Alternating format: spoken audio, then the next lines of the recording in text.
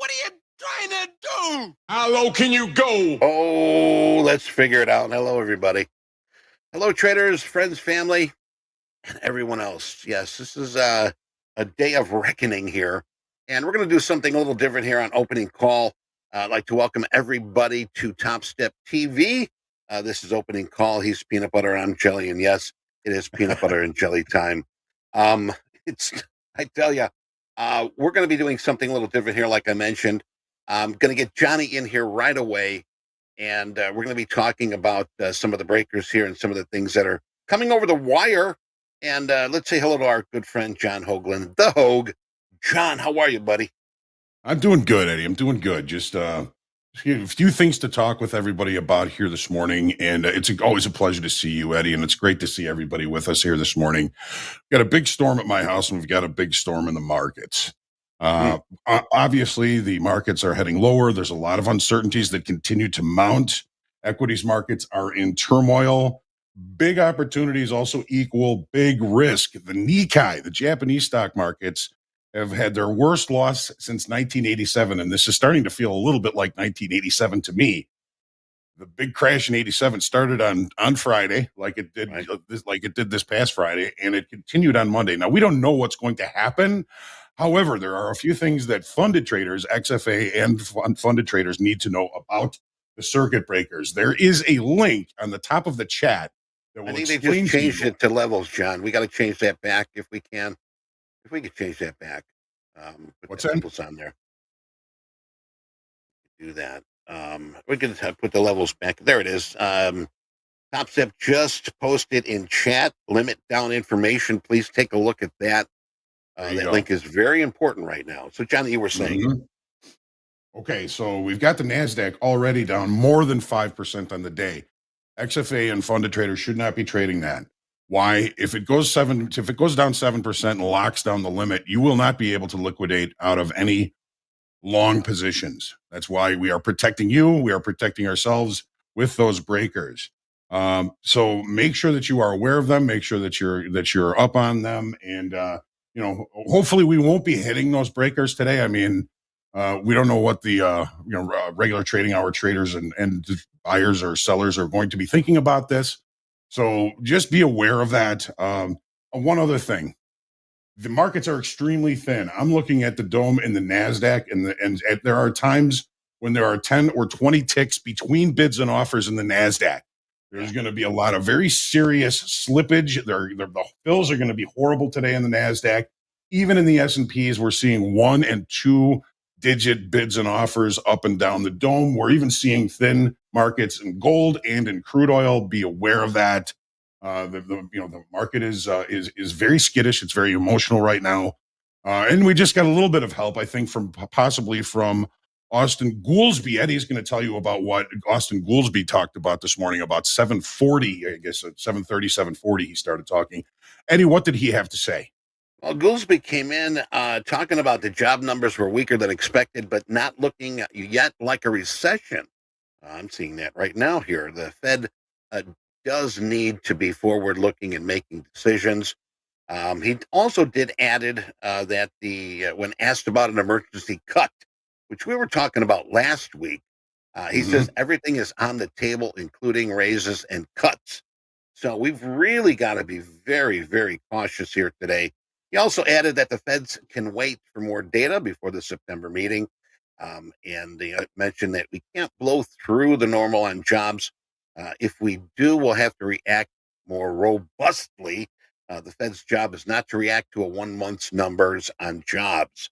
So we've got to be very careful. I'm watching the wire here. Anything else that does hit it, I'm going to share that with everybody. But right now, I mean, him coming in, speaking here early and mentioning, and especially everything is always on the table, meaning that we can see anything happen. And like John says, ACH, anything can happen. So I'd be really cautious about trading here today. Back to you, Johnny.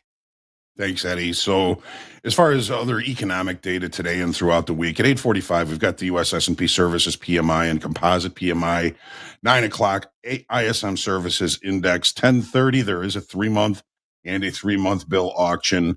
looking forward to the rest of the week, there's really not a lot of important economic information. We've got good international trade tomorrow, 52-week bill auction tomorrow, 3-year note auction tomorrow, Wednesday, EIA petroleum status report. There is a 10-year note auction on Wednesday at noon.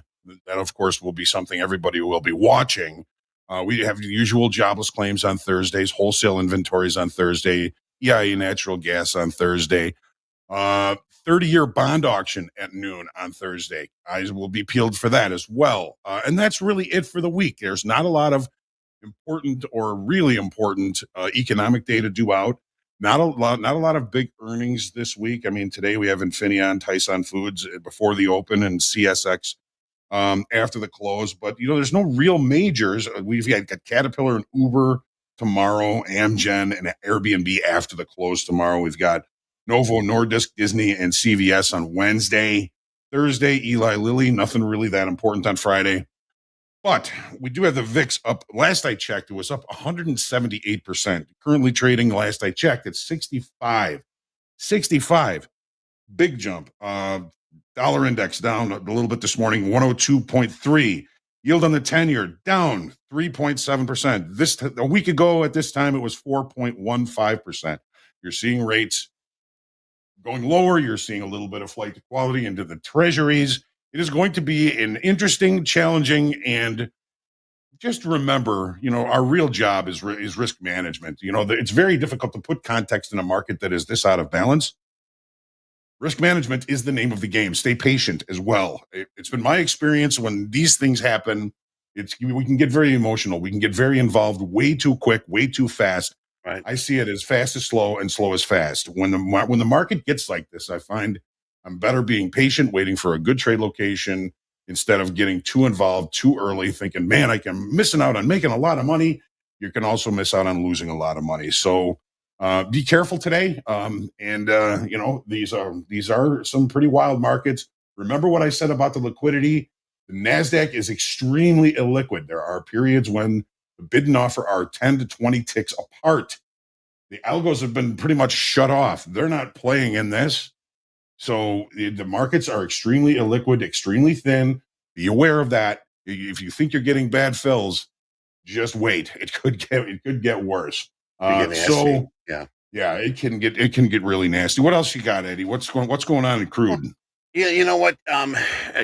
Up in crude here, before we get to that, I just want to say, you know what? Some of us might want to sit back and get educated today, because this is far and few what we do see here today. I know that some of the things, talking about the Nikkei, its worst day since Black Monday 1987, like Johnny mentioned. Mm-hmm. So this is history here. You might want to sit back. Remember, not trading is a position. It's probably best if you want. Our tip of the day is probably going to give you a good clue. But crude, we did see crude, gosh, dipping into the 71s. Logged in here. We did see that it's around its 8-month lows, and there are mounting concerns here. We did see it drop here. Both benchmarks tumbled more than 3% last week to settle at their lowest since January on Friday. Last week, both contracts did mark their 4th straight week of losses, and this has been one of the biggest losing streaks since November. So let's get prepared. I mean, really think of what you want to do today. Tip of the week here. Let's get to the tip of the week, because this is something that I think I'm going to be doing. I'm not going to risk my account here today. Demo account. You got a practice account. You got a demo account. Practice with a demo account. It is essential for traders at all levels of experience. Here's the thing: risk-free environment. Okay, you can have some fun today on a practice account trying to trade these markets. Get a good idea on how these markets run. So demo accounts allow traders to practice without risking real money or blowing their accounts. Okay, so bottom line is it's probably best that we're just very cautious on how we approach today. Johnny, what do you got on the demo? 100%. I mean, today is a perfect example of, hey, you know what? Maybe I've never seen markets like this before. Do I try and get involved with real money or in an XFA or a combine, or do I just try and learn something about markets like this? Now, I was on the floor. I was an ARB clerk in the S&Ps in 1987. It was one of the scariest periods in my trading career, and I wasn't even at risk, but I had traders and brokers that were at risk, depending on me to do things right. We survived. We did okay, but this isn't my first rodeo, and I've played during these rodeos. I've gotten smoked on days like today, and I've had a couple of decent days as well. Right. But this kind of volatility has never really been my thing. That's why I suggest really, trading a practice account, trading a demo account, something that's not going to matter. And if you get something set up as the day goes on, something that you can really limit risk on, then go ahead and take that trade. But to me, just staying patient, waiting for the market to just kind of settle and looking for something as the day goes on, it has been probably my best bet in my experience is to just stay patient, watch what's going on, don't get too emotional, don't get too involved too early. And as soon as you get that cheap trade that may have been waiting for, and it's a trade you're like, this is so cheap, I have to take it, then take it, but be patient and wait for it. Wait for it. Remember the lack of liquidity. You're going to see a lot of slippage on stops today.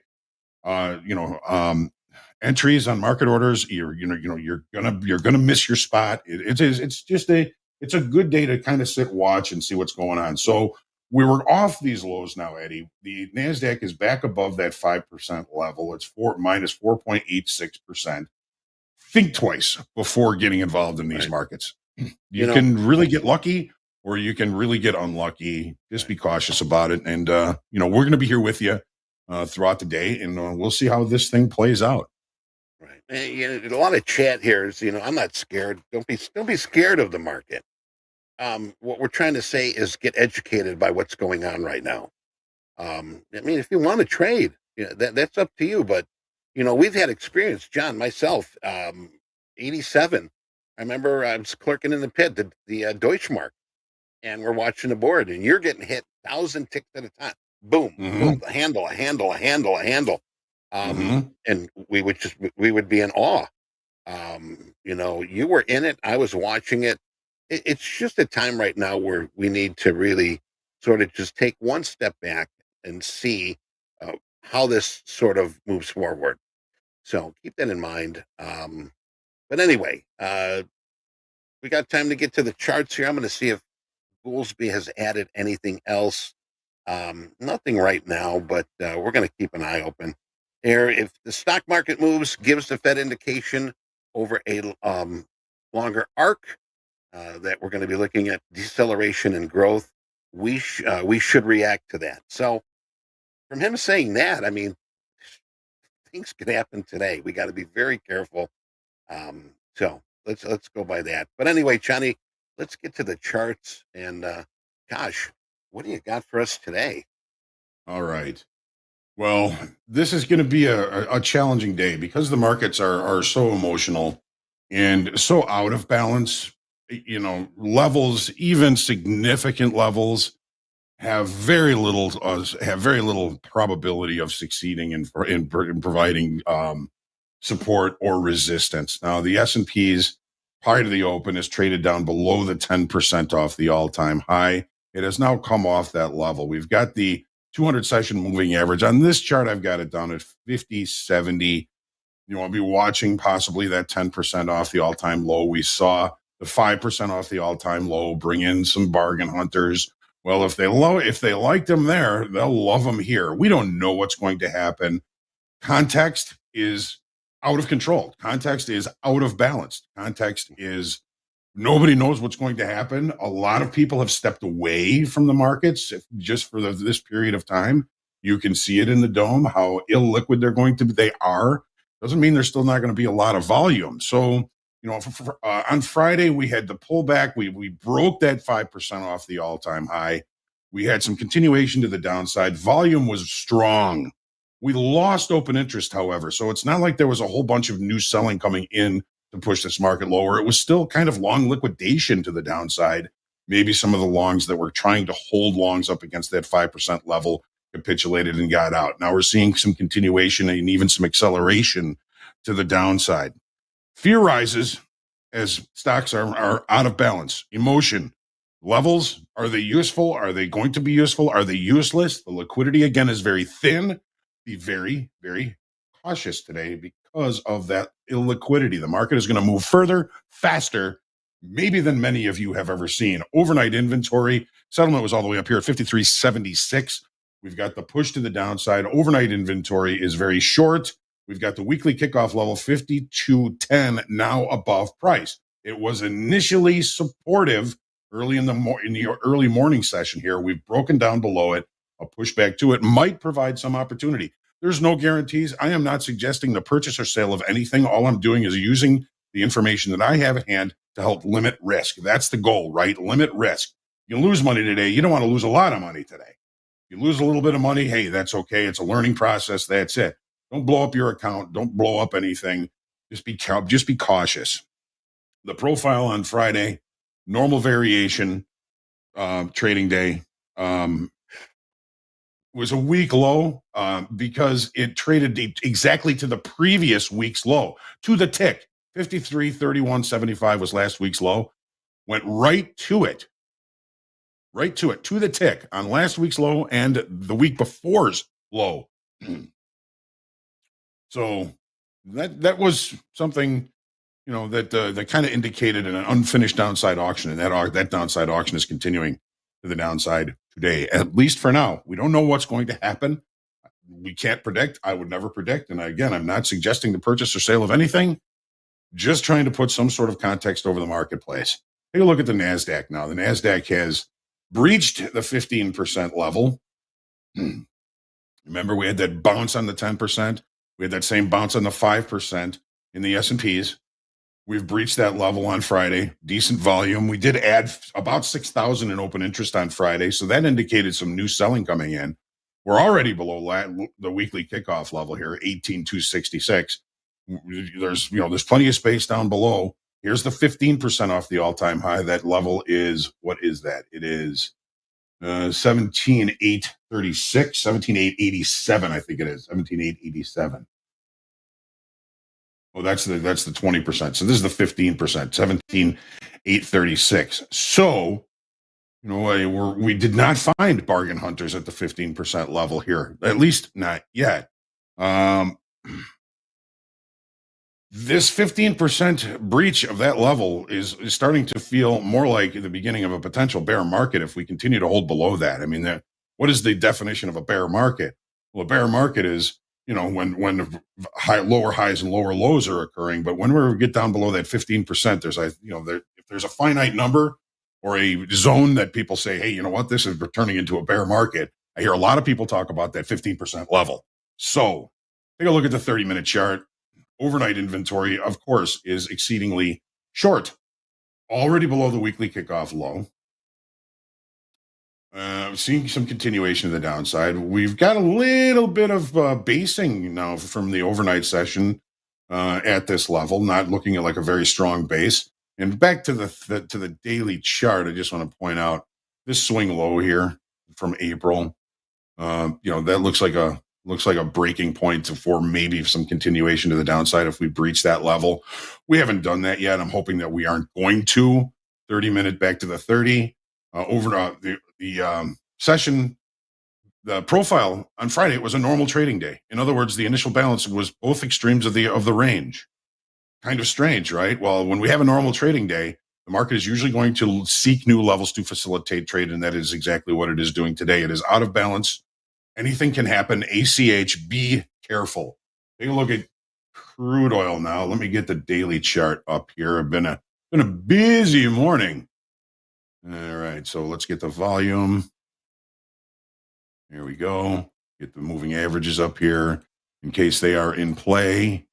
And all right, so Friday, we saw a pretty good continuation move to the downside, adding 26,000 in open interest on high volume. I'm giving that push to the downside in the auction process. I'm giving that a B, maybe even a B plus. Higher volume, increase in open interest on a directional day. the market is more likely to continue in that direction. We've already seen a move relatively close to the weekly kickoff low. 71.20 is the weekly kickoff low. Our current low is 71.67. So we're not really all that close to it. Maybe we'll get an opportunity for an execution down there at some point today. But 2-day downside auction, I'm giving it a B. We had, Thursday we added a bunch of open interest. Sellers are coming into this on higher volume, higher open interest on a directional move. More likely that the move is going to continue in that direction. Those are probabilities, folks. There ain't no guarantees of nothing. ACH, anything can happen. Overnight inventory was short. The market opened and has closed the session gap. We could quite possibly see a settlement gap coming here in the near future. Overnight inventory again was short. This could be just overnight inventory saying, hey, we're not getting what we're looking for to the downside. Let's get out and bring price back into range, back into value. Value area special situation play is a distinct possibility. If we do hold inside the range from yesterday, that could bring us to value area high, which is approximately 74.10. Approximately. But if we continue to reject the range from yesterday, then I could certainly see a test down to that 71.20 weekly kickoff low. The profile on Friday, a B-shaped profile, leaving a gap. The gap was never closed. We put in a B-shaped profile, which would usually be indicative of long liquidation. In this case, it's long liquidation meets new sellers. We added 2,600 instead of removing open interest. That is not long liquidation. That is new sellers coming into the market. Take a look at gold now, and we will get ready for the day. All right, so where's the flight to quality? Usually gold, you're going to see, some money coming out of stocks and going into other things. Treasuries are certainly screaming to the upside, but not gold. Finding that a little bit strange. We did see some decent volume on Friday and an increase of open interest of approximately 26,000 on a relatively down day in the regular trading hour session. We'll see that shortly here. We're seeing some continuation. We're seeing a test of the weekly kickoff low.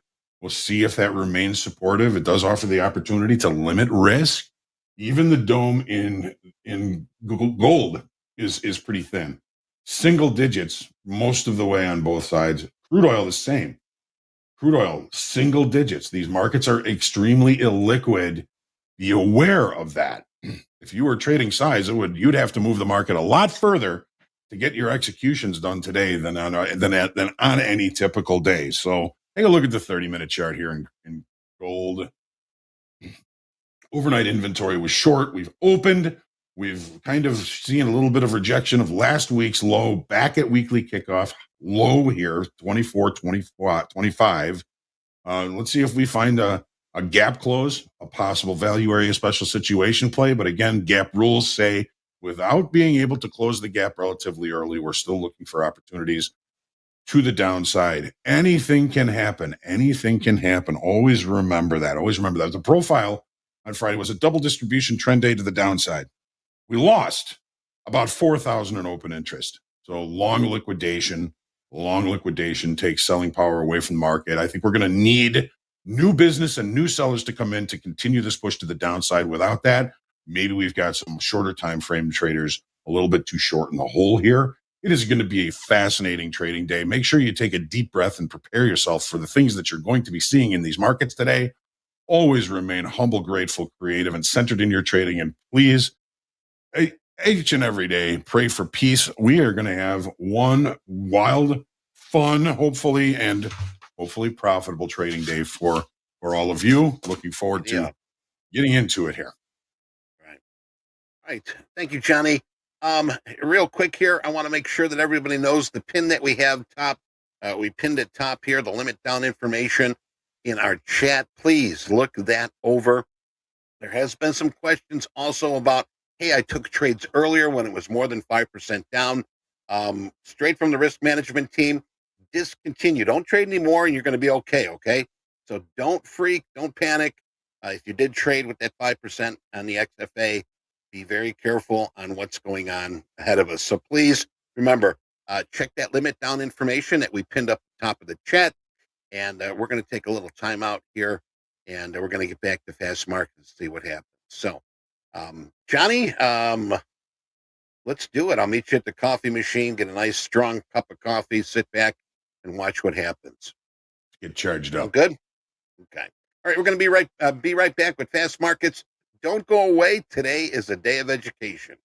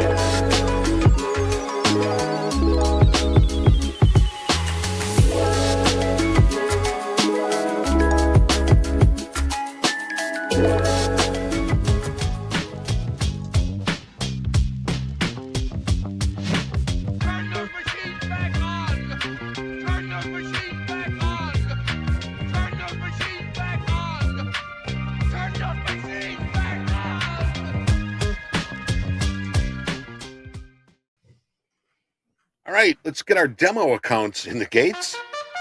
All right. Good morning, Johnny. Thank you, buddy. My goodness. Good morning. Thank you, Eddie. And welcome to Fast Markets, ladies and gentlemen. We're certainly going to see some fast markets today. Right next to me, we have Nick4ATick. Good morning, Nick. We've got Dakota right next to him. We've got Andre out today. I think he's still wandering around the grounds of Lollapalooza as we speak. And we've got MP, the big guy, is going to be joining us shortly. We're just coming up pretty close to the open here. Have you guys made any trades today? Last night I took losses and I'm done. I'm just, last night was pretty scary. You see the low liquidity right now. Last night was even worse. The markets weren't open. We had a couple of the markets overseas hit the circuit breakers and halt trading. And it was just, go to bed and pray for peace. There it is. We are open. Thank you, Eddie. Thank you. Yes, we are open.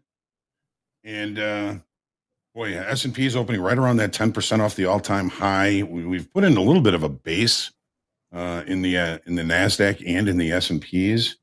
I don't know how much of a base it's going to be, but I think I know Nick4ATick, if he's doing anything today, said he's going to be trading the ES because at least there's a little bit of liquidity there. Looking at the dome in the NASDAQ here, I mean, it is sometimes there's 5-10 points between bids and offers. That is extremely illiquid. It is very dangerous to be trading that. We are just kind of waiting for some of the blood to come back into these markets, it feels like.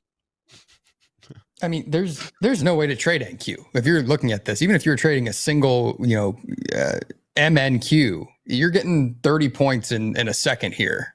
Forget the spread even. It's just, there's no way to trade this right now. ES is the only thing anyone, in my opinion, should be trading. And if you really are going to be trading this, it should be MES. And you should be scaling in if you're trading more than a single anyway. There you go. Smart. Yeah. We were just talking about getting within 2% of the 7% rule, right? Correct. Yes, we were. We just sometimes you just speak it into existence. I see that limit down information you guys pinned to the chat, and I was reading it right before we came on, and that I'm going to reiterate that, and I'll reiterate this again when MP comes on. The beauty of a prop firm on days like this is so undervalued, and I absolutely love prop firms on days like this, where you're trading, we're learning how to trade, and you do not get caught into something that can be very, very ugly, and you learn that here at a prop firm in a very safe environment, rather than figure out on your own. Mm-hmm. Yeah, I mean, we're here to protect you. Exactly. Like if you have a live account today, Topstep, and all of us, if you're not going to protect yourself, the firm will do it for you. This is that's why we have these risk management things in place. I have absolutely no interest in really trading this, at least to start the day. I would like to see things, if I'm going to take any more trades. I took a few in the overnight, kind of scalped the S like a maniac, taking a few points off the table at a time, 5 points with a couple contracts, and moving on with my evening, but sleeping soundly because of that, and not really putting a ton of risk on and looking to take a ton of heat. So in and out of trades in a minute the most. But as far as today, I would love to see buyers actually step in and kind of stabilize us here. Otherwise, there's not a chance I'm taking a single trade. And that's really what the market is trying to do. It's trying to find the level of equilibrium where buyers and sellers are comfortable transacting business. It's been out of balance for 3 days now. And it is just looking for those levels where, okay, we can hang here for a while. And that really is where I think maybe we're going to find our better opportunities today, is if the market does find a semblance of balance and then focusing on those extremes. So I don't know about you guys, but it's been my experience when these things happen at first, as a younger trader, I'm thinking, oh man, look at all this opportunity, man. I got to get in there and I got to trade it up. Right. And there were some good days and some bad days. Of course, that's with everything. But now it's like, when I see this, I instead of getting overexcited and talking about, okay, I don't want to miss anything, and I got to get in there, I got to make some money. I find that I'm better off slowing things down, just letting things kind of settle out, and then looking for a cheap trade. At some point today, I'm going to look for one cheap trade, and if that cheap trade works out, fantastic. It'd probably be a nice winner. But if it doesn't, it's going to be a small winner, and then I can look for the next opportunity. If it's not today, maybe it's tomorrow. Just going to stay cool, calm, collected. It's very easy to get overexcited when you see these markets moving around like this, but it's also, while there's big opportunities, there's also huge risk. And again, Nick, thanks for pointing that out. Big shout out to the risk department. And Dakota and I were talking about this right before we got on, while you're sitting on your hands and kind of, eyeing this, looking for an opportunity, maybe looking for a little bit of a, relief sell in the VIX just to kind of calm some things down here. You should be making a long-term shopping list. You should be looking at, single stocks and things that you're actually interested in purchasing. We talked about this, I think I did last week, where it's like, well, I can promise you I'm a buyer of NVIDIA down in the 70s for 100% sure. But this is an area where, hey, if it's in the 90s, maybe you started nibbling on a few of these larger tech stocks that you've been thinking are super overvalued for weeks. And well, now they're on a, 10 to 5 to 7% discount here just to kick off the session. So, it's a time when you get this kind of sell off where you can start nibbling in some of these positions or averaging down your current holdings in some of these, buying defensive names, others where, if we continue to see uncertainty in the Middle East and everything else going on and what we're seeing in Japan, it's a time to look and kind of buy those bellwethers for the market. Agreed. I've got some bids down below on a couple of the things that you just mentioned. And one thing you don't want to do is look at your 401k. Yeah. Especially because I'm pretty sure the July purchases for all of us were at all-time highs in ES. So, or in the S&P, excuse me. Is the VIX real now? It's been real since Thursday, unfortunately. It's a little horrifying, if I do say so myself. Once it gets over 40, it's a little scary, to be honest, which is why I was saying, even if you're looking for something to buy as far as futures and the S&P and NQ, you may want to wait till you get some of those vol sellers back into this market, if they do show up at all, to kind of see a little bit of a potential relief bounce that we can all kind of get behind. Like Hoag was saying, where is that equilibrium point, that stabilization where we actually have a real auction versus just a whipsaw of 20 points like we're seeing so far to start this session. Well, and yes, we've seen a 250 point bounce since we opened up here. The low was right around 509, the low close to 500. We're now trading at 750s. And we are starting to push up to these highs. Next level I have is 800, 802, 811. And then, of course, the London session high is going to be 900s, the upper 900s, maybe 18,000. But we are finding a lot of buyers coming in and stepping in since the New York session opened. That's something to take note, where you could only imagine a lot of stocks in the market when we opened up here this morning. There was a huge gap down, and let's see how this plays out. And as usual, well, the S&P and the NASDAQ left their 1 minute opening ranges at the dead ass low of the regular trading hour session, but the Dow, the opposite. It's left the opening range at the dead ass high. So still seeing things moving in opposite directions as far as some of these equities are concerned. So if we do retrace this move, how much of this move do we think we could have it retraced? Because that right there, that's almost 300 points in 8 minutes. 8 minutes, 300 points. And we're about another, 800 points till we get back to the Sunday open. It's an 80-point opening range in the NASDAQ. 80 points.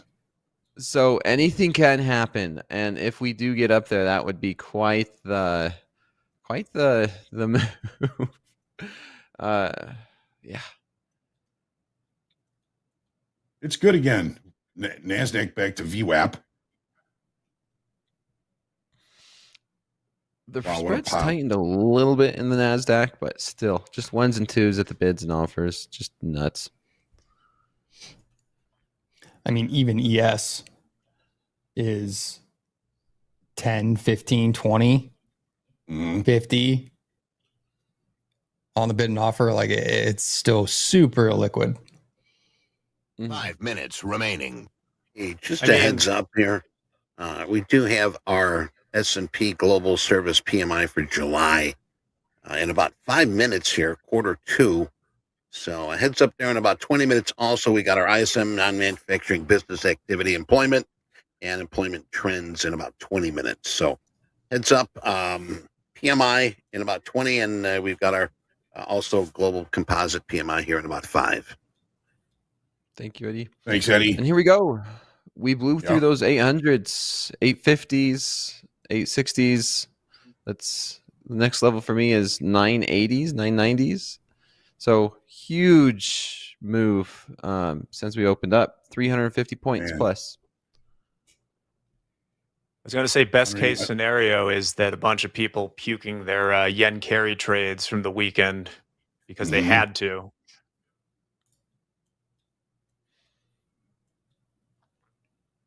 I don't even feel bad for missing it. No, it's like Dakota was saying with the VIX kind of in the 50s, like there's going to be so many opportunities. There really is. Like as long as volatility is so kind of this bid, there'll be plenty of trades to have once some stabilization comes back into this market today or Yeah. later this week. There's no point the in weeks blowing to up come. your XFAs or your combines that you've worked so hard for, to try to get a quick 10% to to the profit target just by taking an extra trade here and there. There's no need, guys. Yep, and just like that, 150 point sell off in 1 minute. Slow markets is no longer slow markets like last night. It's slowish markets. I mean, our average range in slow markets class is like the daily range that we're used to. We're going daily ranges in minutes here in these markets. That's true. I mean, that's really, I mean, that's what we're seeing here. I mean, a 300 point range in the first, 10 minutes. Yeah. 70 points up, 70 points down since you said that. Bounced up to 800 and back down to 740s. You know what I'm going to do? I'm going to just switch over to MNQ, and I want to show the power of micros. Last night I showed it. I went short the market in a micro and made a couple $100. And I think I'm going to try and show the power of why scaling down is important, because a lot of pushback I get, Hoag and Nick, is why do I want to trade micros, right? When if I would have done the same trade in a mini, I would have made 10 times as much money. Right. But let's see if I could do that. And this is purely for entertainment purposes. And this is micro. This is just a demo account. And yeah, we're here. I want to be able to give that example to the traders and kind of experience this myself. I don't want to just miss out in terms of just playing around in it in a demo account and say, okay, if we do have to wait on our hands, maybe you do switch to a demo account and just kind of see how this market is reacting and understand this volatility, because it's hard to understand how volatile this market is when we're looking at a chart and everything kind of just adjusts, because these candlesticks look the same size to me as if I was trading normal. But when it comes to like the, what do we want to call it? How big these moves are. Yes, these are a 1 minute candlestick. Yes, they're the normal size on my computer screen, my little computer screen. It's about an inch, but it's hard to comprehend how big these moves actually are. Spanning much bigger ranges of price. Spanning the globe. Well, we've got the tilt, 59% long in the S&P, 62% long in the NASDAQ. We've got crude oil just kind of in a little bit of a range just above the weekly kickoff low here. And we've got gold really magnetic, just kind of hovering around the weekly kickoff low of 24.25. Everybody, if you are looking at your screen up in the upper left-hand corner, you see hashtag fast markets. Find us on X or Twitter and send us what you did this morning. Send us pictures of your profits. Send us pictures of your dog. And make sure you add the hashtag fast markets. We'll show those later on. We have a 1300 lot on ES chasing down. Oh yeah, look at that. He was at 190 and then he just jumped to 183. He's having a good day. Potentially. What if it's our friend Jack? The same guy that covered for 4 ticks. He's scalping this market with that big of a size. Yeah, he's scalping with size, taking just 1 point with a ton of heat. That was crazy. It was amazing to see that. I mean, he was there at the start of Globex, and then he ran. He took it. Oh, he didn't run. He just took it off. 10 seconds after he started dumping. He just got filled.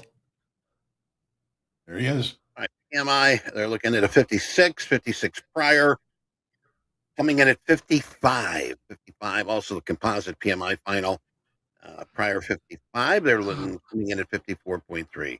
So service PMI actual 55 with a forecast of 56.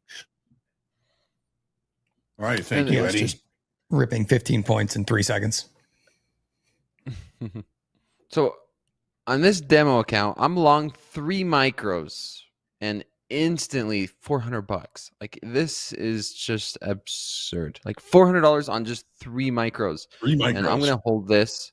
I'm going to go ahead and make sure we have a stop loss nice and tight, risking $92. And I want to see and show traders 3 little micros in this type of a market condition. It's only been 1 minute, and here we are pushing the highs into these 860s, up 100 points already in just a minute on this. So this is definitely a market to behold. Yeah, I had a tough day on Friday. But I was able to kind of build my way back scalping ES earlier in the overnight. I had a nice day. So like I said, I don't foresee really doing a whole lot today outside of that.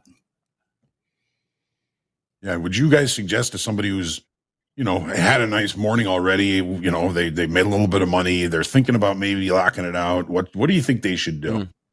Yeah, lock it out. Press that exclamation point. Lock. Exactly. Yes. Yeah, there's gonna be plenty to trade the rest of this week. Take the money and run.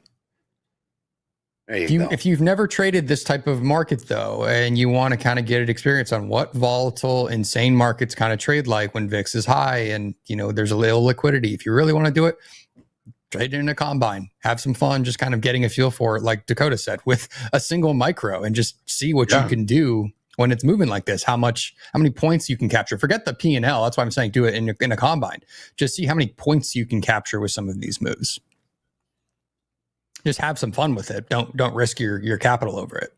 Right. Yeah. I mean, just kind of like what we do on Fridays, right? Where you Hoag and you're playing the hey, how would someone trade if we're doing the reverse challenge?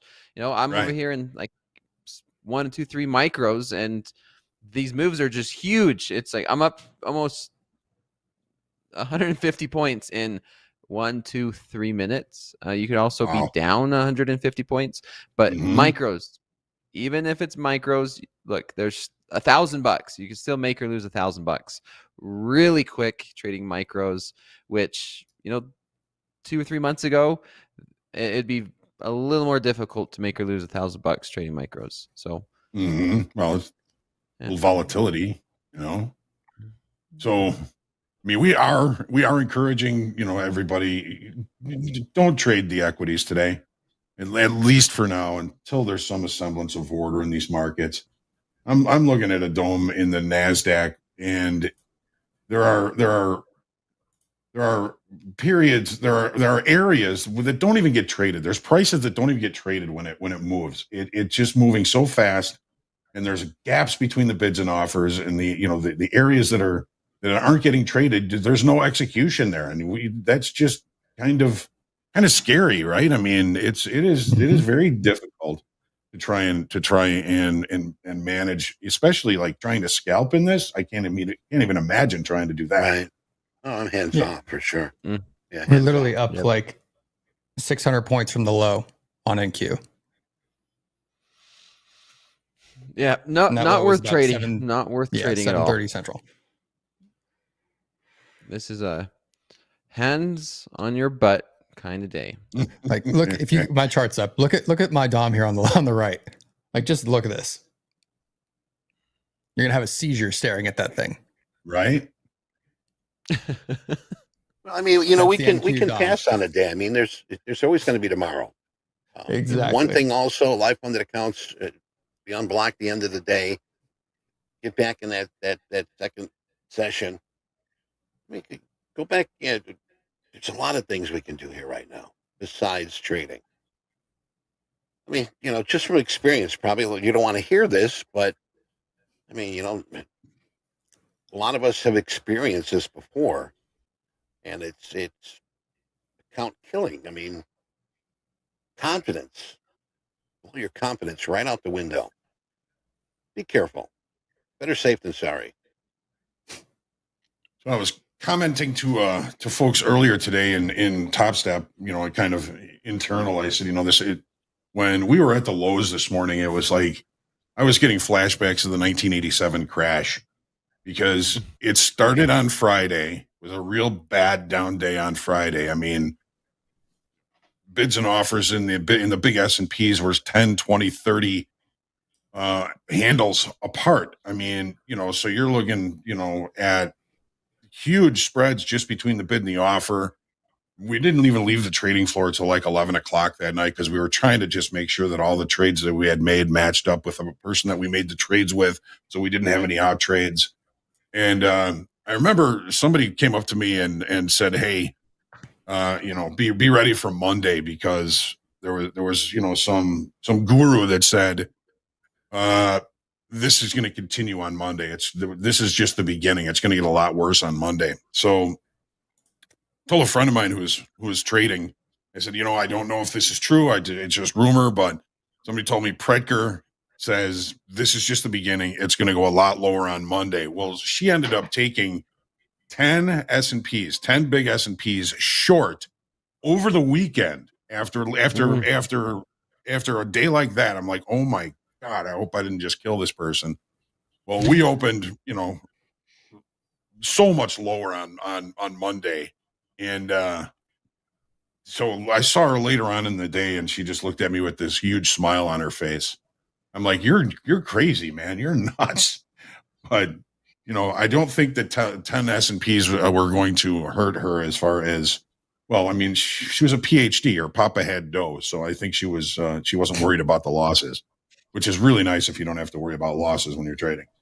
But that kind of gave me almost a frequency bias this morning. I was like, man, oh man, this just reeks of Black Monday. I mean, this is how it started on Friday and it continued on down, on Monday. Well, obviously we've seen some buyers doing a little bit of bargain hunting down here, or at least some shorts covering. Who knows how this day is going to end up, but I'm glad I didn't really kind of dig into that bias to the downside, because right now I would be smoked. And that goes to show you anything can really happen in these markets. 500 points plus from the bottom since, before we opened. Since we opened, we were up about 400 points, 450 points. And that's good to see. I like seeing that right now, where the market's just not in a complete free fall. We're not hitting a circuit breaker so far. We're finding a lot of buyers in this market, in this zone, and it's still a long day. We're only, barely getting 30 minutes into the open, 24 minutes into this open. And just as fast as we went up, we can go down even faster, right? Where market, we could drop 300 or 400 points in a few minutes, the way that this market is reacting. I'm looking at NQ. It's just like, there is no trade. I don't understand. Like, how could you do anything here and not feel like I'm officially gambling on like a 30-point range just on an entry? Right.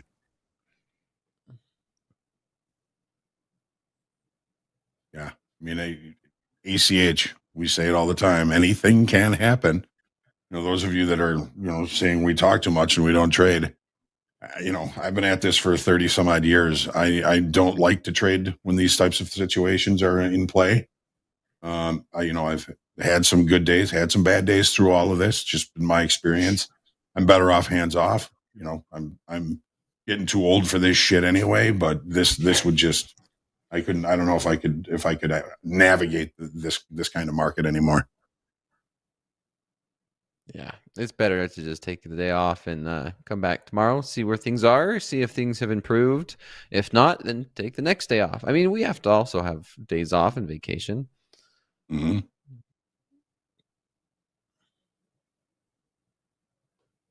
They say let the dust settle. Well, this can be a dust storm. And John, when we had that back in '87, you were in the middle of it, and I was on the outside looking in, and we'd always take a walk over and see what was happening. It was like the big show, on the trading floor. It's like, hey, watch my guys, I was in the Deutschmark. I was clerking in the Deutschmark, and be like, hey, watch my houses. I'm going to go take a run over there real quick. And end of the day, how many people lost accounts? So many traders tried to fight the market, which was very foolish. And a lot of them were not back the next day. So Mhm. just out of experience, that's all 100%. we're doing. We're sharing our experience of what possibly can happen. Yeah, there were a lot of people that lost accounts and a lot of people that took flights to Switzerland a week or two afterwards. Jungles of Borneo. Yeah, there was a, and here's another boring floor story, but there was a guy who was from a prominent Italian family, let's just say. And a week and a half before the crash, he had accumulated a short position of approximately, they said it was about 12 to 1,400 contracts negative in the S&Ps a week and a half before the crash. Well, the clearing firm decided they were going to liquidate his position. So they went to a broker and they said, you know, we need to buy about 1,400 S&Ps. It's for somebody here. They told him who it was, of course. So, you know, they're just like, do them slowly. Don't scare the market. Don't try not to run it up on us. So he just started buying 10 and 15 and 20 at a time. And so the guy that he's liquidating the position for is still in the pit, and he's trying to hit him on the buys that the house is executing to get him out of his short position. The broker was like, I can't trade with you. They're yours. And that's when he figured out that the clearing firm was liquidating his position. He ran out and ran up to the clearing firm, and they ended up liquidating that position a week and a half before the crash. If he had been in that position for the crash, I don't even know how much money he would have made. I don't even know how much money. I mean, it would probably be in the billions. Wow. With a position that size, with the amount of price action and the movement that was. Oh, I like stories. Yeah. Just a week too early. This in the chat, if this is right, crypto's talking about reports indicating several major retail trading platforms currently experiencing outages. Charles Schwab, TD Ameritrade, Vanguard. Yeah, I was looking at that same thing. I believe it. Yeah. Thanks, Crypto. It's affecting everyone, not just a prop firm. And this is a good example. I got asked a question, Hoag, and maybe this is also a good example of some traders were asking, what's the advantage of having your own personal account versus trading here at a prop firm. And I think today is a beautiful example of that beautiful prop for how beautiful a prop firm is. So yeah, be careful. You giblet head. Be careful. There was I was people looking out even for you saying, here. Exactly. But I think firms are also covering their own risk management too. I was seeing emails being shared on Twitter that I think they were increasing like personal futures accounts, like to your maintenance margin, even open and NQ was moving to full intraday margin. So whatever it is to hold it. Technically, like I think that's like 20 something thousand for a single NQ contract and like 16 for ES. They were moving to that for day trades. So a lot of those firms, I think that were offering like 1,000, margin, or excuse me, $1,000 margin for a single NQ and like 500 margin for a single ES is now at full margin for this morning. So I think a lot of firms are protecting their own risk. So if we do have another number coming out here, folks, in about 30 seconds. Oh, we do. I didn't see what time it was. Thanks, Eddie. PMI looking at 51, prior 48.8. See if we can get that number out here. You imagine full margin just to day trade? Be kind of crazy, but I mean, I remember that a little bit in 20 or 22 with personal futures, but I don't think it was full. It might have went 50%. All right, ISM coming out of 51.4, really pretty much what they expected. ISM price paid coming out of 57, and the new orders coming in at 52.4. Also, employment coming out at 51.1. and we'll get those out there as soon as we can. What a move. Look at that. 100 points in a second. Like on the 100-tick chart, like it just looks like a straight up candle. Just You're still long those 18,000. micros, right? yeah, just for example, up $1,500 in since we've started. And just this is purely example, everybody. Do not trade. I'm 100% not. This is not that. If you want to play around demo accounts, you don't trade. Like that's all I have to say. But look at that. That's just straight up. And Yeah. even if you're in a live account, try and getting out of something like that, you're getting major slippage. The risk on the markets today are just not worth being in. For example, I my trading last night, I have about a $500, and I was trading with my copier in Motive Wave across my XFAs.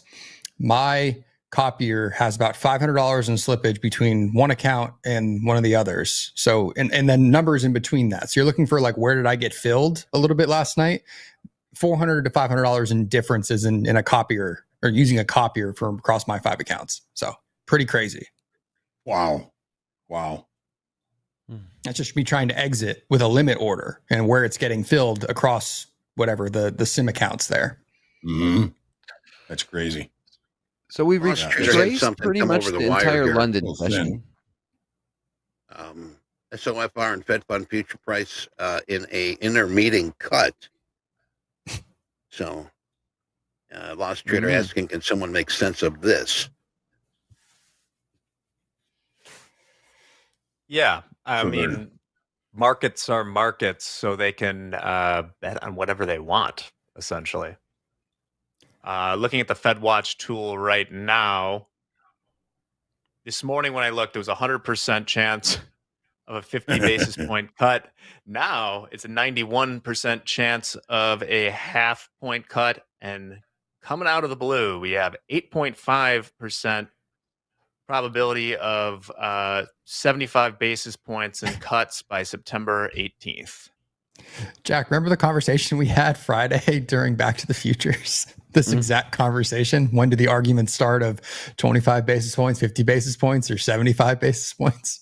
Yeah, you got to skate where Crazy. the puck is going. As long as I'm on right now, maybe we'll hit the news because I have some related things on this. Awesome, Jack. First off, if you're wondering how they're doing over at Wall Street Bets, this is good advice for everyone. But manage your risk. All right, let's see. The next one's going to be out of date, but so this is when I looked this morning. You see that like little blue nub on the far left at 450 to 475. That was the 0% chance, and I did this like I don't know, an hour and a half ago. Now it's 8.5, but this chart is still interesting because those bars there, what they show are the current 1 day ago, 1 week ago, 1 month ago, and you can see how much things have changed as far as expectations for the rate cuts. All right. Yeah. Moving. Oh, go ahead. I was going to say it's going to continue to change. When you first announced that, it was such a predictable thing to say, take the over. I was taking over. And the next time next week, we're going to be looking at, should we do a full percentage? Indeed. Meanwhile, it's coming. Oh, first, did you get the uninverted curve one there, Gabe? I sent. There it is. All right, we're coming home. In a while, huh?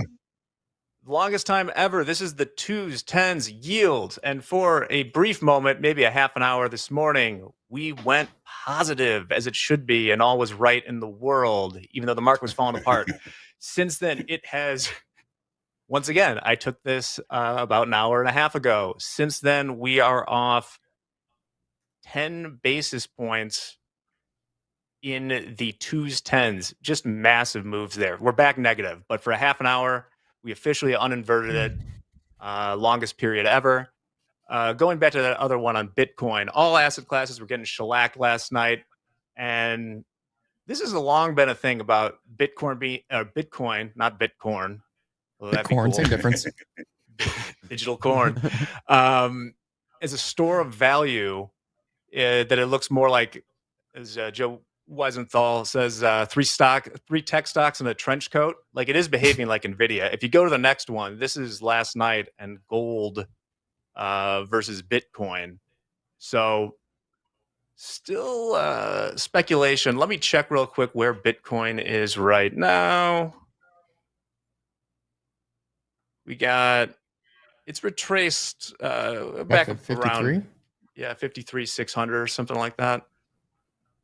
So asset classes everywhere getting crushed. Warren Buffett looks like Warren Buffett again on his $250 billion of treasury bills after selling half his Apple.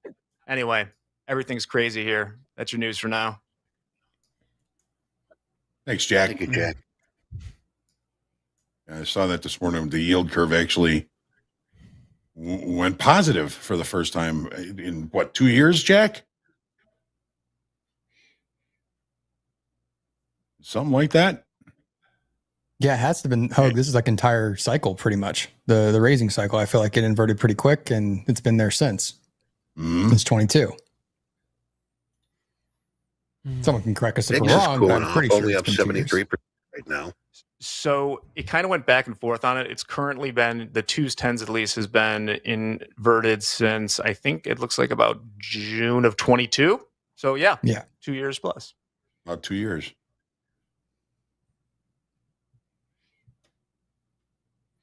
We're not seeing gold kind of catching a bid off that weekly kickoff low 24.25. Not a whole lot of directional activity from either the gold or the crude. Seeing crude oil at a 74% long in the tilt. Seeing shorts now in the S&P and the NASDAQ, 61% short in the S&P, 56% short in the NASDAQ, 61% long in gold.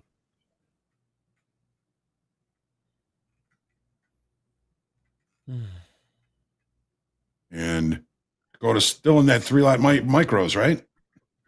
Yeah, just hanging out. I mean, there's not really much to do. The only thing, and we was talking about this before we came on here, where just a shopping cart looking for, on the longer term perspective, today can be a very good opportunity for people who do have money that have been waiting on the sidelines, who want to put it to work on the longer term perspective, like looking 5, 10 plus years out.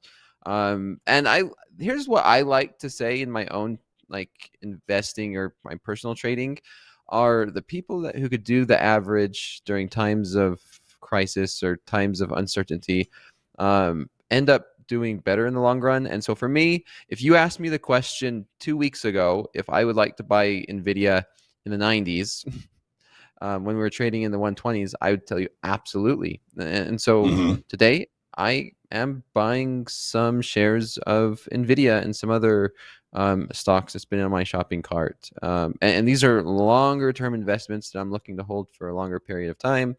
And to me, I think I even said it last week. I'm like, oh, I'd love to look at Nvidia, under $100 a share. And today I've got it. Definitely doing some bargain hunting myself in that same regard. I've got a bunch of cash, got some orders in, and just doing a little bargain hunting. Feel like I'm shopping for stocks at Costco. Now this isn't just like full position all in. This is just like small amounts. Looking for full port the 401k into Nvidia. Just a taste. Taking a bite out of Apple. It's good enough for Nancy. It's good enough for me. So, do you guys have any kind of suggestions on some more AI stocks, but maybe a little bit cheaper? Maybe some newer startups. Anything that's got your eye as far as that's concerned? While we're talking longer investments. I stick with blue chip, Hoag. I stick with the big blue chip stocks, and then I trade options around it. That's been my bread and butter since I've started. Even in the longer term, for example, I'm gonna buy when I buy shares of Nvidia, it's gonna be 100 shares at a time, and then when I buy those shares, I sell longer term covered calls.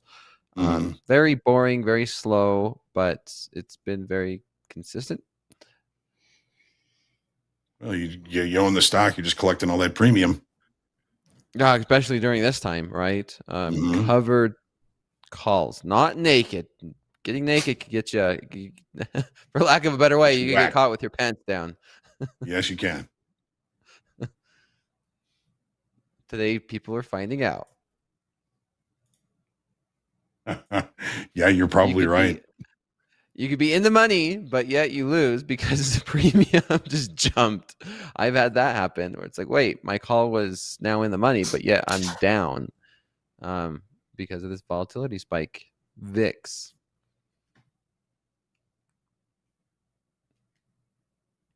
So you got some suggestions here in this in the chat. Intel. Intel. Yeah. I can't buy Of Intel. course. They have fumbled the AI chip race for the last couple years. I have no faith right now in them as an organization. That's just a personal opinion, not advice. It's amazing to see how much they have fumbled it with AMD and NVIDIA, and they have just kind of dropped the ball in capturing market share for servers, for everything else. You know, back in my old world, I'm still just baffled by it when they had so much potential. I mean, yeah. They cut the dividend. They're laying off a bunch of people. I mean, it could be a bargain, and I could eat my words. That's fine. But I mean, they've had 2 years plus to kind of start making a run there. Mm-hmm. Yeah, I'm just reading the chat as well. I've got a whole list of them here. I got a lot of research to do. We are coming off the highs a little bit too. If we're back on futures for a hot second. Yeah, about $200 or 200 points. Crazy. Absolute craziness. Well, here in chat, as Coach Robert said, if your live account is blocked because you did trade under the price limit, it will be unblocked at the end of the day. So next session, you can check that out. But just a heads up. Thank you, Coach Robert. Beautiful. Yep, no sense of trading this mess. Well, we got a little bit of a break here. It looks like. Do we have JD ready to come in with some stats? Oh, hey, we got somebody else here too. The big guys here. Oh man. Right. We could hold off for a few minutes. We'll wait till MP gets settled in. I'll be right back. Sure. Awesome. You know what I'm excited for, Hoag? Shoulder tap. Shoulder tap. It's one of my favorite segments. We get to hear how traders are navigating this market, and over the past week, it's just been amazing to see how well some are doing in this market in this, XFAs, but more importantly, in the live accounts. Traders are just destroying it, and it's amazing to see. And it's just every day there's somebody doing really, really well in this type of market. Oh, speaking of that, we've got some live trader results here, at least for the early part of the day here. We've got Shane up 57,700. Our guy Rafa up 25, almost 26,000. Eddie up 7,800. Chung up 29,000, and Jules up $5,000. So some pretty good numbers for early in the session, and they're all green. That's a beautiful thing. Guys are Rafa, nuts. I didn't even dream of touching. I wasn't even dreaming of touching my live account last night. I was kind of thinking about that last night. When I woke up, I said this market, I'm like, okay, there's going to be some traders who caught this. And immediately the first person that came to my mind was Rafa. I was like, this is a market for Rafa. Yeah, right. That's it.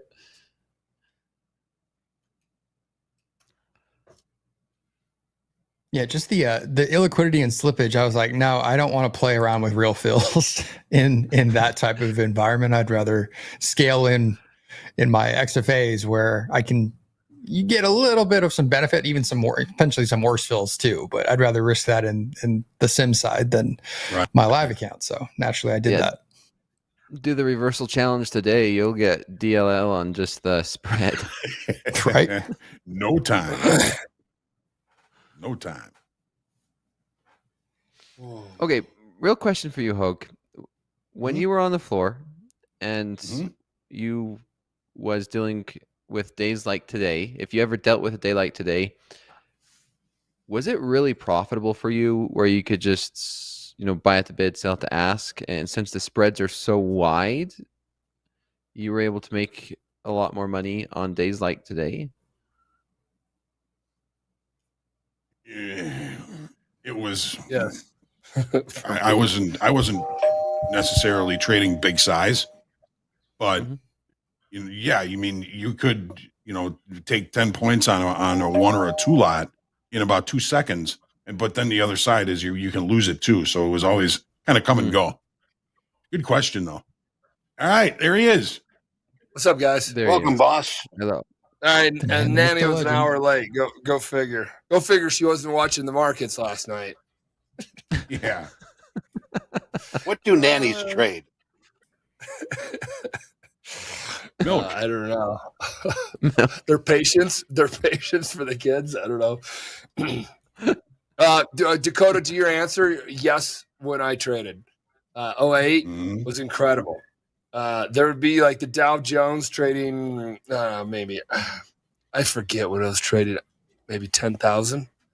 Let's just say it was 10,100, and it was 10,101, 10,102. Those would be normal days. 10,103 movement like that, 3 to 10, blah blah blah.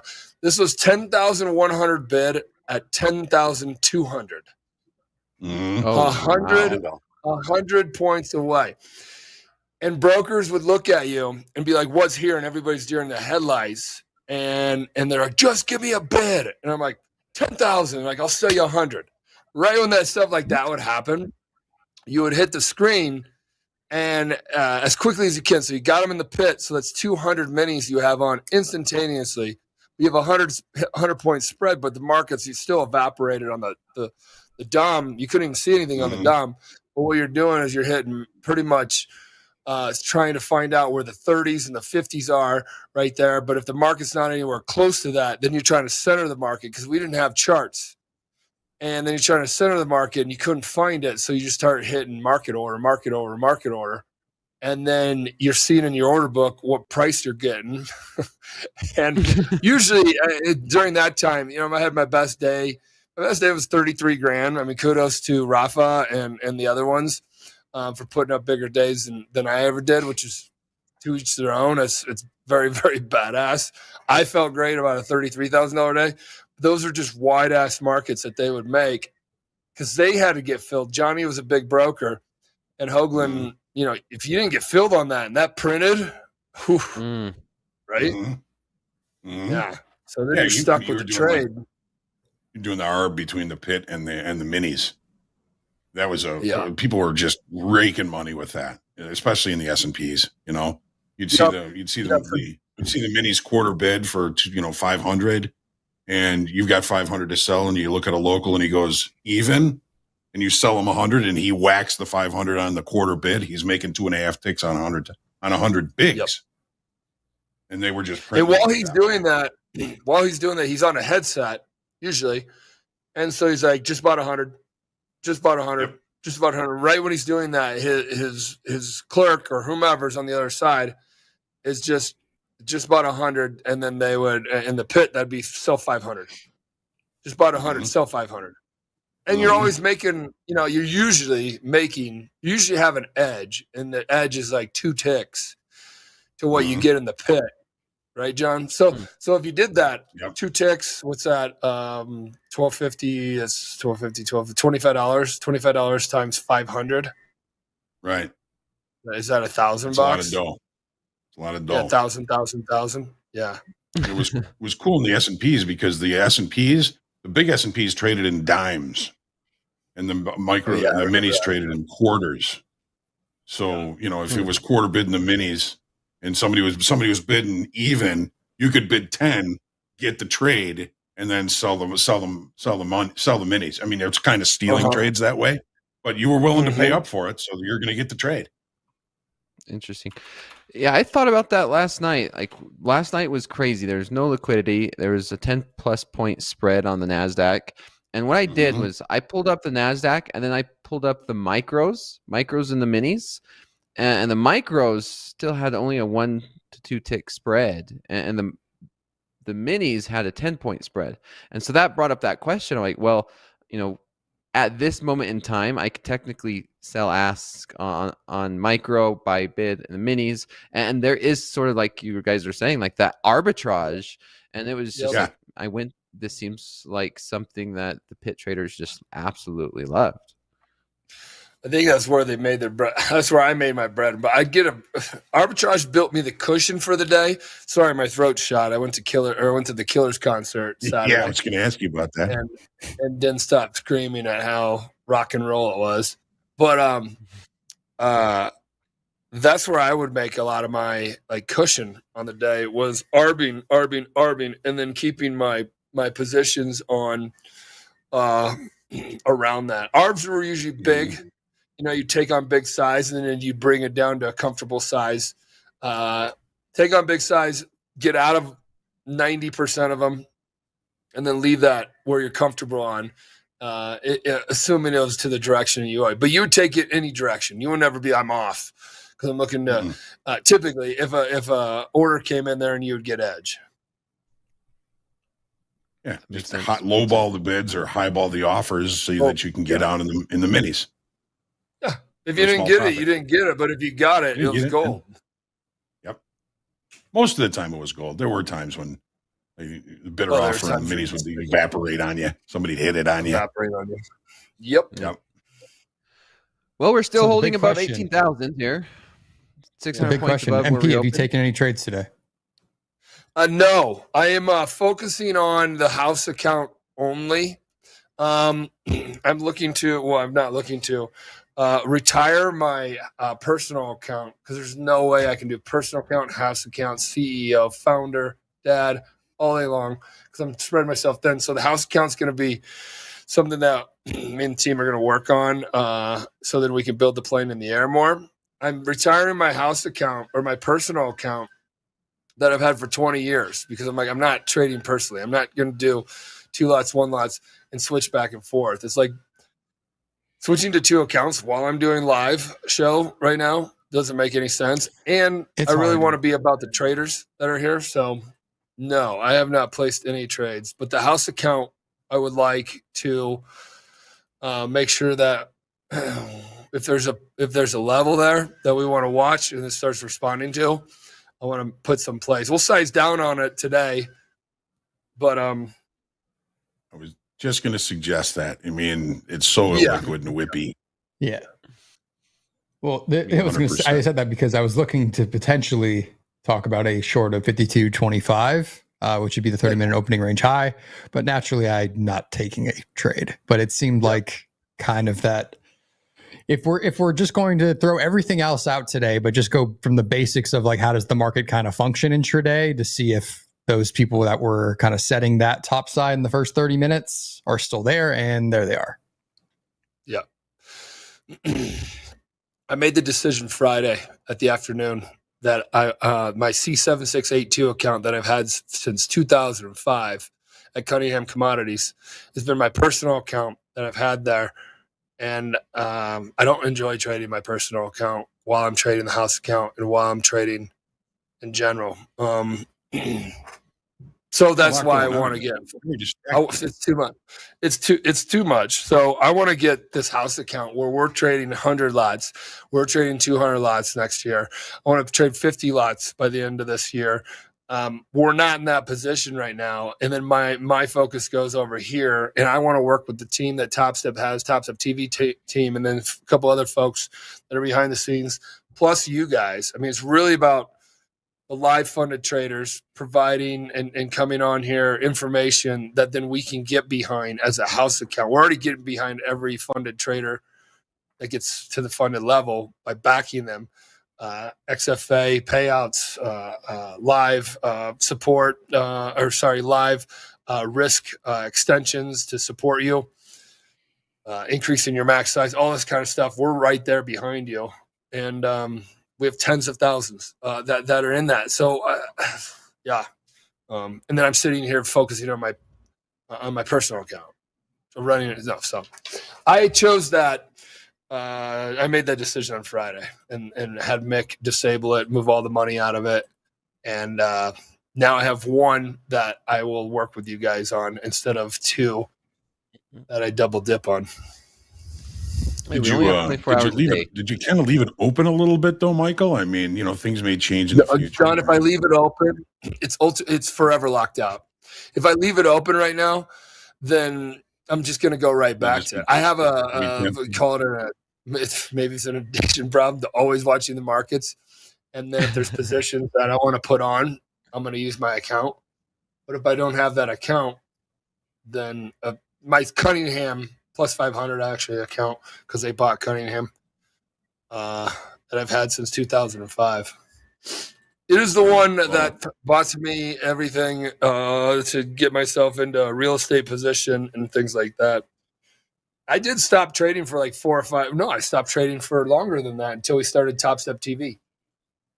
Because I couldn't do it all, and now I'm doing like more than it all. I'm doing the house account as well. That I'll jump in here with. There's other guys here in TopstepTV that will be doing the house account as well and have access to it. We're building out the users to have multiple users have access to the same account, aka the house account. All right.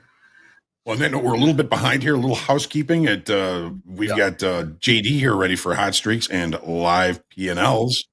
You ready? Yeah, for sure. Let's take a look at Friday's hot streaks. 1 second. All right. Here they are.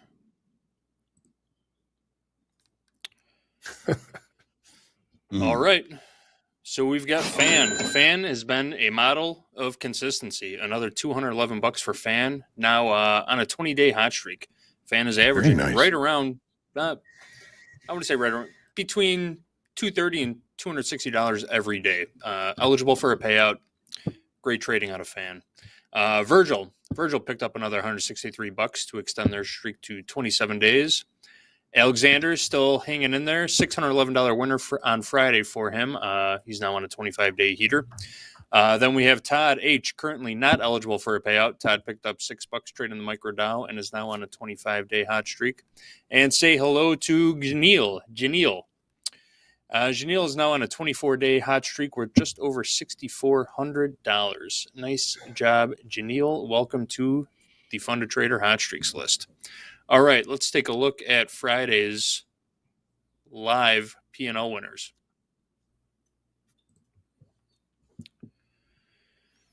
All right, big shout out to Liam. $32,000 trading the NASDAQ on Friday. He also made $30,000 on Thursday, over $30,000 on Thursday to end the week with close to $64,000 in profits for the week. That's a pretty decent week. I don't care who you are. Liam is trading in a single live funded account. No XFAs for Liam. Pro ball trader right there. All right, then Rafa in the same boat, single live account trader, also number one on the leaderboard. Had a nice day trading the S&P, $14,300 for Rafa. Giannis close to $5,000, Rips just over $4,000, and Felipe nearly $3,200. Giannis, Rips, and Felipe were all trading the NASDAQ on Friday. Big trading coming. My man Rips, he's been tearing it up. I've seen him on the leaderboard almost like daily, it feels like. We saw him 3 or 4 times last week. Yeah, he's been on one for sure. We have last week's total payouts too, if you're interested. Absolutely. Anyone want to guess an over under on total weekly payouts? Set it at 3 million. I'd say I'll take the over. I'll take the over on that one. Take the over. I don't even know. Well, you would be correct. 3.17. Almost 1,800 payouts, average of $1,784. Over $3. If you guys keep that up, if you guys you're seeing that increase, which there goes to my point. And this is the insider information on how big of influx is coming into Topstep right now. The industry is exploding. I don't know if it's just because Topstep has a lot more resources, maybe more reliability, maybe been around since 2010 and created the industry. People see those type of things. Maybe it's TopstepTV. Or maybe they're just entering the space because the space is becoming much more attractive than opening up your own personal brokerage account because you don't have to risk your kid's college fund. Maybe all those things are happening right now, but it's swiftly growing. Maybe it's other firms too that aren't doing certain things, but that's the reason why we're losing on the support world, because there's such an influx. And then we have some of these bugs here and there. So there's your insider track. But I mentioned to you guys that a whole new back end that's scalable, bug-free. Well, I don't know about bug-free, but close enough, is coming within, I would think it's the end of September, from what I've heard at the latest. And then we will be able to do a lot more things. Another reason why we don't do fire drills right now. We're not doing any promotions right now. That just adds to the weight of our support team. And we want to make sure the high priority tickets are the only things sitting, majority of things sitting in the inbox. Perfect. Love Yeah. it. Focus on making good trades, people. We're paying out life-changing money every single day. There you have it. Yep. Yeah. Very nice. And Yep. 5,400 people watching and 542 likes. Hit the like button. Make sure you subscribe. I'm playing the part of Andre today, so great stuff. Fair. Andre's hurting today. Andre's hurting. I had a feeling. Somebody goes, I can hear in your voice, MP, that you're hurting. And my brain's not back. I know that. Lollapalooza, well, there's like 10 of us, all buddies that I've been in Chicago with. We've used to do Lollapalooza since we were in our 20s. We're all 40 now, so we all got the backstage kind of ticket, and we get golf carted around, so we were able to see everything and go right to the front of the stadium that they have carved out. Which back in the day, there's no chance you could do that with like walking around the general population. So it's the old guys that said I didn't want to deal with, and just great bands. I didn't know you could do that. I might go next year if I can do that. It's the only thing. Everybody doing this there's nobody below the age of 30 in this. It's called the platinum thing. It's just like but then there's no way you'd ever hit the front of the stadium ever unless you sat there and waited because it was shoulder to shoulder packed. But it was great. It was a great experience. But Killers, groovy, baby. Killers are absolutely dynamite. They started off the thing, we are the Killers, and we're damn good at rock and roll. And then he repeats it, we are the Killers, and and he just went right into it. And the crowd went crazy. That's been your favorite band for a long time. A long time. They're Brandon Flowers is so good, and they got they had 100,000. It was easily 100,000 people at Lollapalooza. So it just went back for 200 yards, 300 yards. The crowd. If you guys haven't seen it, it's Lollapalooza in Chicago, downtown Chicago, right there in the city horizon, and Grant Park. It was just jammed full of people. So how far away did you have to park, or did you Uber there? We Ubered there, of course. And then you woke up to this. Yeah, no, I flew into this last night. I'm like, holy cow! And once I saw the Nikkei down 5%, which has been literally on a free fall. Yeah. And I know you trade that. So I don't know. When did you start trading it? When it started kind of rolling over? I've been following it since like October, or even further than that, like late summer last year. It's been a great market to trade, and it moves. I'm slow markets, that Asian market, Nikkei Japan, obvious connection. But over the past basically 2 weeks, month, we've been just in a free fall. It's just been sell off, and every single night. It's gotten worse and worse and worse. And last night, down like 10-12%, hitting the circuit breakers and all this craziness that's kind of floated into the markets around the world. And we're seeing that. But today, you know what, on there is some positive note today is since we opened in the New York session, we've been going up. We've been in a bullish trend since we opened up, and the market, we're up about 500 points since we opened. We're hovering around 18,000, and whether it's a lot of buyers stepping in around here or a lack of sellers, we're going up. We open up on Sunday night around 18,500, and we could see that there's a possibility that we continue this rally, the New York session, and find more buyers. We'll see. Just looking at the dome here, it looks like some of the blood is coming back into the market. I mean, have you noticed that too? Getting closer together. Guys, if you have level 2 data, which I don't know how you cannot trade without knowing just the depth of the market. So spend the $39. It's a pass through. This is what the CME charges.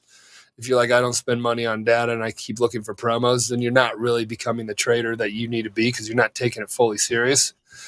You got to put a little bit of a something behind your trading, and having the data feeds, having the whole cockpit, so to speak, right in front of you that's fully fed with as much data as you can.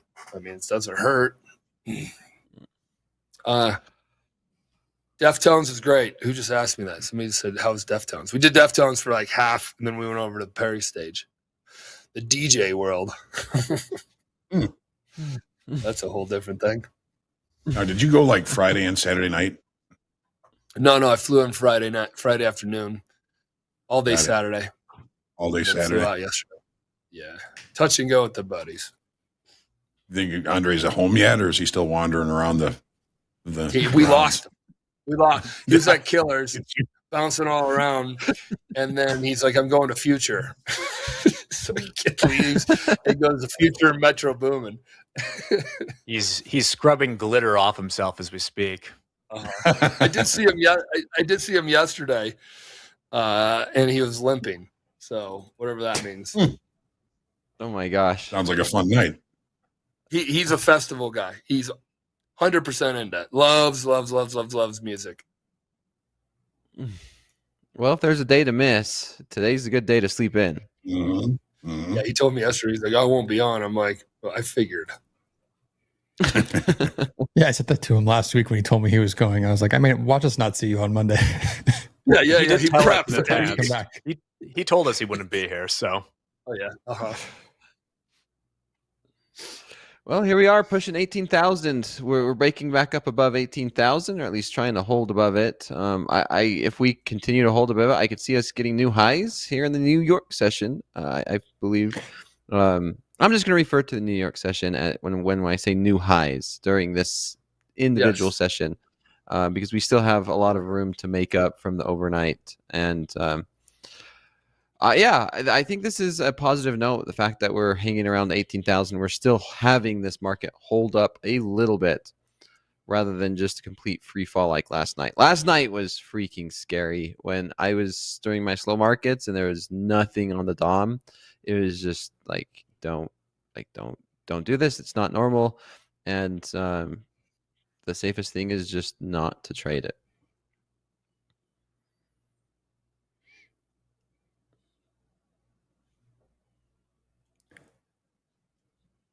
Yeah, it's been my experience that while the opportunities may be great in these at these times, it's a little difficult. And I'll be right back, gentlemen.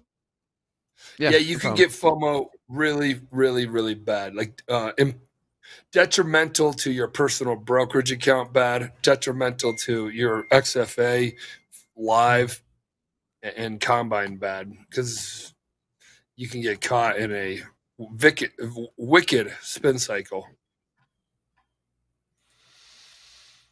Yeah, and we heard all the news announcements coming out with all the brokerages where margin rates, all that crazy stuff. It's just everywhere in the around the markets today. When you have an increased volatility, things are not normal, and you full margin just to day trade in some places. So Yeah, I saw that trader is rate what I was increase of talking. I know you 5x. missed it, MP, but the beauty of a prop firm is what we are seeing today.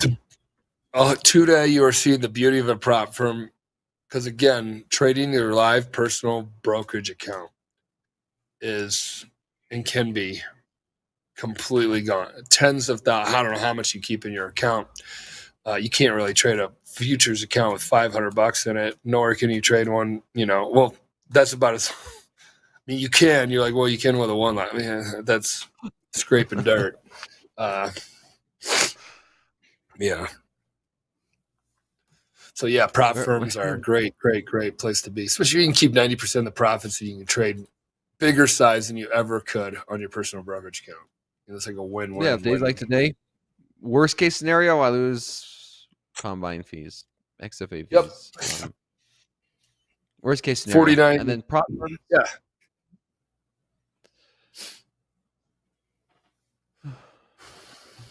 Well, if I can intervene here real quick here for those that have already traded within the 2% price limit, Topstep will not enforce any actions on your account for that reason. No. We want to ensure our traders that are fully aware of the contract specifications for the products they trade, specifically around the price limits. Now, if you have any questions, you want a little bit more detail, we have pinned the limit down information on top of the chat.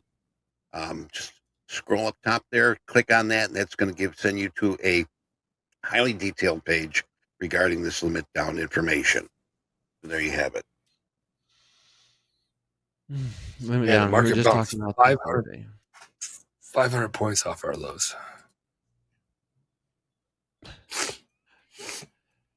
Yeah. Yep. During the New York session. Yep. 600 Yeah, points from the overnight. My final XFA trade this morning was a long off 51.25 that I covered panically for like 5 points real quick with like a one lot. So, but that's how I scalped this whole, like I made like 15, 16 grand in XFAs. And it's like, I did that by basically just taking a 1 and 2 lot and just scalping 5 points with these wild moves and getting out, like literally no greed whatsoever. It's a different type of trading. It is. That's kind of how I've kind of transitioned to is see money, take money, quick in and outs. There's enough volatility, and these movements are so volatile. It's hard to hold anything. That being said, we are holding 18,000. I do like longs from here. If we do break, I would look for. It's weird to say this, but 100 points from where we're at now in a matter of just minutes. Because the ATR on the 1 minute still probably holding over, what is it, 30, 40? Hey, did Robinhood still having issues?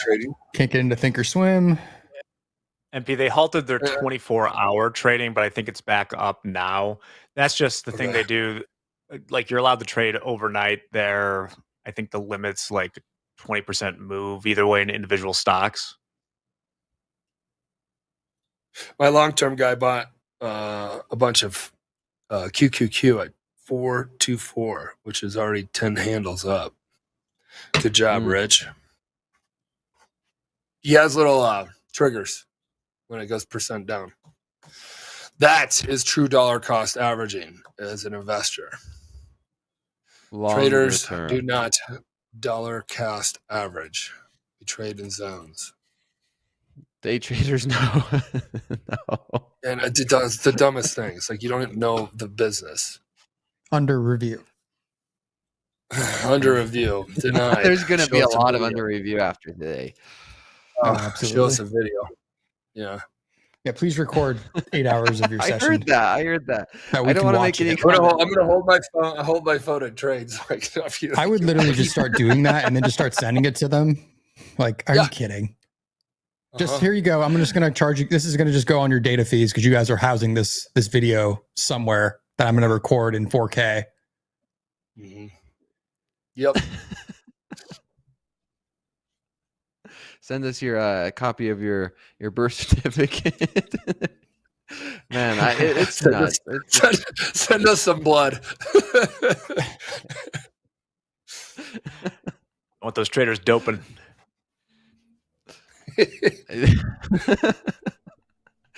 All Yeah, that under to sit on review some for, server racks in Austin, performance Texas, inside of Dan's Hamburgers. That's a joke. If anyone knows why, you know why. Yeah, I got that. I know. Dan's Hamburgers. What's Dan's Hamburgers? MP, we'll talk about it offline. Yeah, Okay, fair enough. I like this. We know where Topstep's location is, and it makes perfect sense. And it seems like a very reputable building in Chicago. That's all I'm going to say. When you see the housing of some other firms in the space of where they're located, you kind of scratch your head and wonder, why would I give you $1 of my money anymore? Oh yes, I've done the Google. I've done the Google Street View. Yep. I'm like, who is this, and what is? Yeah, you have to dig in their terms and conditions too to find their address. That's another reason why I love Top. We were talking about this morning where the trading stories, the pit stories, where a prop firm is come from traders, built by traders, and it's a beautiful thing.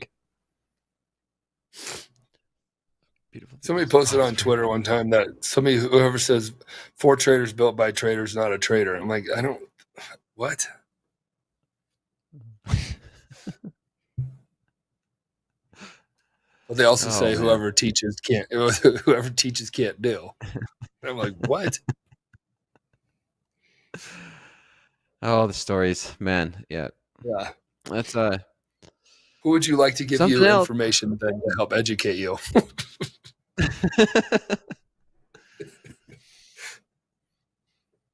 No. Well, you can take a look at some other markets here. Yeah, I was going to say, has anyone been trading CL? It's something else that's probably a little more stable today and makes more sense. I have no idea. I don't know if anyone in the chat has been trading something that isn't an indice. Why is Bitcoin taking it on the chin today? Well, I guess it's not the store of value everybody thinks it is. I mean, I was in the money pretty healthy, and now I'm breaking even on it.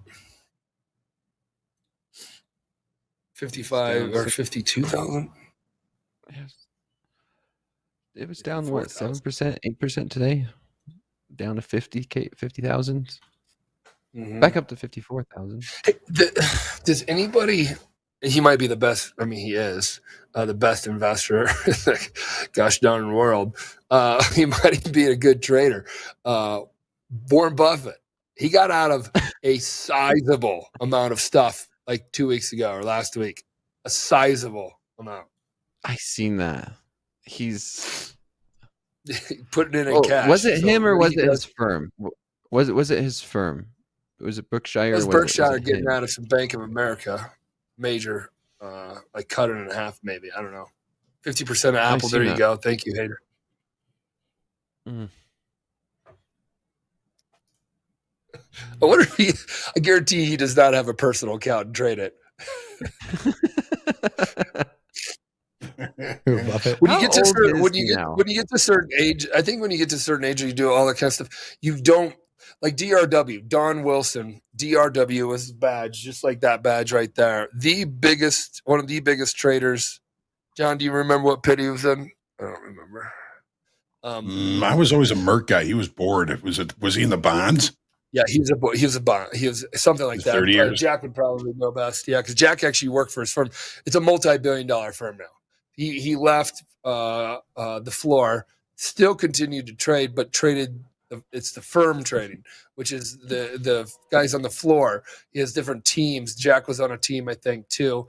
As I recall, all looking for value in different areas. I think it would be connected to our to be market makers, to do all that kind of stuff in all different markets, because he's an expert in the business. So he's not going to mess around with his personal account, which I just think if you've been in the business for so long and then you go to open up your own fund, or firm or anything like that, you'd be losing focus, spreading yourself thin.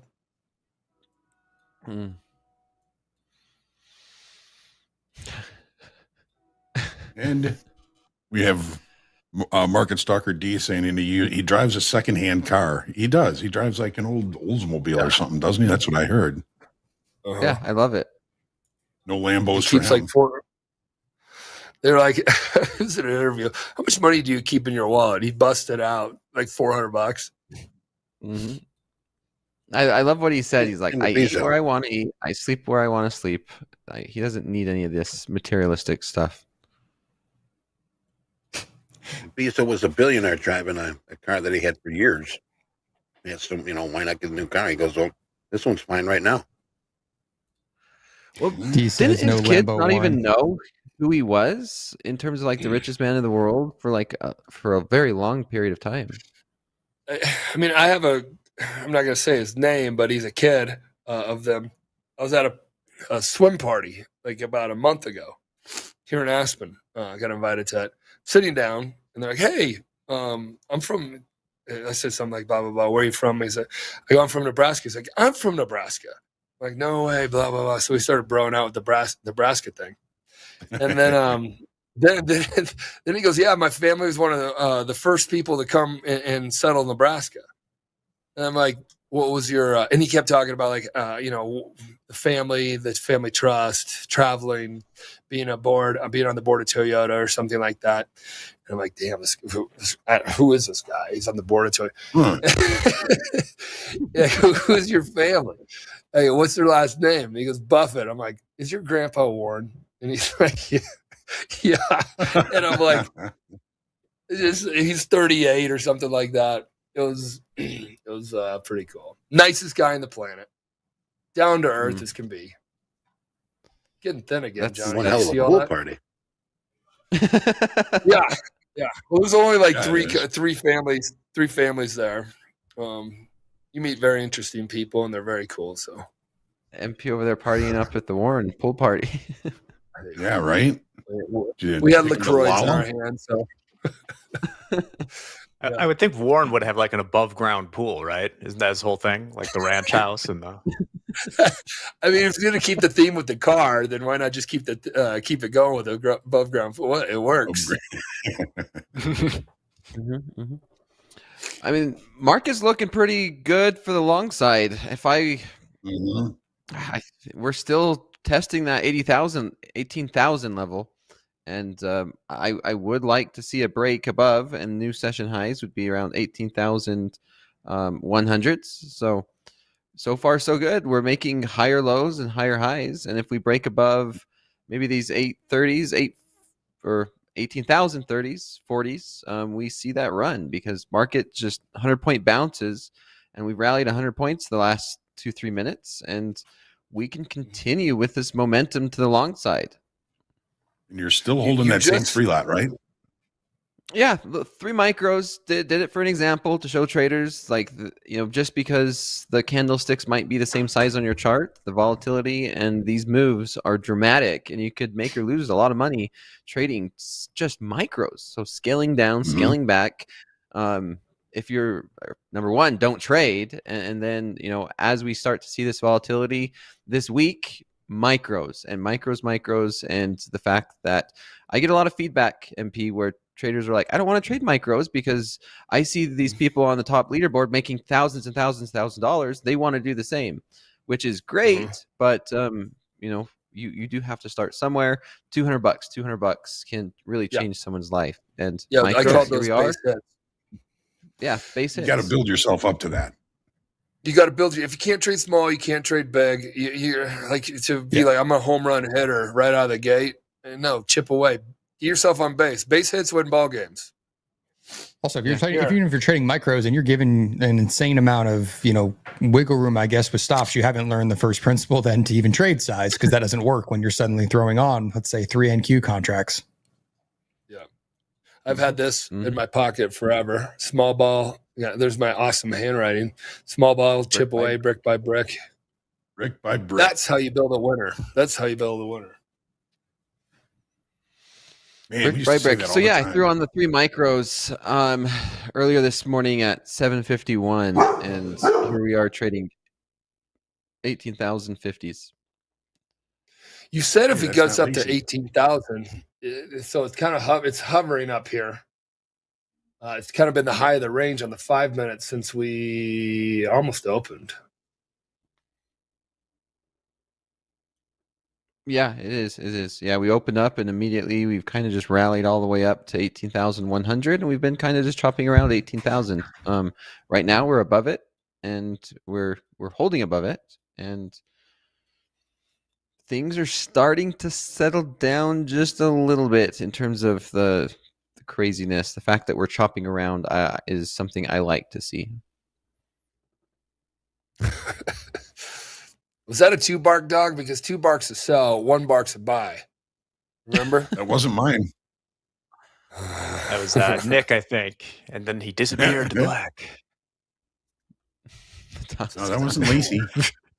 Nick's like, I don't even have a dog. What the hell's going on here? David Somebody said that- Arriaga, great trading. Locked it up. Yeah. Mm. And it's only an hour and a half into the day. That is a great way to put that in your pocket and not have it ever go away because it's locked out. Those were my dogs. They were not happy with the UPS man there for a minute. Mm. Okay, while I have you here, MP, I'm going to ask you some inside information, and feel free not to answer this.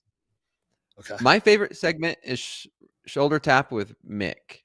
So, is there any insights on a day like today, what those internal conversations look like when you see huge volatility with thousands of traders, in XFAs, combines, and live accounts? Yeah. Insider information. Mick's at the hospital because he's sick. I believe he's at the hospital because he's sick. Food poisoning. So you got this perfect storm happening. Now his team needs to be on it, and his team should be on it, and they are on it. So that I know our whole trading platform folks were seeing the open, watching it all overnight, making sure that the feed and everything's reliable. The risk on all the live traders, we had one trader in a short that was up already. Well, I forget the name. 50,000. So they left him on. They let all the live traders, I believe. No, it was Shane. Shane. Okay. Shane, they'll be disabled for today. If you get people that are upset, you're like, this is us managing risk too, no different than brokerage houses that are increasing margins and or halting. You just want to be careful. So they're on Does it talking. scare you? As you can see, These days always. Yeah, I mean, the days that don't scare me are Saturday and Sunday till 5. Actually, Saturday night, Friday at 3 or 4 o'clock when Globex closes. Usually my anxiety goes away. I've had this my entire life as a trader. Those are the days that you can sleep until the markets decide to go 23/7. But as a prop firm that's backing thousands of traders, hundreds of live traders, then it gets one of those that, yeah, man, anything could. All their platforms could glitch out or flash crash. Flash crash is like, you're not going to get any sympathy from the brokerage firm and or the exchange for orders that are just way off the market that you get stuck with. That's why you sign all those agreements. That's why you sign those agreements with Topstep, but you're never on the hook for that money. We are. So with the brokerage firm and the clearing firm. So that's when I get nervous. But with a good team behind us and a good risk management team, they all have their boards and all that kind of stuff. Thank you. That was always something I think about on, like, I mean, we haven't had like a day like this for a while, and overnight when you see no liquidity, markets going crazy around the overseas, and then we're sitting here at a prop firm And I'm just like, I'm curious on how MP's feeling and how the team's feeling. I'm excited for shoulder tap. It's great to see traders. I know for a fact some traders are just nailing this type of a trend market, and then other traders are getting chopped up.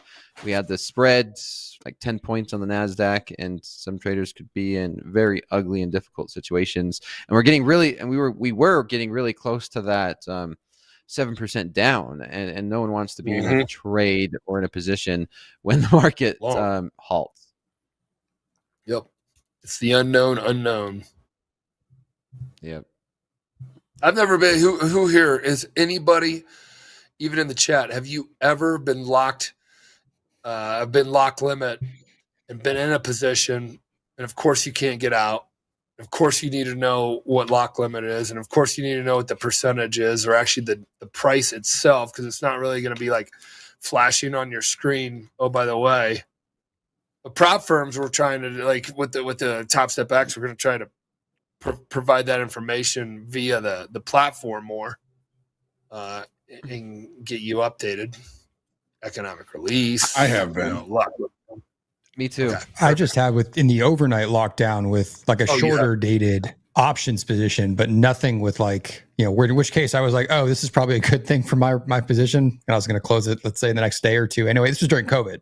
So I actually caught one, and then it limited down 7% during then. So I woke up very happy. Nice. Yeah. It has its benefits. I would say it has benefits if you're more short, but it's such a crapshoot. Exactly. We got a lot of people in here. I got so lucky. I was long a 10 lot. We got locked limit down, and in the pit we had to stay locked limit down for 10 minutes, and then it would close and then reopen with the expanded limit. And that bell would be that reopen bell, John. Pardon? Yeah, be bananas. That reopen bell, when they shut down the reopen bell, everybody like winds up, and then right when that reopen bell happens, it goes bananas. Yeah. Well, see, what happened was out about 5 seconds before it was going to shut down for 10 minutes and then reopen with the expanded limit, somebody bought the entire pool on the offer. They just went, buy them all. So I was saved by the bell. Somebody bought all that was offered on the limit, and the market screamed higher after that point. Somebody just took the entire offer before it shut down. I got so lucky on that. I thought I was dead. I thought I was gone. Come get me, take me off the floor. But I got saved. Mine was right before COVID. Plug Power. That whole EV hype, I had a whole bunch of call options, like $19 a share. And when I woke up, it gapped up to like 22, 24, and just straight up. And then I tried to get out, then straight back down. And then we started getting locked out. And these are longer term. Like I was looking for longer term, 3 months out. It was something else. It was interesting. It was a little bit scary. I'm like, okay, am I going to give back these profits? I can't trade. You're just really at the mercy of whatever happens. And no liquidity.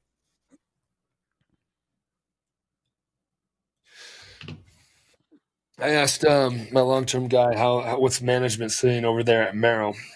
So far, they're saying overblown sell-off, but that might be some of the guys that used to work at Hindsight Capital that now work at Merrill. Because after we recovered basically 3% in the NASDAQ, they're saying, yeah, it was overblown. Yeah, I know. All right. New York sales. It's not like I did say that though. Everyone this morning on like Twitter that was like screaming for an emergency cut today. And it's just like, have we really been in zero interest rates that long that people just like can't handle a 10%, 20% correction after screaming to all-time highs for the last 2 months? It's been melting up, and all we've been saying a month ago was just get long. We had a piece of paper in here saying buy 5 every day, because we were doing that little case study. And it was working. It was working, and then it rounded, and we just kept blowing out and that's where. But then like Rips is like, close it and get long, and that was working, and we were all like, get long. Now the only person, Dakota changed your vibe right around there, and he started getting short, and you were a perma bull. So proud of you on that to shift. Now it was choppy on the way down. a bit with some of these. Now I've little bounces. shifted back. I've shifted back. I'm now a bull, and yeah, given days like today, I've struggled, but I'm still a bull. And in this market, Yeah. I'm looking for buying it. So yeah, during that run up, it's just I switched. Everyone's getting really, really greedy, and things could get ugly really quick. Looking for a pullback or a retracement since we've had such a huge rally, and now I'm on the opposite side. Now I'm, the further down we go, the more bullish I get. Be fearful when others are greedy, and greedy when others are fearful. And I think that today was a good example. I mean, yes, don't trade today because of the crazy volatility, but we are 600 points off our lows, and we're continuing to chop around 18,000. And if tomorrow we come into the markets and we're up to 3%, how great of an opportunity was this for people who were buying the markets? And then as I'm saying that, how many times have we said that before? How great of an opportunity was it to buy that dip? Yeah. I was telling somebody today, when the the market VIX always gets like this, looks the worst at the bottom. What let's talk about that real quick. What is really causing this? Or is it what you said, Nick, just things melted up and profit taking? What uncertainty is such a concern right now? Last week, it's earnings. Wasn't it? I don't know who reported, but I mean, earnings were. Google and Tesla kind of jump started this correction. There's no question. That's at least what kind of added some fire to people taking profit or whatever. But Apple didn't impress last week either. Amazon was meh. The only one actually that was decent was AMD. Microsoft was not the most amazing blowout. But I guess it's like we had such lofty expectations of some of these. Intel was terrible. So I think you had the earnings thing, and then now whatever is going on in Japan is just like lighting, throwing kerosene on it. What is going on? I was talking to a buddy, and he's like, I just got back from Japan, and he was like the buddy that was at the Lala with us, and he's like, dude, the dollar's so damn strong. And that's kind of was the end of the conversation. We were not talking markets on a Saturday at Lollapalooza, but that was kind of like the quickest conversation. What's happening right now? So MP, I'll dive into that, and then we'll get to a series 3. This will be my lead-in. There's been a lot of questions. So basically, the BOJ hiked rates 0.25%. And there's this huge trade known as the yen carry trade, where people are borrowing in low interest rate things like the yen to buy US stuff. And now the yen is strengthening greatly against the dollar, right? And the stocks start going down, and basically all those trades are maybe blowing up.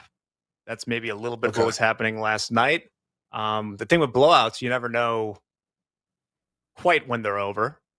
But that's what it is. Basically, Japan hiked rates, and their stock market, I believe, had their worst 2-day decline ever. And Hoag mentioned before the worst 1 day since 1987. Now, with that, you have a follow-up, MP? Yeah, what's considered it's slightly off topic. What's considered a Black Monday, or was there a Black Friday, or I don't know what even know why they call it black. Well, for the Nikkei. Oh, I mean, the worst day ever. Is it today, or no? Hoag, I think you said that this morning. I can't independently verify. Yeah. Well, what they're doing is they're comparing the drop in the Nikkei 13% to that Black Monday. Yep, 86 or 80s. I've always wanted to be a part of that. Go ahead, Jack. Just these complete free falls. I missed the flash crash. I was not trading that day. I was asleep. But then I didn't have to come in that night to trade, which was great. Nice. With that, I have possibly the dumbest Series 3 question of all time. However, it does apply. I wrote this question verbatim. It's going to be really easy. You guys are going to get it, but it is interesting to know. You ready for this? Let's do all it. Right. Television appearances are promotions when the member A, pays for the television time, B, is interviewed by a reporter on the street, C, is interviewed on CNN with no compensation, neither received or paid, or D, participates in a public service program for a charitable association? Come on, Jack. This is a real question. I do have Is something it I want to really? talk about It here. is. Yes. I didn't make this Well, up. good. my. 'Cause You only have to get a 70%. This is a So what I found interesting about it is good. Why don't you guys just say what your answer is first? Because I think it's pretty obvious, but I don't want to pooch it. Yeah, it's Yeah, Isn't it? I A? would say A. Yeah, we can go to. The only thing that yeah. involves a monetary transaction. Let's see the answer. It is A. Yeah. I copied this question verbatim because that's what I've been doing. But those other three choices are some of the wildest stuff I've ever heard. Like a reporter interviews, this goes up to you, like, you, sir, look like a commodity trading advisor, and then the specificity of CNN. And then why would you be having a commodities advisor talking for your charitable, whatever it was? Yeah. CTAs for the kids. I don't know. Yeah. Did you say off the street, interviewing somebody off the street? Yeah, right. Yeah, Yeah. not Like no a compensation. Make-A-Wish, but like all I want to do is talk to a certified commodities. Speaking advisor. of promotion with no compensation, I have a kind of an idea that I think, because I know some folks in here, I know a lot of folks at Topstep are self-employed, and I'm a big entrepreneur backer, and we wanted to do, and Jack, I think I mentioned it to you, and I got some hats of local entrepreneurs, ability for them to plug, just a fun thing. Like if you're a trader in here, like John's Heating and Air Conditioning out of Des Moines, put it in here. Well, like, or send us, we're going to put this together, or send us apparel. I'll wear the hat, and I'll talk about, and we'll have fun with it. I mean, maybe somebody else is like, hey, in Des Moines needs my air conditioning went out. It's a good Maybe idea. get John over here. Maybe get John over here, not John Hoagland, but John in Des Moines. And then they start rapping about NASDAQ while he's fixing the thing, and then you got a trading buddy. I think that could be cool, and you get to help the guys. Who here owns a business? Yeah, who here owns a business? And you wouldn't have to pay. You would send us stuff. That'd be cool. Tampa Realtor, Gary Davis. Hey guys, if you're in Tampa, Gary Davis is your guy. Yeah. I own a business. Very nice. You do. NASDAQ new session highs. We broke above the 18,100s. One thing's for sure, you don't want me working on your air conditioning or heating. What we got to try and get back on schedule here. We got JD coming in with XFA P&L's top funded traders, and wait a minute, is that that's right, yeah, top funded traders. Yeah, that's right. That sounds right. Sorry about that.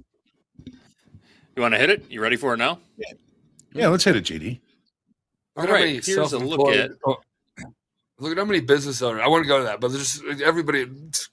I'm proud to be working because I mean, you control your future, and then why would you not make trading also an option if you want to? And you're also a little bit of a risk seeker, or have a greater risk appetite.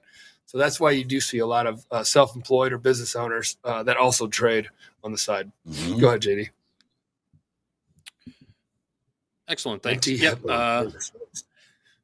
Here are Friday's XFA P&L leaders. We've got Edberto, close to 32 grand, trading the NQ. Just a few dollars shy of Liam, our live funded P&L leader. Our live P&L leader outdid our XFA leader on Friday. That doesn't happen too often. That's quite an accomplishment. Next up, we have Mark. Mark was trading crude oil, gold, NASDAQ, and micro NASDAQ for $22,600 in profits Friday. Hugo picked up just over 20 grand trading the NQ and micro NQ. Thomas also trading the NASDAQ, pocketed $16,400, and Michael with $15,777, again trading the NASDAQ. Michael's actually trading a pair of XFAs for a total profit of $31,554 on Friday. Shout out to Michael. All right, here's the bottom half of the top 10 list. In 6th place, there he is, Nick4ATick. Nick suffered a drawdown Friday, fell from 5th down to 6th place. But he's been hanging in the top 10 for quite a few weeks now. Edward took a $15,000 drawdown across 5 XFAs, fell from 6th down to 7th. UA also with a drawdown on Friday, now in 8th place. Pinson, trading in a single live funded account, made a $3,000 donation back to the markets, but still held on to 9th place for another day. And Yong is back. Yong was in 16th place on Friday, picked up just a couple $100, but it was enough to move back onto the leaderboard today. So welcome back, Yong. All right, Eddie. Let's hear it. Okay. Yeah, did you mix up a new one? And hands off your back pole. Can you dig it? Can you dig it? Can you dig it? What up, biatch?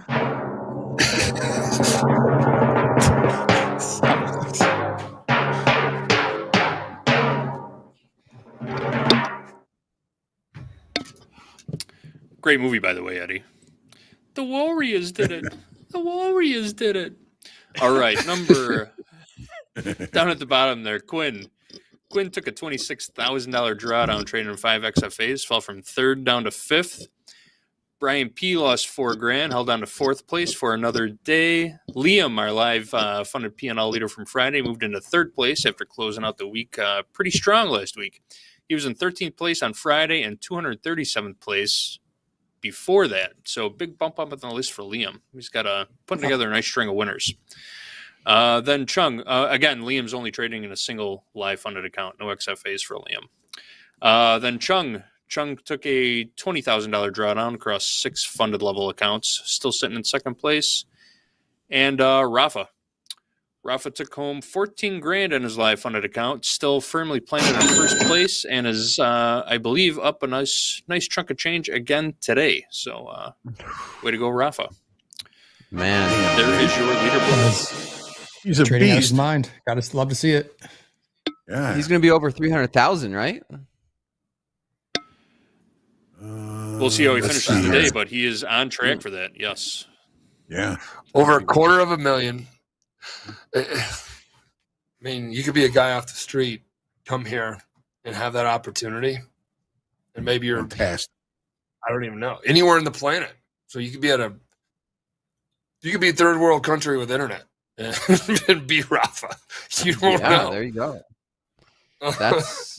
It's amazing. These days, you That's just need a more than mobile phone, likely. Topstep X, and Starlink or something. Yeah, Bare minimum. you would be you can do it. you'd be the wealthiest guy in your neighborhood. I guarantee it. Yeah, it's life changing.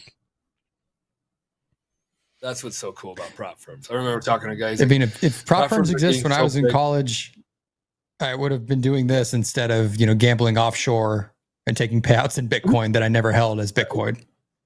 Exactly. I was running a blackjack table after the bars closed at our place because it was on the way home from the bars. I'd be doing. I wrote a couple checks, but not that You're many. a savage. You're a savage, MP. It was shocking. I only wrote like two checks ever when all the cash was gone. But it would be all a bunch of bartenders that were working, so they'd come, the whole area, Iowa State. It was fun. Well, all right. We've got a bunch of plugs from Eddie. Should we do those now? Yeah, you ready? NQ I'm still ready. pushing up. Still going. Yes, indeed. If we can go to my charts, charts should be shared. There they are. All right, folks. Some of us might know this, some of us might not.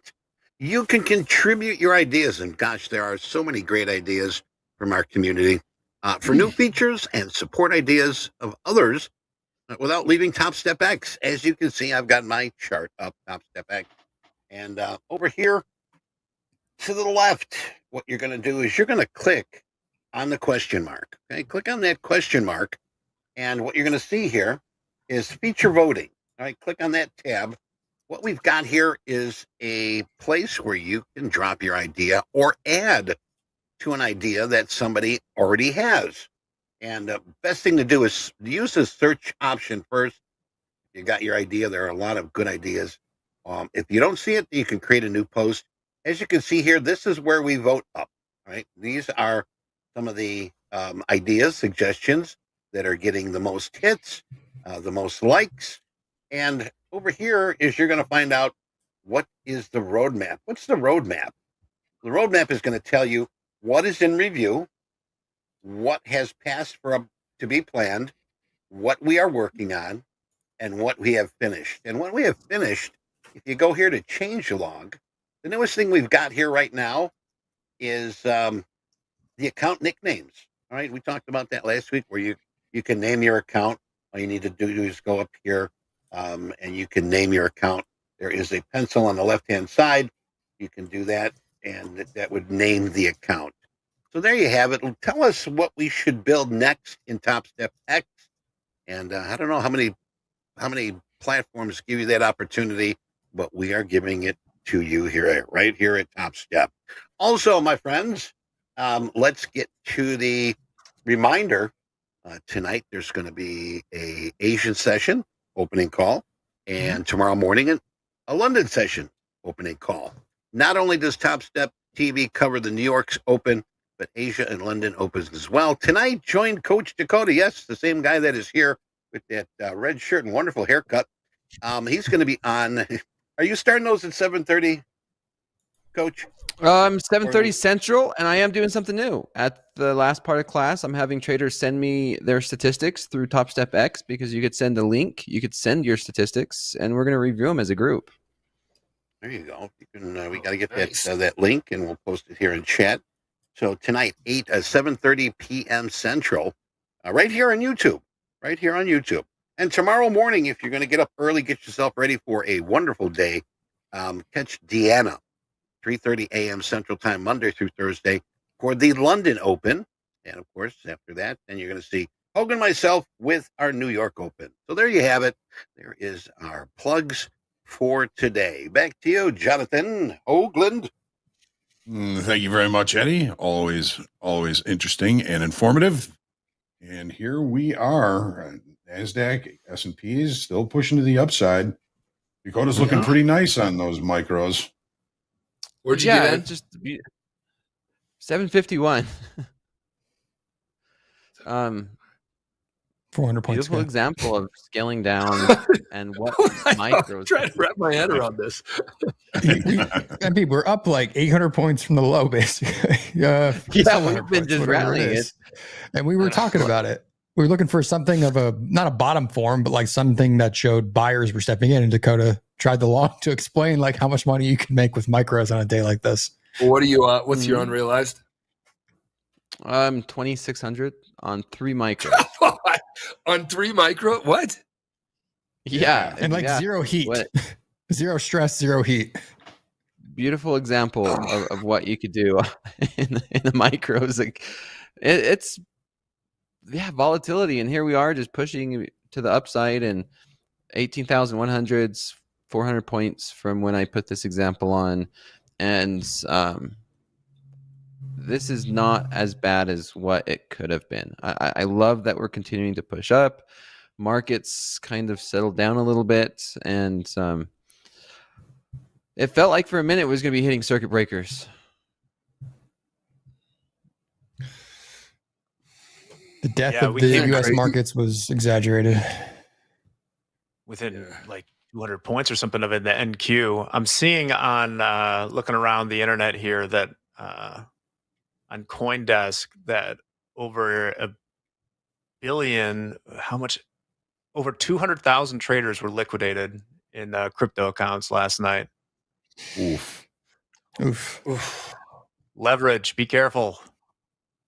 Oof. That was looking like a no-brainer. Yeah. The largest. That was looking like a no-brainer trade.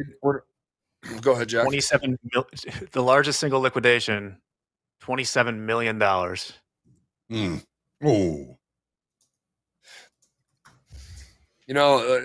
It didn't pop too. I don't know if it came off of that when Trump, who's behind or maybe just pitching the reserves, the Bitcoin reserves held by the government. Mm-hmm. Mm-hmm.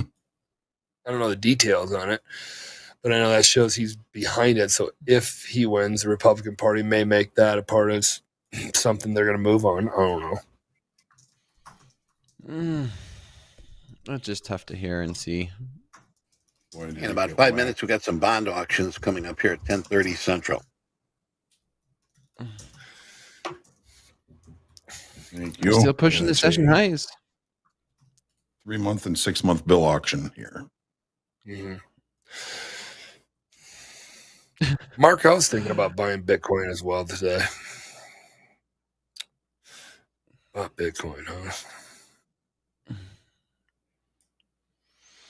It's weird to Well, say if you this, like but to- we're only 100 points from where we open, a couple 100 points from where we opened Sunday night, and that could happen in minutes. I mean, with this market and with a VIX over 50, if we closed green, it would not shock me at all. Mm-hmm. They can work both ways. That volatility can work to the upside just as much. I wonder how many accounts are getting margin called, even in equities. Oh, Because I would imagine a lot. I got margin called in the library of Iowa State right after September 11th opened up. We're liquidating your position. That left. I had 30 grand in it. That was my last account. I went through three $30,000 accounts in college, and I did not have money from a rich uncle. I had a vending company. I started with like 80 accounts in Nebraska at the age of like 16. That was like making $1,200 a week net as a 17-year-old kid. So all that money got parked in the markets, and it's gone. $90,000. Huh. Yeah. Well, especially when they raised margins today. Anybody that couldn't come up with it, they got liquidated. You right. You agree to that in your agreement or your whatever opening up your account, and that could be fueling, what happened last night. Lots of margin calls. Mm-hmm. Yep. God, people are getting. There's somebody crying right now. I guarantee you. Guarantee. More than just one. And Q just melted like 60 points in like 15 seconds here. Go to my other chart. I can't look at the NQ one just because the DOM is giving me anxiety. It always gives me anxiety in the NASDAQ. I'm used to it. It literally triggers, like seeing it, the spread and the whipsaw. It's like it just triggers my internal panic. Yeah, gets me excited.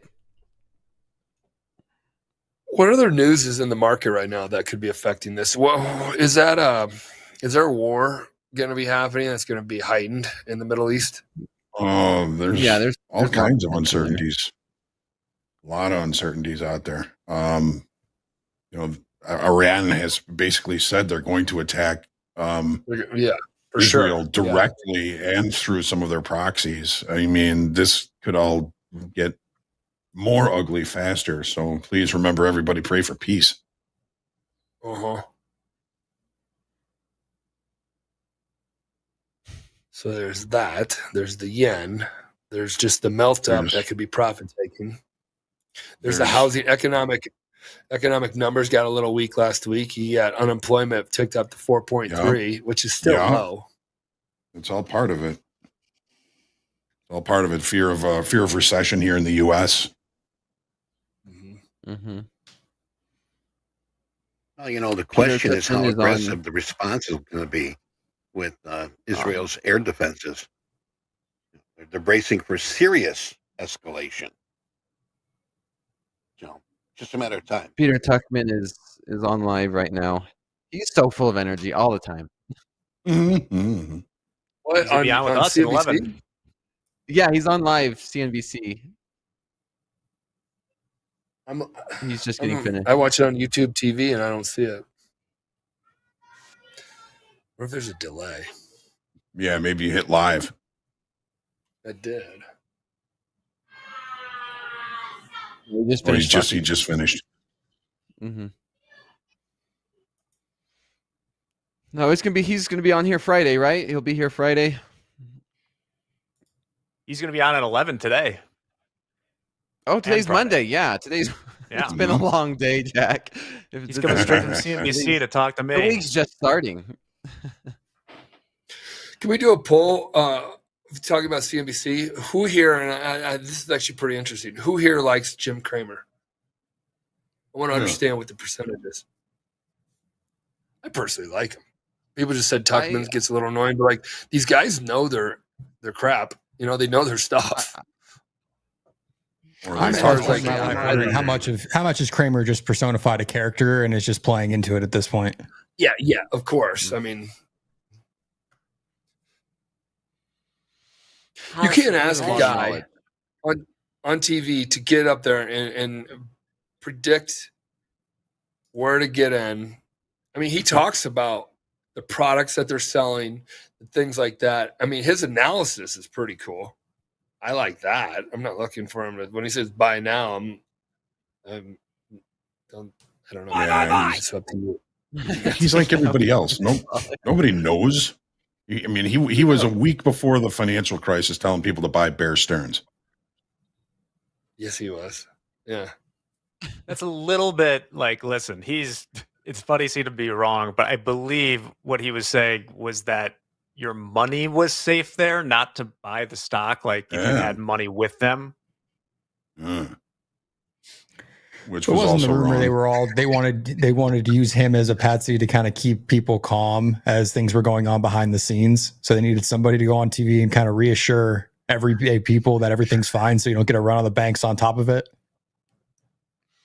That could be my tinfoil hat theory, but. Do you guys ever see him and David Faber? David Faber does not like Jim Cramer. I know it's great when he can't like hide his facial expressions sometimes. They hide his facial, and it's like whatever. They've been up since 4 a.m, so you got to deal with Cramer from David Faber, which are totally different personalities every morning. You know what's going to be like? You know what's better to watch than Mad Money and Jim Cramer in the afternoons? Slow markets. Yeah, there we go. That's that is what one of my goals is going to be. Is not anywhere close to Jim Cramer. It's going to be much better, of course. In terms of like that, you're going to be talking about stuff that's relevant to everybody here at Topstep. I mean, if you're a trader, that's what I mean, CNBC doesn't help anybody become a better trader. Maybe investing. I mean, it's really built around investing. Yeah. There's no trader network. There's other ones, a couple other ones, but I mean, they're new. And then there's Topstep. We do it just for futures, but we talk about other markets, and we hopefully help educate you all on, being a better trader.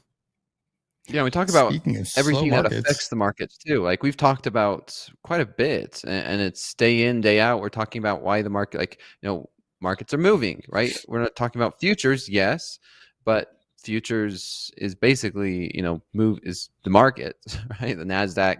Talking about last night, we're talking about Nikkei, the worldly markets, what's going on. We're watching it live in front of us, and today it's the same thing. We're covering it in front of everybody, and I absolutely love it. And not only are we covering it, it's Topstep. We have the prop firm, and we have traders going through this, and we're talking about how to become better traders and manage risk. While talking about geopolitical and while talking about what's moving the markets and all that kind of stuff. I mean, that's healthy conversation. If you are new or a veteran, or you can, And I will be making my slow markets first appearance with Dakota here this week. Yeah, Wednesday. Nice. Dakota, Wednesday. You put up numbers. We put up over 50,000 views a day. So when I mentioned that entrepreneur thing, you're gonna. I mean, like, I don't know, maybe a percentage of those or a few of those are in your hometown, or if you're in a probably bigger city. But yeah, that's kind of the point of helping out. Exactly. I like that idea, Michael. Yeah, I think it'd be. I would love it if I'm sitting here and I have my vending company. Yeah, I go Patak. was called Southern Imports. I imported juice from Mexico and sold it at the highly Hispanic areas and meatpacking plants, which is all over Nebraska. In vending machines. That was kind of the takeaway.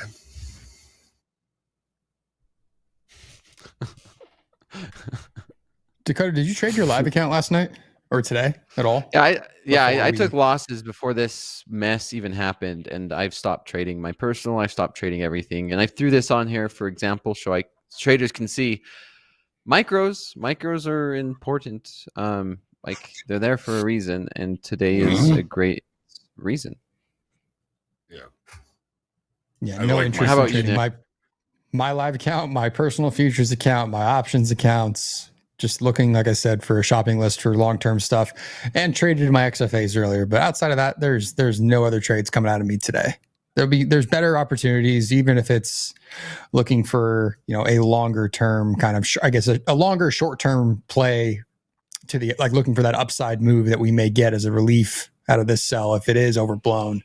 I think I'm even still waiting for that to start positioning for that longer term one, even if it's with micros in my swing futures account, things like that I'm kind of still waiting to potentially even look at doing.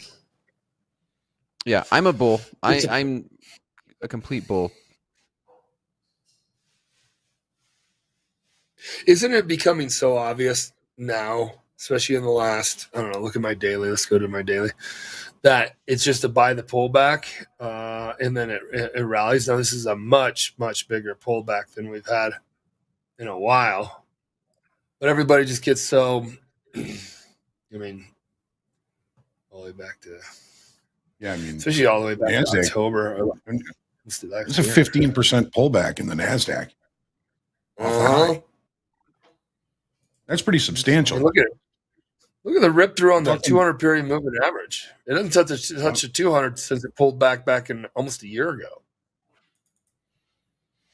And Tuckman was saying he thinks it's just a normal rotation. Mm-hmm. I mean, this is really quick, really fast, but it's how many times do we just look back and say that dip was a beautiful buying opportunity? Well, that's why I'm saying once it becomes so obvious, does it still hold up? I totally agree with you. Yeah. Well, it's like when we're down 6% here at 7:30 Central this morning, and you're kind of looking at this, and now it's like, hey, we're down 2%. A tough day, but nothing. No one's worried anymore. No one's panicking anymore. Like you kind of were if you woke up and you saw, oh crap, the NASDAQ tagged the 7% limit down area, was sitting right around that. We were within whatever, a few points or something. That would have, I think, instilled a little bit more panic, but we didn't. And here we are 4% higher than that. Yeah, 100-point rally as we're speaking. Pushing. Yeah. VIX was 65 at 7:30 this morning. Yeah, it's exactly. 35 now. Mm-hmm. It's getting crushed. Dakota and I, you and I were talking about this when we came on. It's like I'd be waiting for do the vol sellers kind of come back? Do you see that with a little bit of a bottom kind of formed? And if you do, then you look for something to long, because it means that real buyers actually came in, and if you get that support of us, VIX kind of being suppressed, then absolutely you should be long. Yeah, I see this market continuing to either make structure, consolidate. Maybe we get back up another 200 points from here at the end of the day. Maybe we sell off. We just don't know. But since we opened, it's been buy. We opened up. We went down to 17,500s, and we're up 600-700 points since we opened the New York session. There was a lot of, like everyone was saying, everything that was going on overnight around the world when the New York session was closed really dragged these markets down dramatically with no liquidity. There was just no liquidity in any direction. And it was very, very scary. But like Hoag said, usually it gets the scariest at the bottom. Yeah. And we saw it on Tuesday and Wednesday of last week in FOMC, how fast it can shift. We saw that little bit of that, very poor earnings from Microsoft, and we, shot down the elevator shaft, and then we slowly just bidded it straight up all the way until Powell started finishing his press conference. And then, we pretty much went all the way back down from there Thursday and Friday. So it can turn on a dime when the VIX is like this. So once again, my reminder is just be careful with what you're doing today and the rest of this week. Yeah, we're going up unless we go down. Just had a iceberg order in the S&P. Is 5263.75. 17, almost 1,800 traded there, and 1,500 of them were on the bid. Somebody put an iceberg order to buy all the way up there. Yeah, Hoag, I see that. Oh, hell yeah. If you want to jump to my chart. I'm on the show right now, but I'll be done in like a half an hour. Yeah. Are you just in town? MP. Hot mic. MP's unmuted. Hot mic. What are we going to catch?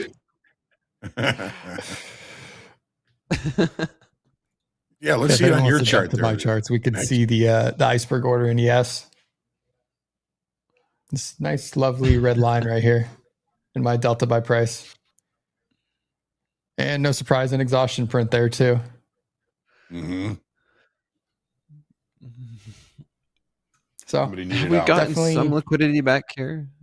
Is it still? Yeah, the ES definitely looks. I mean, it's still thin, but pretty. You're not seeing much of a spread anymore. NQ even looks like.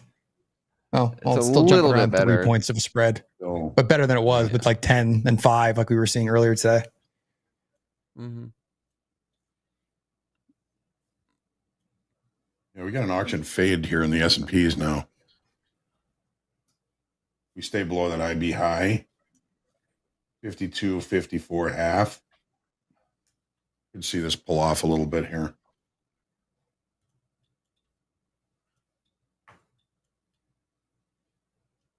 MP, I'm assuming you may have been muted, just FYI. Back inside the initial balance in the NASDAQ as well. It's kind of dancing around it. Teleporting all over the place. Maybe production muted him and he didn't mute himself. Yeah, I think MP, you had hot mic when you're on the phone, I think.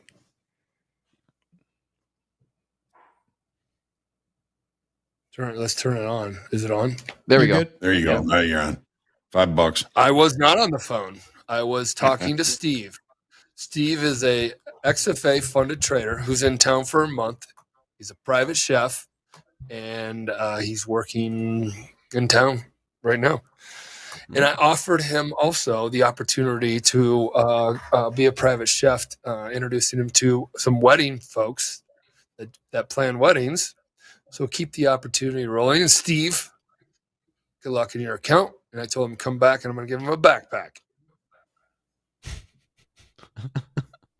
Nice. Okay, I have to ask, what's all this going on about people needing to send a video to a firm? Am I just out of the loop? We're done talking about the other guy. No, I don't know. Which video? I don't know. I see so many people say something about they need to record a video every day. Like, what do you do? What do you do? Video of what? Your payout is trade, or I got to keep it streaming. I don't know. I was just curious. I didn't know if you knew anything or if it's something I just missed or I wasn't aware of. Maybe I shouldn't be asking that question. Once it starts becoming subjective, then there goes your confidence in the company. So we want to always create the most objective way to evaluate and payout policy and things like that the best you can. We do deny people if they break our terms and conditions of prohibited trading contact or prohibited trading whatever conduct stuff. Conduct. Thanks, Johnny. Mm-hmm. And we watch it quite a bit. As someone with a marketing and business development background specifically, like that ad that you guys have with like it's so simple it can fit in this little box there's nothing better than that, because it really is. Like that's as plain and simple as it gets. Like if you do this, you get paid. There's nothing else you need to think about. Yeah, they nailed that one. It was an old one. We had that one. I go resurrect that one. Bring it out. It's perfect timing. And it was. The community needs to know there's a safe spot. I mean, the other safe spot is trade day and earn a trade. I'm going to promote those guys. I know those guys. FTMO, if you're going to trade Forex, just go to like the for sure ones, put up size if you want to put up size, and then you won't be worried about if you're going to get paid those the big dollar payouts. Ooh, we're gonna find out who's the big boys in this market. We got one, Shane. There's some Papa shot. We call him. What are you talking No, about? if you can do it consistently in your live, all the power to you. It's the gamblers and the XFAs. Let's see if you can keep doing I'm that. talking about the companies who are staying afloat and who's struggling, who's not, and all that. This type of a market will weed out the uncertainty. That is, It most certainly will. That is the beauty about markets like this. There will be some people that we call them Papa shot traders, the ones that just have the one big day and sort of think they're God's gift to trading. I've been there before as a newbie trader, and then implode after that. Typically, I always said, John, remember this: the worst thing to do is make money right away trading. Oh God, yeah, I did. I think I blew up a few weeks later after getting hot right out of the gate, trading full size minis and ES. Yeah. Whenever you say this is easy, you know you're in trouble. Yeah. It's like, I'm the smartest trader alive, and then you just get punched in the face a week later and lose the entire account. I've seen it happen a million times, especially, you know, these kids, they their first day on the floor and they have their seat probably, you know, from a family member, got some money from dad or something, and they never even worked on the trading floor. They have very little knowledge of how it works, and you know, they put a trade on, it happens to go their way. They make a bunch of money. They think they've got the world, you know, they think the world is their oyster, and then 2 weeks later they're crying. You ever seen anybody cry in the pit? Oh yeah. It's like, you're like, what? People do a lot of stuff in the pit.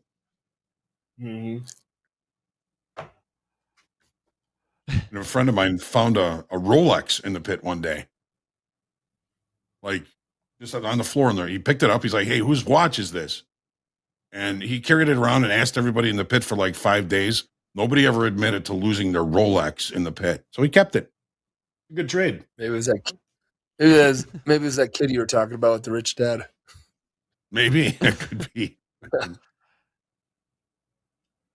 Man, that was this market volatility is something else. There's 100-point sell-off, and now we're right back up to 130s. Yep. The market will always humble you. Yes. Yes, it will. Yep. Once you And have we've the seen right that. We see answers, market's going to change the questions. I was just gonna say that. That's why close your eyes and buy. We were all saying that. Market change. Thinking you're God's gift to trading. Yeah. 7 days straight of air horns will do that. 7 days straight of air horns. Yeah, Where exactly. everybody's like, melt. Well, even Wednesday on FOMC, like you had people, a lot of people were like, oh, we're back. Like all is fine. The Fed's going to cut soon. felt like it, and then, too. we were making new highs or off that Tuesday low, like everything was bid. And then 12 hours after that, we're kind of starting this downtrend again. Yeah. 12 hours, we were up 1,000 points. The next 12 hours, we were right back down and breaking. And then another 12 hours, we are 1,000 points lower than that. I was long And now- that Wednesday, but I was like, no, this is exactly Hoag. I think you and I were talking about it on Tuesday afternoon that day. It was like, hey, I'm looking for like a relief bounce, like whether it's Microsoft, whether it's FOMC, something to kind of get us back up a little bit. And we got the move. I got out Wednesday morning on fast markets, if you remember.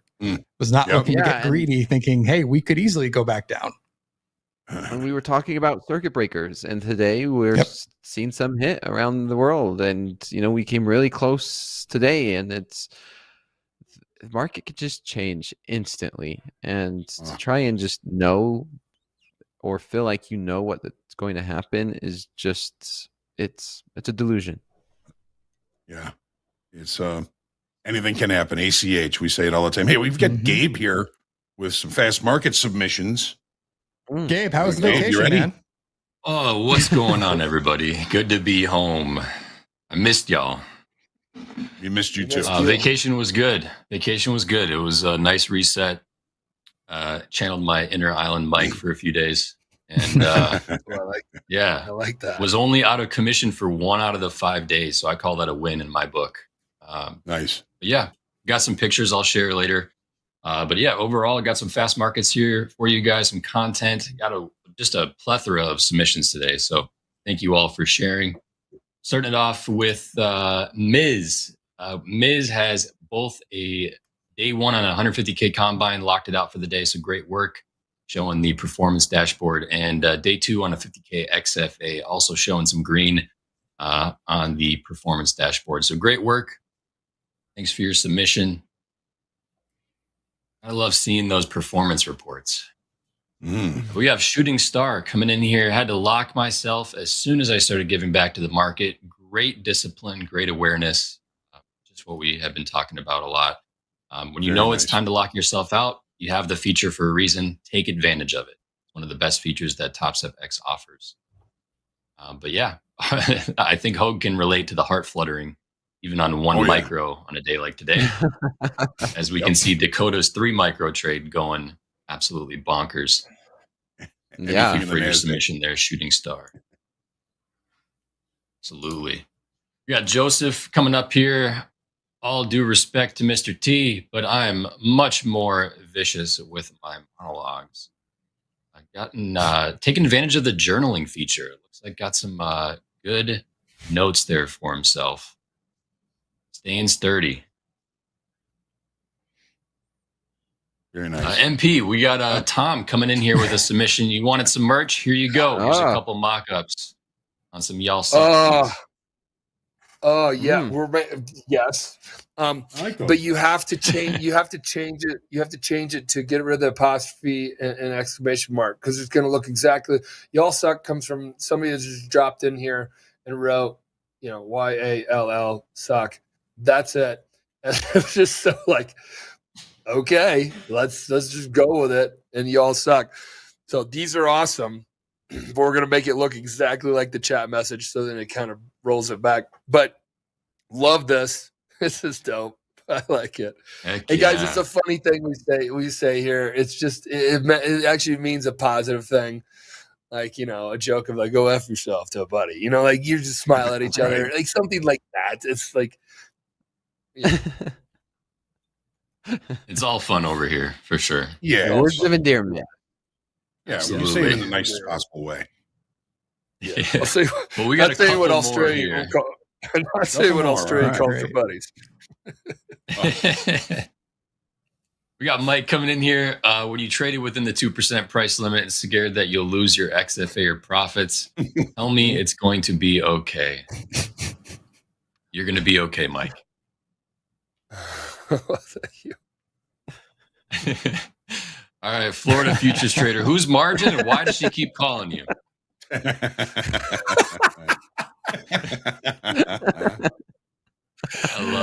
takes the cake. I love that one. That's the winner right there. We got a lost trader. Just Andre trying to calm MP down during a rant. I mean,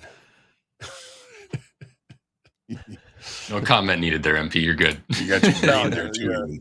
He's doing his job. Yeah, Carl Hungus. Yeah, you got Carl Hungus coming in. Give it to me, NQ. High or low? No, this is house account now. But great submissions. Appreciate everybody and your generosity on Twitter today. And don't forget, we have hashtag Power Hour coming up this afternoon. And so make sure to get your submissions ready for that. Hopefully see you then. But back to you guys. Thanks, Gabe. Well, we've got just a few minutes left here in Fast Markets. I'll tell you who's around for the rest of the day here. We've got Power Players with Jack and Peter Tuckman, and then followed up with Gabe and JD for Power Players. We've got Shoulder Tap with Jack and Mick. Group Coaching with JD and Robert today. We've got Strategy Lab with Anne-Marie, who is back with us today. We've missed Anne-Marie, Robert, JD, and Anne-Marie for Strategy Lab with Anne-Marie. And then the Power Hour, we've got Jack our good friend Gabe back from his vacation. He's probably going to be, I have a hot hand today for Power Hour, so we'll see how that goes. We also have everybody's favorite Carl Hungus is going to be with us, and I'm going to be joining them for Power Hour. And then, of course, slow markets today at 7:30, and at 3:30 a.m. Central Time, we've got D with the London Open. So great stuff coming for the rest of the day. Gentlemen, it's been an absolute pleasure being with you all today. Michael, you're getting one mark for being tardy today, but that's all right. It was a crazy day. Well deserved. Dakota, great trade today. That was awesome. Nick4ATick, always a pleasure. Anybody have any last things they want to mention to everybody before we end the segment? Trade well today. Always trade for tomorrow. Remember that line. Or just don't trade. Or just don't trade. That allows you to trade for tomorrow too. Yes. Always more opportunities. Always more opportunities coming down the pipe. If not today, tomorrow, the next day, the next day. These markets are operate. What is it? Opportunity creating machines. That's it. That's it. And you build your account brick by brick. We're not all huge traders, but we can get there if we take the right steps. What's that, Nick? What's that you guys stop losses? Baby pitcher? Is that your baby pitcher? That was ultrasound too. Not mine, ultrasound, yeah. But yeah, guys, trade smart. Your stop losses may get blown out. That was why it's a joke for this week. Yeah. I see a little bit more blood coming back into the NASDAQ. Still some pretty decent spreads between the bid and offer, but at least they're getting closer. It started to stabilize a lot more. Yeah, it's getting there. It takes a little time. You saw the fear factor in the equities was pretty deep to the fear side today. So a lot of folks just kind of sitting on the sidelines watching. A lot of the algos they're turned off, so they're not around. So market is very thin. Be careful. Use those stops, but definitely know that those stops are, especially in the NASDAQ, are going to get slipped a lot probably today. So we'll see what the rest of the day has, gentlemen. Thank you very much, and I guess we'll call this a session and stick around, everybody, for power players up next. Jack and Peter Tuckman, Gabe and JD. We'll be back in just a few minutes. Trade well, everyone. Hey traders, it's Austin Silver from ASFX. I want to talk to you about my top 3 favorite features on the Topstep X platform. Now, first and foremost is the lockout feature. I love the lockout feature. Maybe you're trading a day and it's range bound, you're getting chopped around, you're at break even on the day, you just can't seem to find the market. Lock yourself out, prevent yourself from losing more money. Or how about you're making money? You're up $1,800, $2,400, maybe $3,000 that morning. Do you really want to risk giving that back?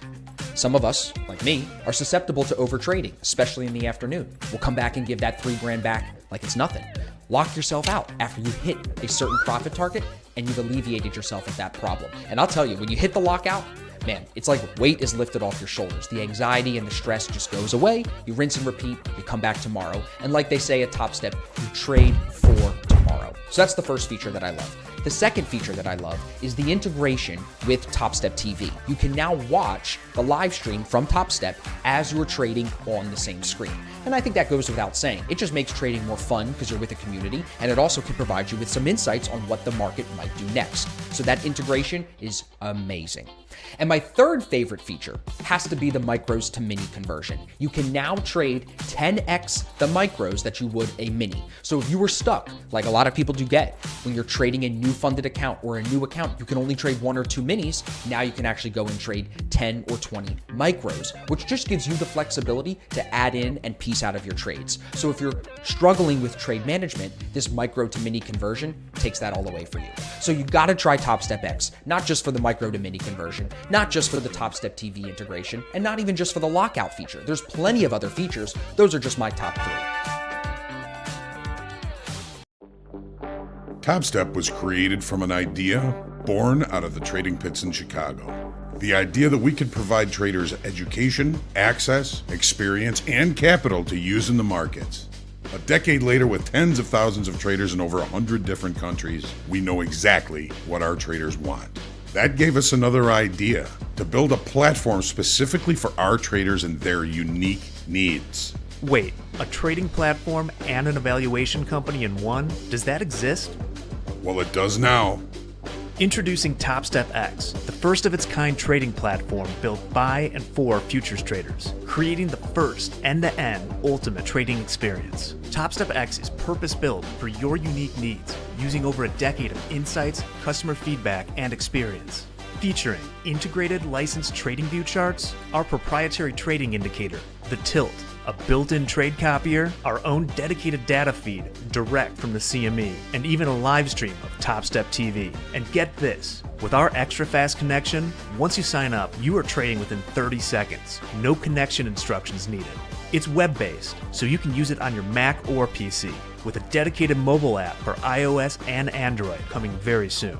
We haven't just built a trading platform. Topstep X is a fully immersive trading environment, and it will continue to evolve with new features, becoming your go-to source for trade execution and funding, education, community, support, and even entertainment. Oh yeah, never pay any commissions on Topstep X. That's right, Topstep X is the only platform in the futures industry that has no commissions. Experience the future today.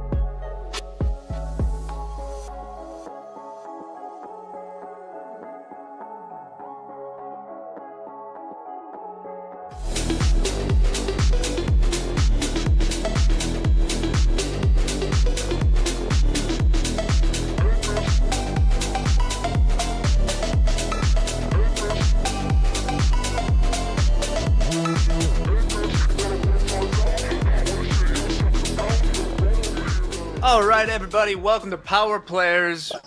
Big day, powerful day. We brought in the most powerful power player of them all, Peter Tuchman, live from the floor of the New York Stock Exchange. Peter, how are you doing, and how is your internet? So, I'm good. How are you, Jack? Am I freezing up? You're freezing up a little should be bit. okay. Let's see, let me get a different spot. Hold on. A lot of bit. Hold on. It's getting better. Wow. What? Tell me. You're getting Is it better. Better now. Better. Little worse there. Let's see. How about this? Okay. How about this? Better. No. Hold on. Let me try something. Hold on. Let's not freak out here. Let's go here. Wi-Fi on. Okay. Boom. Try. Why is this freezing? You want me to come back in? This is better now. This sounds good. This sounds good. Okay. Cool. All right. So, can you hear me, Jack? I can hear you. We just saw you cooking on CNBC. We're hoping you could give us some of that as well. How's it going? Yeah. You got it. All right. We're back in the game. So, hi, guys. First of all, look, we had a crazy morning. This is what's obviously the economic data that came out Friday was disappointing. We as of Friday, we had 3 or 4 consecutive days where the market started off. So it started the tension of the trader. Obviously, and the big whale hedge fund guys and the institutional people are not like, they don't dump stock when the stock. And I kind of think here you start to see start peaking up, right? Then we closed out on Friday. It was a down day. Everyone's attention was all on the market. You got this warmongering going on in the Middle East and all that. And then you had a weekend in the summer. And if you were not watching the Olympics, you were surely watching all of this doomsayers talking about World War III and a recession and the stock market's going to shit and all this kind of stuff. And so they came in this morning with this look, the fear index. I don't put a lot of onus on it, but this morning when it jumps from 20 to 65, you've got to pay attention. That is the fear index. That means that your general Joe and Jane out there whose retail trading accounts started to look really weak. They saw it had a real first half of the year, and suddenly they're giving back all of the profits they had, and they start to get scared. They're going, you know what? Up 10%, now 1%. I'm not happy. So they come in after a weekend of complete doomsaying and fear and craziness, talking about the end of the world. Everybody, we had about $2 billion for sale on the opening bell, and they did it across everything. Crypto got whacked, precious metals, S&P, everything across the board. It was off. And for me, when you see that, bigger players are not going to start rotating stuff out. They're going to hang out. Historically, when you mornings like this, it's a better buying than the opportunity. And today was a perfect example of that. We opened down 230 points in the S&P 500, 1,200 points on the Dow. 4.5% on the Nasdaq. We've owned back at least half of that. Right, we're only down 110 points. So what you ended up seeing was people sorting sell-off as an opportunity to buy into the names way over. Breaking up a little here, Peter. But this morning, can you not see me? What's going on? You're a little bit frozen. We might just experiment with it a little bit here. Let's see where you can. Moving around. But let me see over here.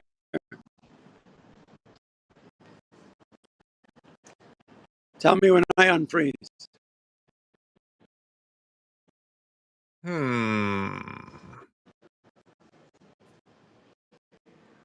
Anything? No, this might explain some of the. Maybe just you could even turn off. Oh wait.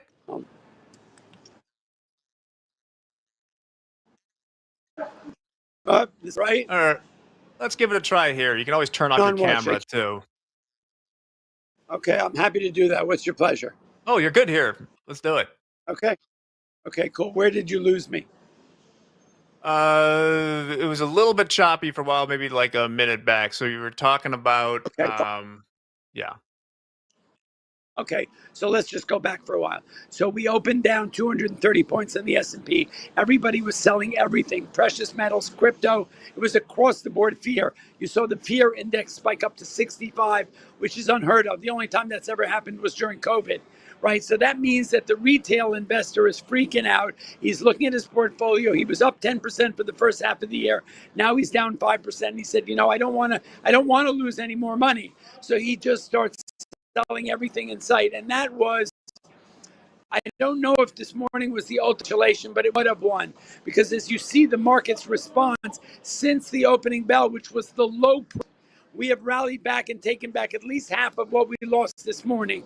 And what you're also seeing is a lot of some of these names are, they're rotating once again. Started to see them about 2.5 weeks ago with a really shitty CPI print. Then we started to see across the board selling.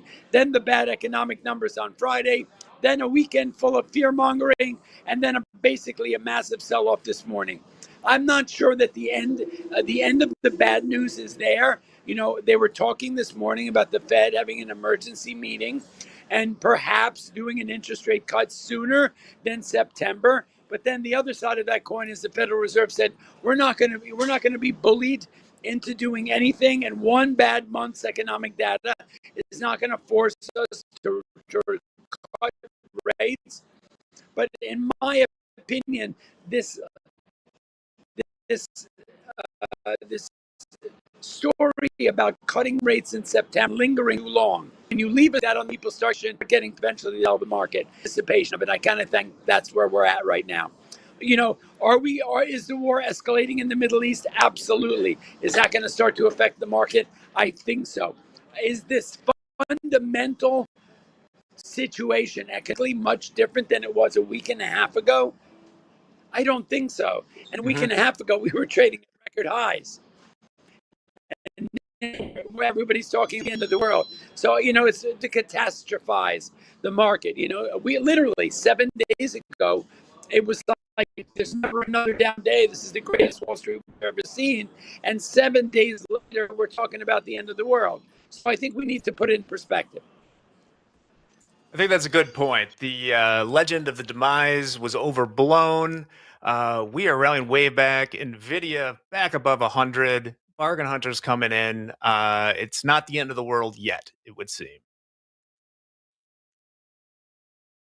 I agree. It's not the end of the world. And look, these are pieces around with a list at these opportunities. You guys are trading futures. That's one thing. So as a trading vehicle, a day like today is amazing, right? People should have made a lot of money. If they want to know how to trade that kind of a market, they should come join us at Wall Street Global Trading Academy and listen to David Green when he's on Topstep.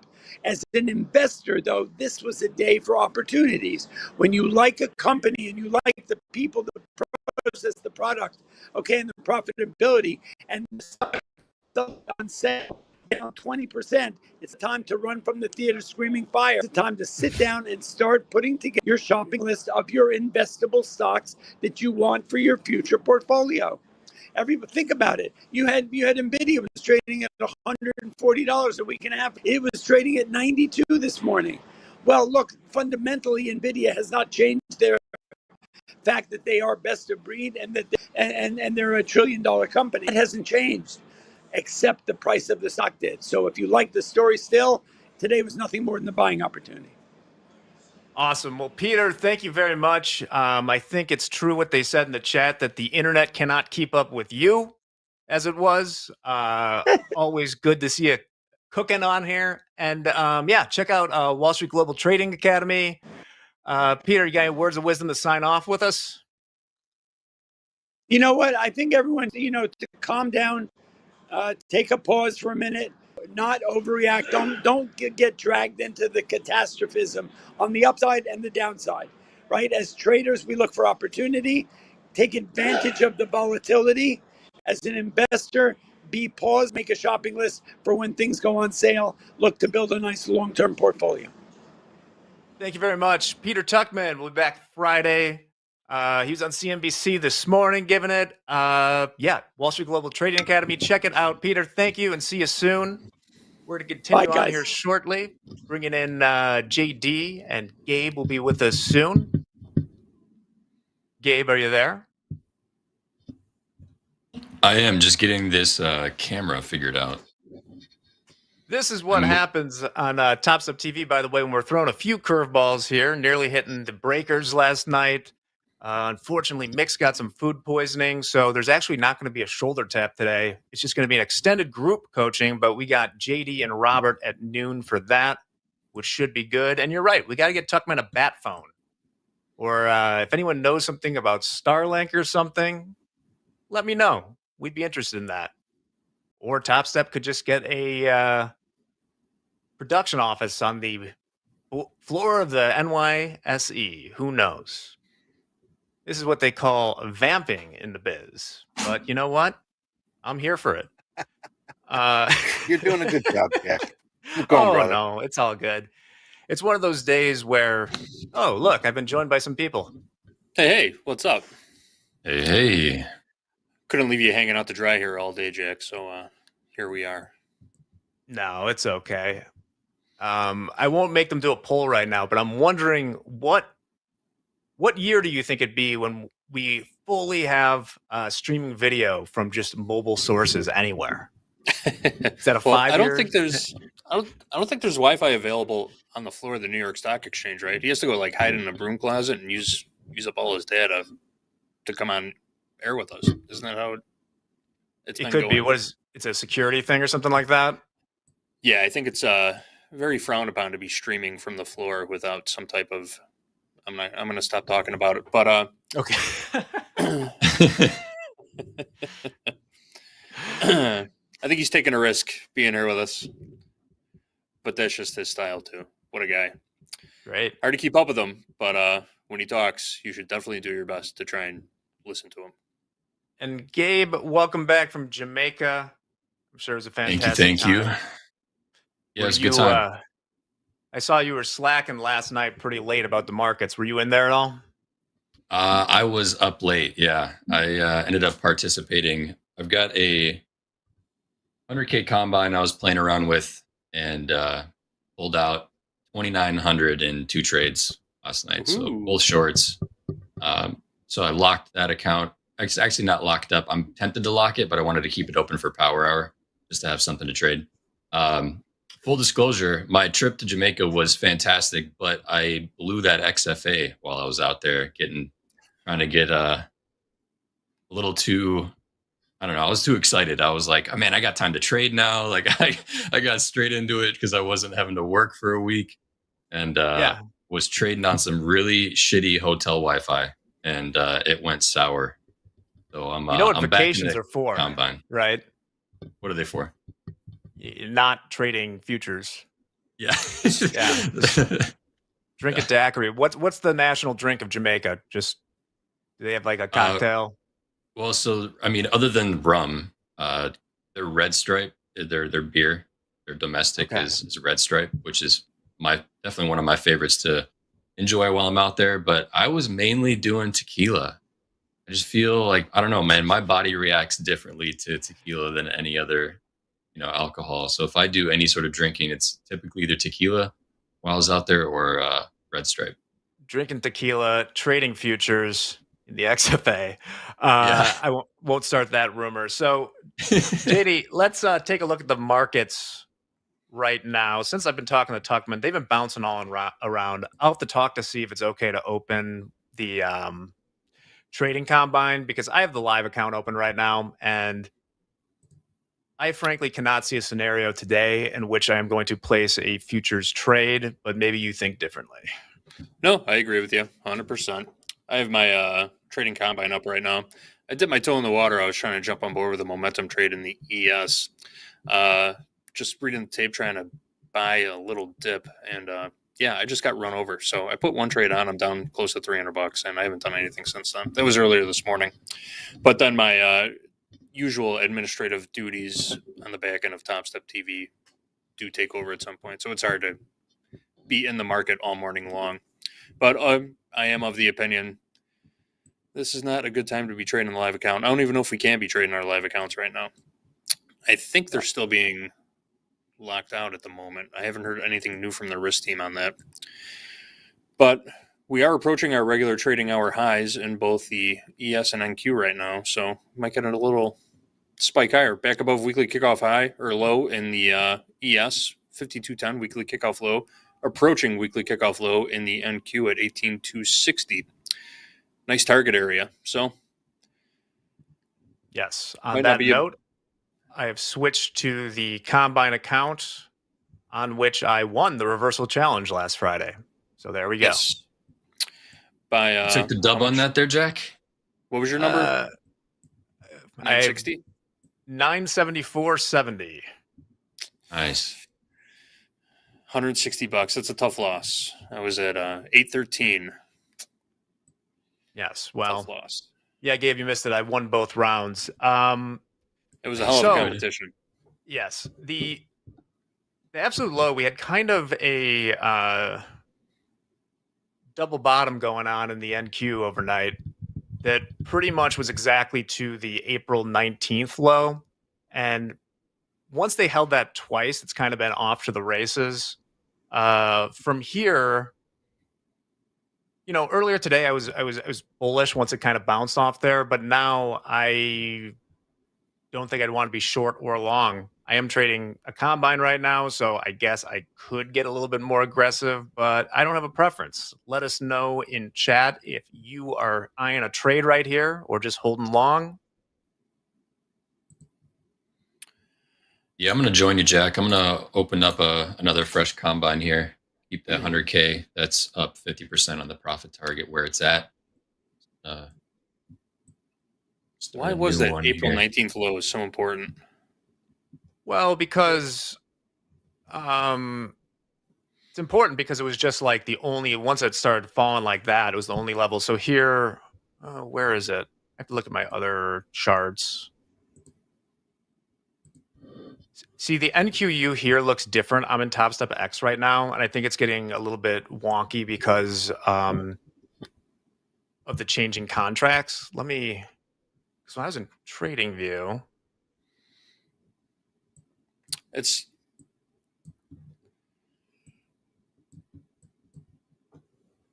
the lows are a little different from Trading View to Topstep X. I noticed that this morning also. I think it's got to do with the contract switch. Okay. Something with the contract switch. We'll just see which is right here. Let me know, because on the NQU, I have like Friday, April 19th being the last time we were at this level, and it was kind of a low there. And then I have the low of today pretty much tagging that in the NQU. Let me know out there if that's correct. I see the exact same thing on Trading View that you see. And then switching over to Topstep X, there was a deeper low on April 19th going down to 17,113. Is that what you're looking at? Yes. Yeah. Yeah, we see the same thing. So, yeah, I'm going to go out on a limb and say it has to do with the contract months continuation chart versus a contract chart.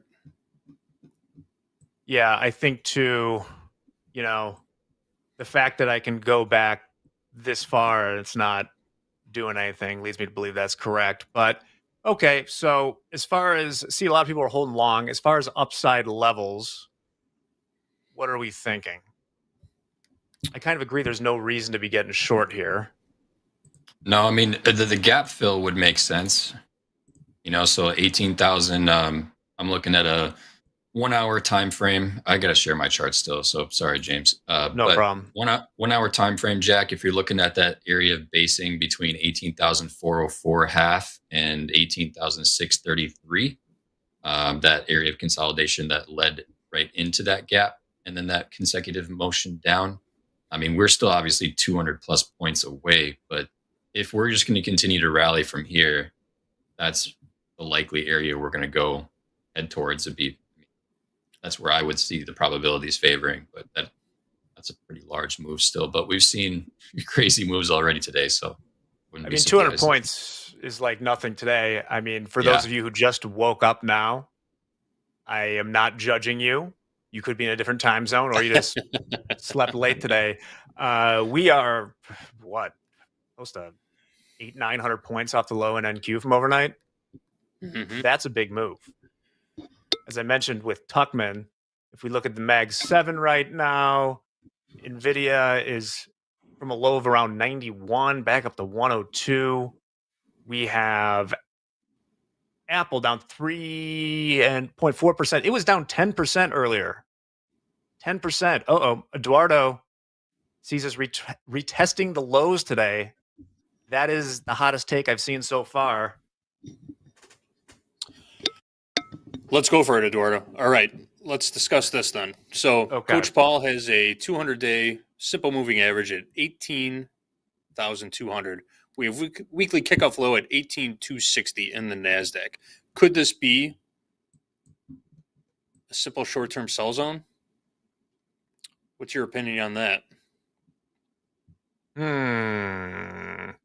So I'm kind of with Gabe where I'd be waiting for it to get higher into, closing the gap into this area. And I think it could. Once again, like 200 points is nothing today. Like what is our range on today? It's over 1,000 points, right? In the NQ. But if you're trading a combine and looking for action, I wouldn't say it's the dumbest thing. Is weekly kickoff low 260 or 266, Hoag? I feel like I should know this. Shadow of a doubt with a good point. You take that trade, where is your stop? Well, obviously just below the gap, which would be taking some deep risk on that trade for sure. 390, a little too much. It's a micro trade. Scaling some micros. It's a 100 points of risk type of trade. If I can interject here real quick here.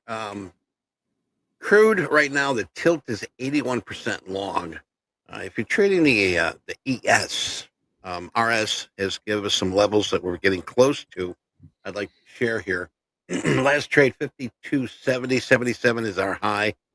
Looking at the top side here, 77.75. He called that one very nicely. Above that, 53.31.75, 53.45.75, and 53.58. If we continue to the north side, the RS numbers here for the ES. Thank you, Eddie. Pulled up the crude chart. So, stepping back for a second here, I just want to say that the panic has been kind of crazy. And I know that this will probably come back to haunt me, where it'll be a clip like they do of Jim Cramer. And you'll be like, Jack's such a dumbass. And yeah, that could definitely happen.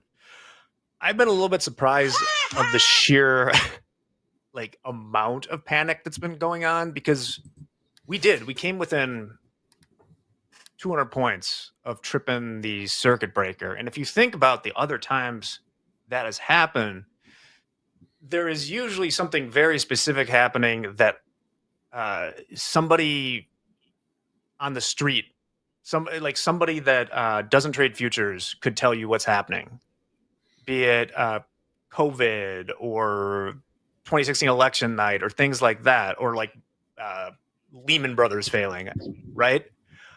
With this, it just seems like a sell-off. There's some rumors of some trades blowing up, a lot of hedge fund guys trying to bail out their positions by asking for lower rates, please. And now I was shocked to see the market down so much last night. What do you think, JD? I was pretty shocked myself. I usually didn't watch a trade until, well, I turned off my computers at 8 o'clock last night. I was going over some of the daily levels for today, making a few edits to the weekly kickoff email, which went out before that, but I had to change a few things up. So after 8 o'clock, I kind of shut it down. I was up at 4 o'clock this morning, turned my computer on and saw it down so much. And it was shocking. My initial instinct was to put in a bid and get long on the thing, which I didn't do. Hindsight, yeah, that was the play. Whenever I see something sharply down lower overnight like that, and I don't see a whole lot of news coming out, obviously, well, that is what it is. But yeah, my first instinct was to jump in and put some bids in, line some bids up, and see if I got hit while I was on my way into work. But didn't do it. Wish I would have. Now we're kind of burning right through this little sell zone that I tried to identify a few minutes ago between 200 and 260. We're right at the upper end of it right now. Kissing weekly kickoff high or low at 18,260, which Hoag did confirm in the chat. Weekly kickoff low is 18,260. I thought it was. This rip higher is just, it's strong now. There's no reason to short it until it gives you a reason to short it, right? Yeah, I think that last night really felt like people who needed to get out of positions, and now it's almost the other way. Yeah. Like we went over that story of 275K traders getting liquidated in their crypto accounts. Now, that's not futures or stocks, but it's an asset class, right? So you know what's happening all over the place. With the way things have changed so much in the last couple of days, if it's Sunday night and you need to deleverage, you know, Robinhood for a while paused their 24-hour trading. If you need to deleverage risk in a lot of these companies or the NASDAQ, you got to sell it. You got to sell it at any price, especially if you're getting margin called or you're terrified of what's going to happen next. And then, I don't know, like me personally, I felt a visceral fear. I feel like the last times these things happened, like the world was ending at the beginning of COVID.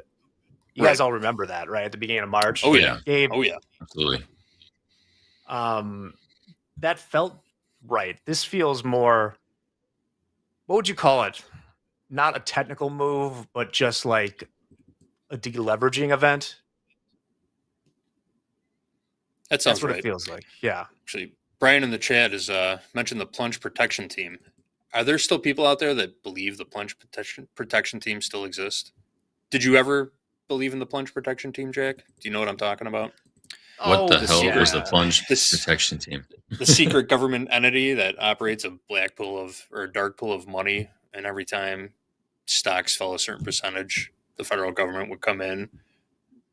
You could never prove it was them, but they would just start buying everything to So keep stocks up. what I love about people that believe that is that they're all still perma bears. It's like the zero hedge comment section came to life. It's like, okay, I personally don't believe that's the case, but if you believe that there's a plunge protection team that'll backstop no matter what, then you better have been long, double long every bit of this run up. Mm-hmm.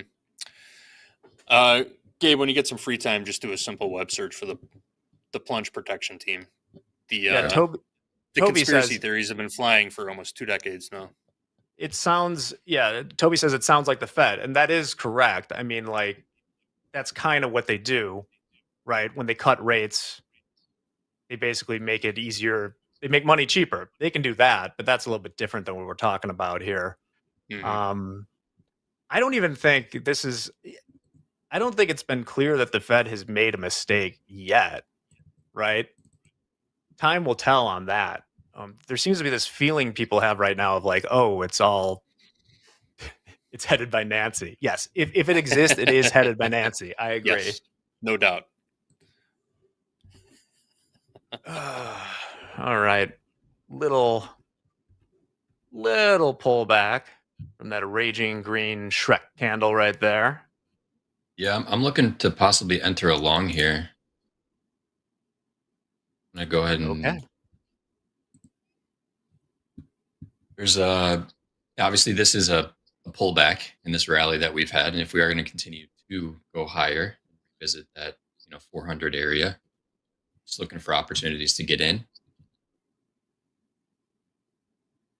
I like it. I presume, are you trading micros on this? Should I? Yes. Should probably.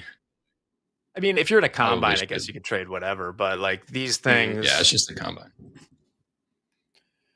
Repeat that position, Gabe. What are you doing again? I'm looking for a long here around 18,207.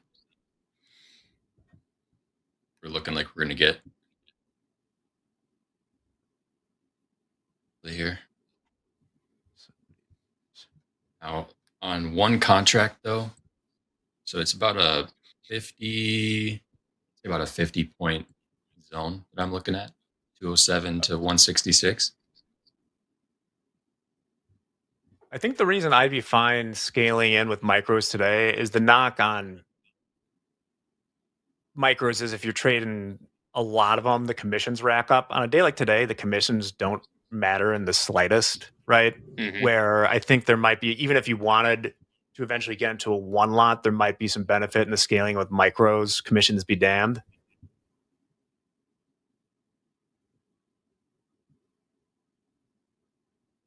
Because if I was going to trade a micro right now, I'd be willing to take something for at least like 100 points. I know it sounds goofy, but right.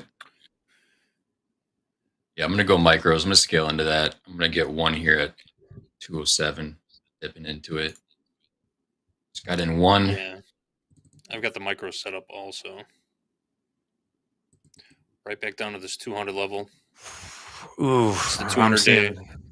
It's Coach Paul's 200-day simple moving average. 200 period simple moving average, I should say.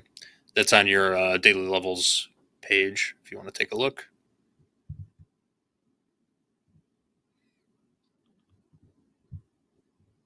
All right, so initial entry we're 206. Just got into a second. Averaged in at 202 quarter. Stop is going to be. Stop's going to be about 155.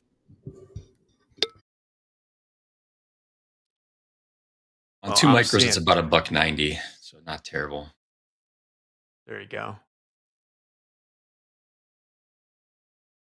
You see that in Slack, JD? I'm seeing something. I'm sure we'll talk about on Shoulder Tap at some point. Let me see. Big boo-boo someone made. Oh, it's unfortunate. Oh, dang. Yeah, that's tough. Rafa, though, still up $23,000 today as of noon. Rafa's tapping on the ceiling of a $300,000 account balance. Number one on the leaderboard right now. Is that the highest account balance we've ever had? Off the top of your head, Jack? In a single Can you think of account? higher one? Yeah. No. Single. No, that's one single live account.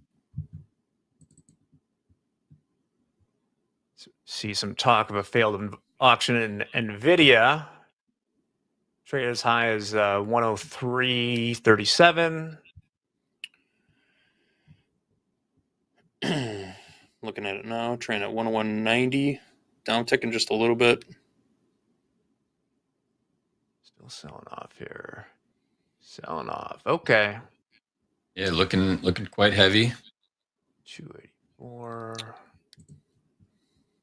All right. Casual 100 point. So I have 15 minutes here. Casual, pure green bar up, pure red bar down.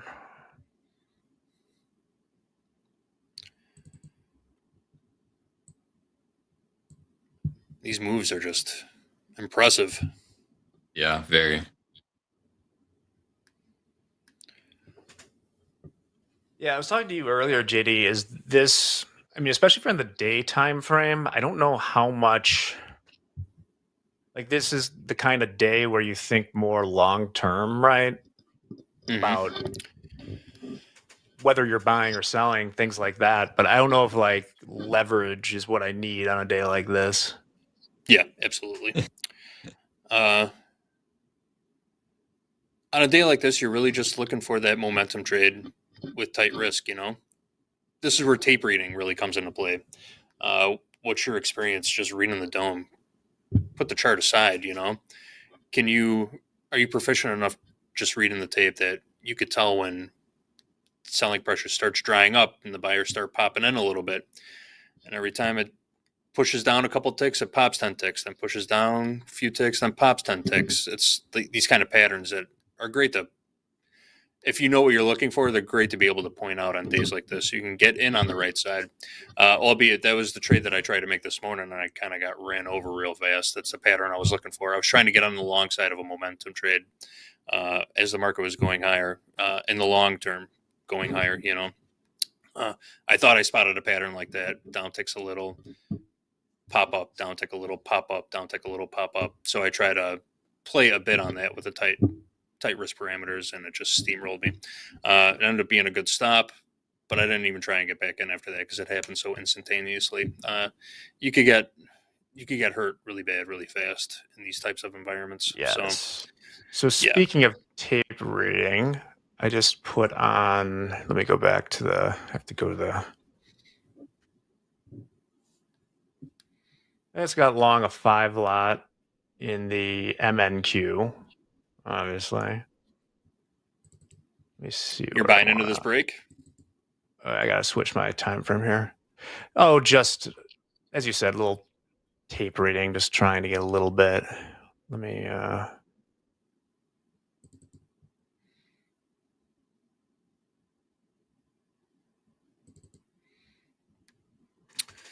But yeah, I spent the first 5 years of my career just reading tape.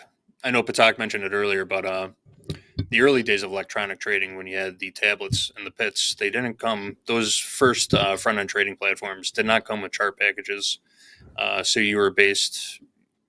All you had to go with was what you heard happening in the pit and what you saw the dome doing on the screen, and then you try to pick out some type of an arb trade based on that. That's initially what the screen was for. But yeah, tape reading was something that you learned very fast when electronic trading was first introduced to the actual trading pits. I spent a lot of time doing it. Once you pick it up, it's kind of hard to stop doing it too. Yeah, well, I mean, that's how I usually place trades, and that's why someone asked why I put a trade on there. Because it's a few micros, B, because it seemed like it's hard to explain. It seemed like it was coming down and then got a little momentum up, but now it's probably going to cook me.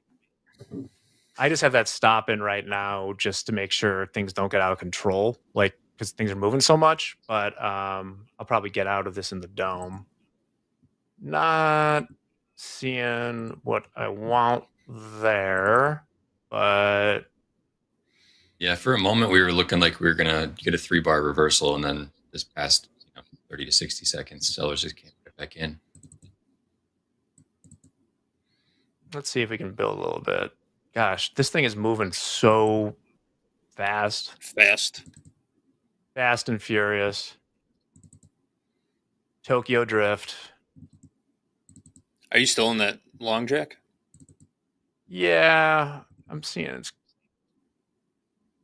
I'm gonna be smart here. I just scratched it. Hey, shout out to Sam. Just passed his combine. Great work.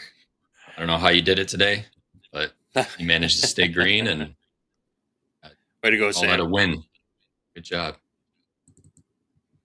JD, you want to point out that 3-bar reversal on your screen? What's he looking at? What time frame? That's what I was. Oh, sorry, I thought he was mentioning something you were doing. 3-bar reversal. That's one of Dakota's big setups. He's not back on today, is he? Dakota? No, he's not. Oh. Never mind. No. Not Tomorrow so you slow get him market. for fast markets. You get him for you'll have him slow markets tonight and fast markets again tomorrow. Get him go over his 3-bar reversal setup.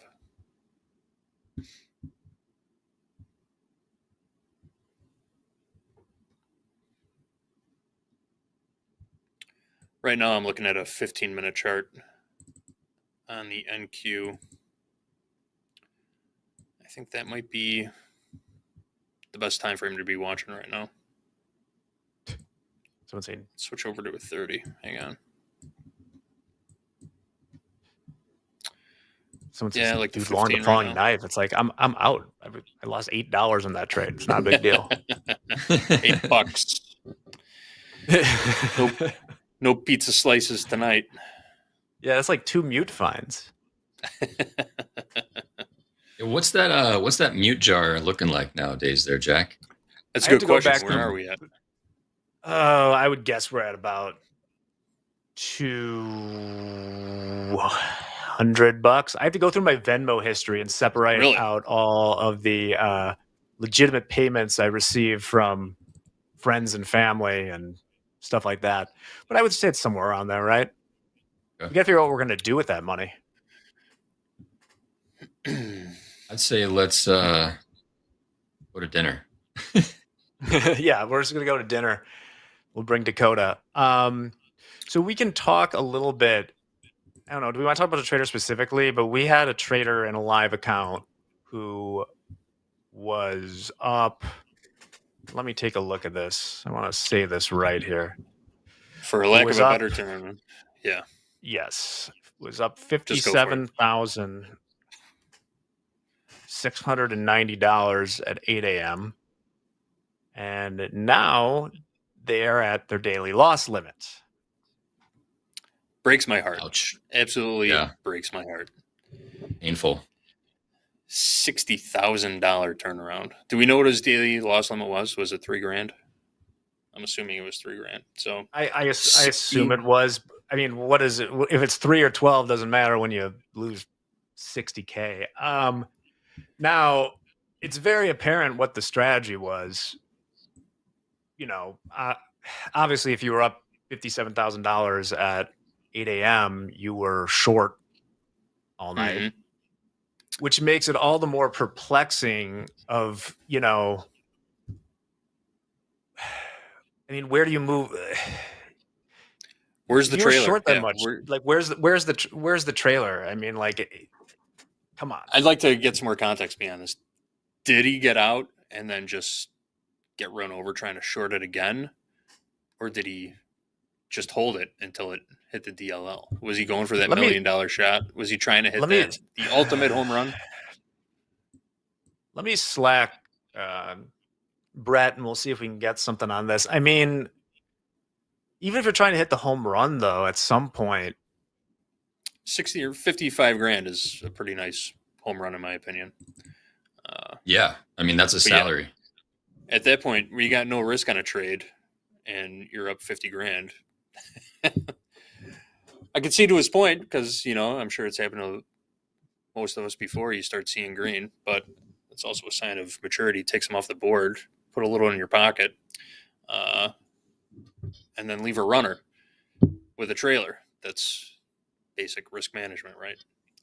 Yeah, and I think we also we talk about letting winners run, and Hoag will say things about how he doesn't like to trail or go to break even, but Hoag's also looking for like a 2-to-1 trade. Yeah. I mean, you got to put some number on that. That's 20-to-1. If you had a 3K loss limit, that's like a 20-to-1. Yeah, that sucks. And honestly, if you have 600 points into an NQ trade, at least make sure you're taking home 200 of those. That's a pretty deep trailer. Yeah. I mean, Mick's rule of thumb that he talks a lot about on shoulder tap would be just locking in half. So if you're up 56 and you give back 28 of that, all a day. I mean, that's still quite a day. Yeah. I mean, you could pick some number that makes sense with your risk, right? Right. And that's still a lot of risk. I mean, let's face it, a lot of us are never going to be up $56,000 on an outright futures trade. Yeah. I'm curious about the size that they were using and whether that was multiple entries or they just held one single position throughout the night. Like, was that active engagement or was that just more of a passive approach to taking a short on the open? Let me ask real quick.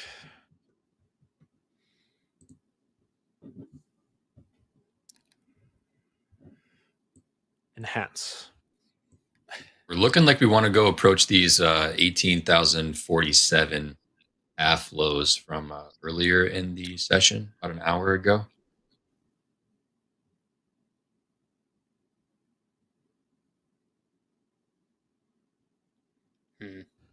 Not really a whole lot here to stand on.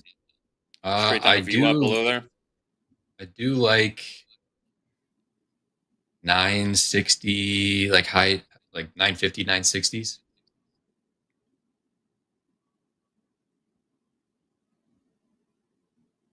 All right, let me rephrase that. 950 to 970. I want to step back again and just say that I don't like anything anywhere here. No, I hear you, Jack. The little sell zone that I talked myself out of turned out to be good. Another play for Hindsight Capital. You would have taken a little bit of heat, but I also mentioned Coach Paul take it over and I don't know. That's a good question. I did mention taking or setting a stop over 100 points away on that trade too. So, oh well, no FOMO. All right, so on the 1 minute chart, if you do get a, I believe a 3-bar reversal example would be if we get a close above 130, but it looking like we're not going to do that at the moment. But if you have a down close candle, a base, the next candle over to the right of that, a little bit closer. I believe we need to close above 130 for that to be qualified as a 3-bar reversal, which is the looking at a 1 hour chart. 1 minute. 1 minute. Yeah, just a 1 minute time frame example. But the close would need to be above I believe the high here of the 1146 candle. But that's not happening. Sellers just continue to jump in. I don't know if today's the day for the 1 minute either, but you're on those short time frames, so.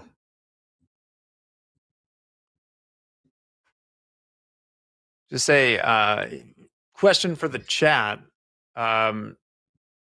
do you have a percentage drawdown that you revert to? Like if you have a big up day, you have a high watermark, what percent of that are you willing to give back in a day?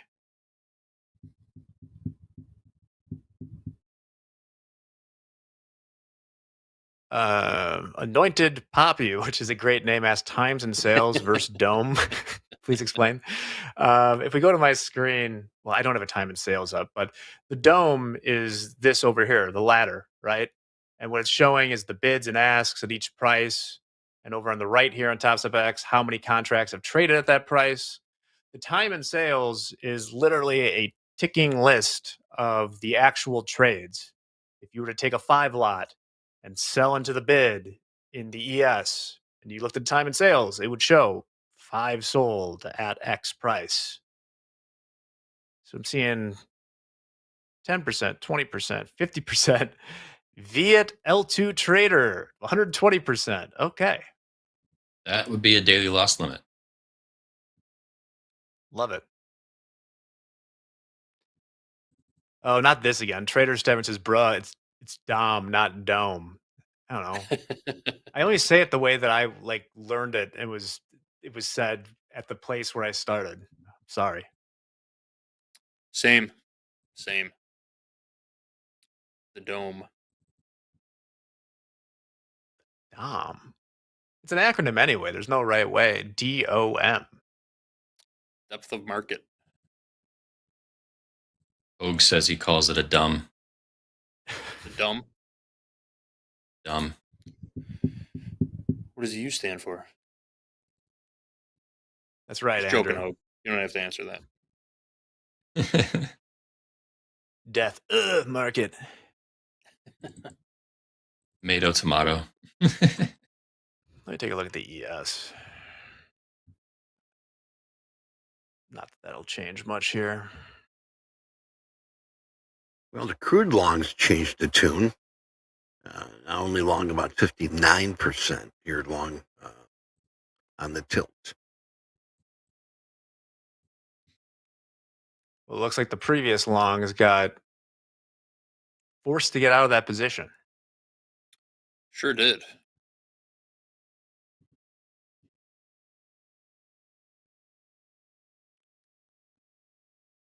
Kelvin in the chat, you could pay up for level 2 data. That'll get you prices 100 ticks above and below the market with level 2 data. That makes the dome a little bit more interesting to watch when you can see where the liquidity is. So if you only see one price. Go ahead, Jack. Sorry, you finish your thought, JD, please.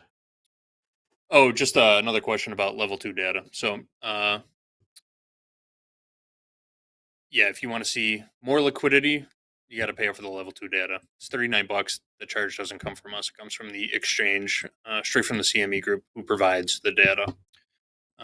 Otherwise, yeah, you're just stuck with the bid offer single price. But moving on, yeah, go ahead, Jack. So I saw Khaled ask too. What was join bid, join ask? If you hit join bid or join ask, it's just going to put whatever your size is. If you say join bid, wow, you know what? Let me go to one of my favorite markets, although it's moving today. I'm trying to find something to move slowly. All right, here we go.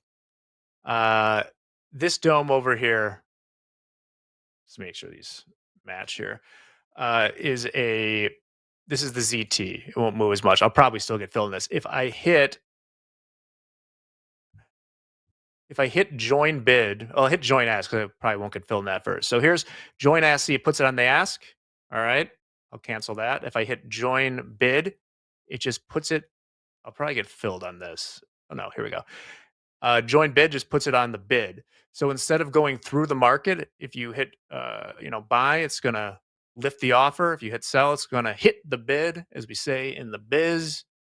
If you're trading something, Dakota was talking about today, if the Nasdaq's wide and you're trying to trade it, maybe it makes sense to not jump that and see if you get filled on the offer or the bid.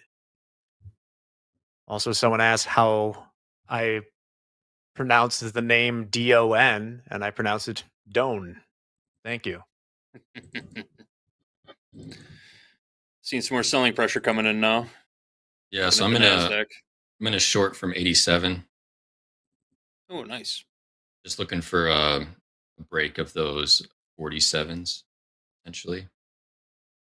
Just two micros, nothing too crazy. Just trying to chip away back at that 259 loss that I took on that first trade. Looking pretty probable that we're going to hit those at 1040, 1050 low. At this point, we're only about 15 handles away. Momentum's taking us right to it.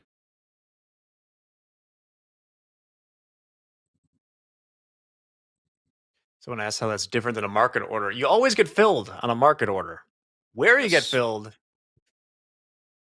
is up for debate. If you join the Anything that's bid, a you're joining you're doing a joining limit the bid. basically. Yeah, you're joining the second best available price at the time when you hit the button. The second best available price, which would be the bid. All right. We got just a few minutes here before we go to group coaching with JD and Robert. As you can see with that delightful photo in the bottom right. Before we leave, somebody asks, what's a spoof order? Well, you don't see that in there because spoofing is illegal, nor can I really demonstrate it. But it's the idea of spoofing is putting in orders that you have no intention, and this is what makes it hard to prove, that you have no intention of getting filled, that you're basically using to manipulate the market. Mm-hmm. And there is no shoulder tap today because Mick is on the DL with, I don't want to go into his medical stuff. Looks like Gabe's a little bit in the green here. That being said, we're going to have probably a big old shoulder tap tomorrow. I'll tell you what. But our risk managers who are here are busy with everything that's been going on. So we're going to have extended group coaching today where you can talk with JD and Robert. Stick around because we got some great stuff coming up. 1 o'clock, Anne Marie is returning from vacation. She'll be on with JD and Robert. And then Carl Hungus is going to be here with Hoag and me and Gabe for Power Hour. So Be a good day. Sorry. I just read a comment that cracked me up. I didn't say it. You did. Okay. So with that, we're going to take a quick break. Thanks for sticking around with us on this crazy ass day in the markets. We'll be right back after this.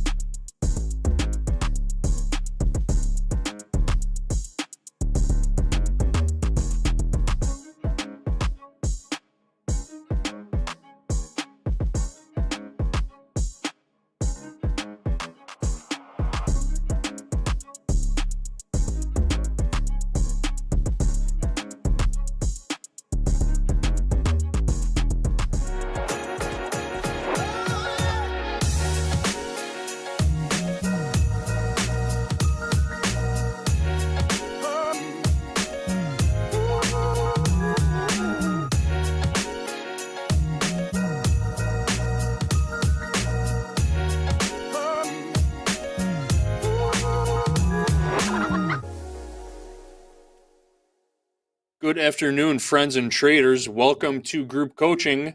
If you were listening on the last session, you probably heard we're taking a break from the shoulder tap today while our risk team gets everything assessed, trying to protect everyone from the over volatile markets today.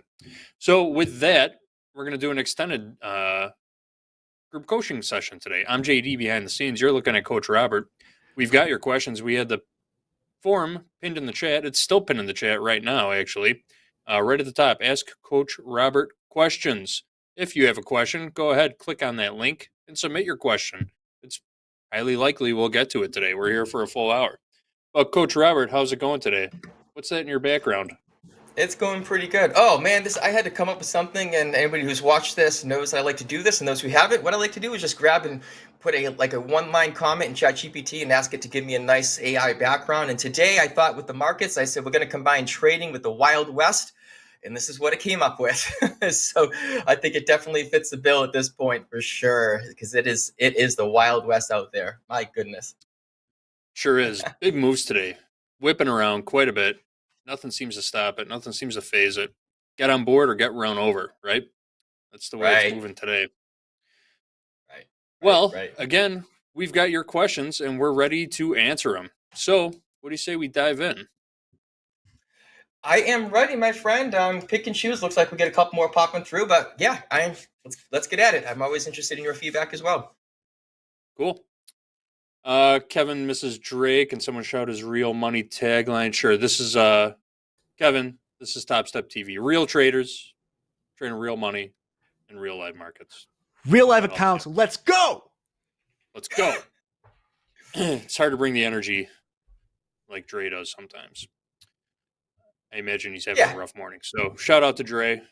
If you're listening, we're thinking about you. All right.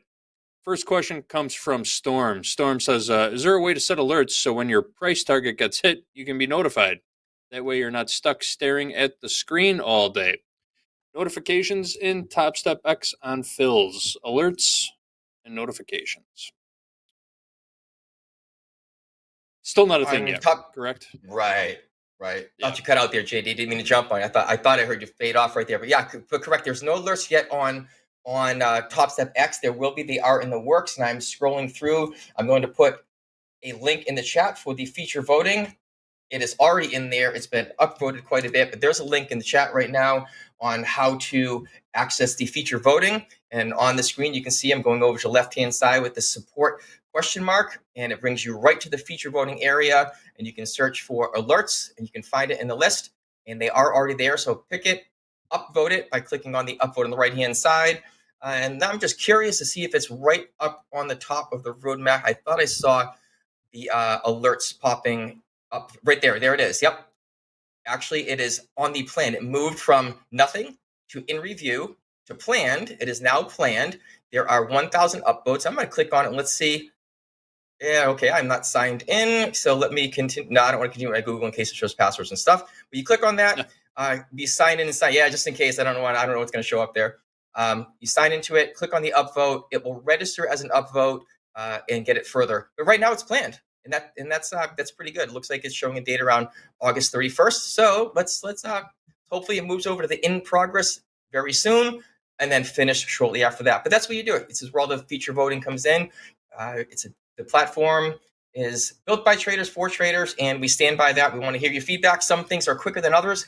We know some things are more important than others, but it's in the list. Sometimes something is more important than something else, but that something else might be a little quicker, so we just bounce it out real quick with a quick hit, like the lockout feature button, like the break-even button. Those were requested and upvoted rapidly, and we call it a light lift. It's not a heavy lift. So they were just designed, coded, released, and then the ones that are a little heavier, like the custom indicators, like the alerts, and a couple of other things that are still in the works, like my coveted range bars. And if somebody's listening, I'm going to upvote that too. But there you go. Yeah, that's how it works, and they will be there. They're just not there yet. And thanks for your patience. Yeah, and if you have any other groundbreaking ideas for us to include with Topstep X, go ahead and use that same path that Coach Robert just showed you, and you could actually give us your suggestions, recommendations for new features for Topstep X. Brad Petty in the chat says Hoag's levels have been in progress on past due. Any updates, Brad? Don't go anywhere this week. I think you're going to be mighty pleased. That's all I can say about that. All right, let's move on.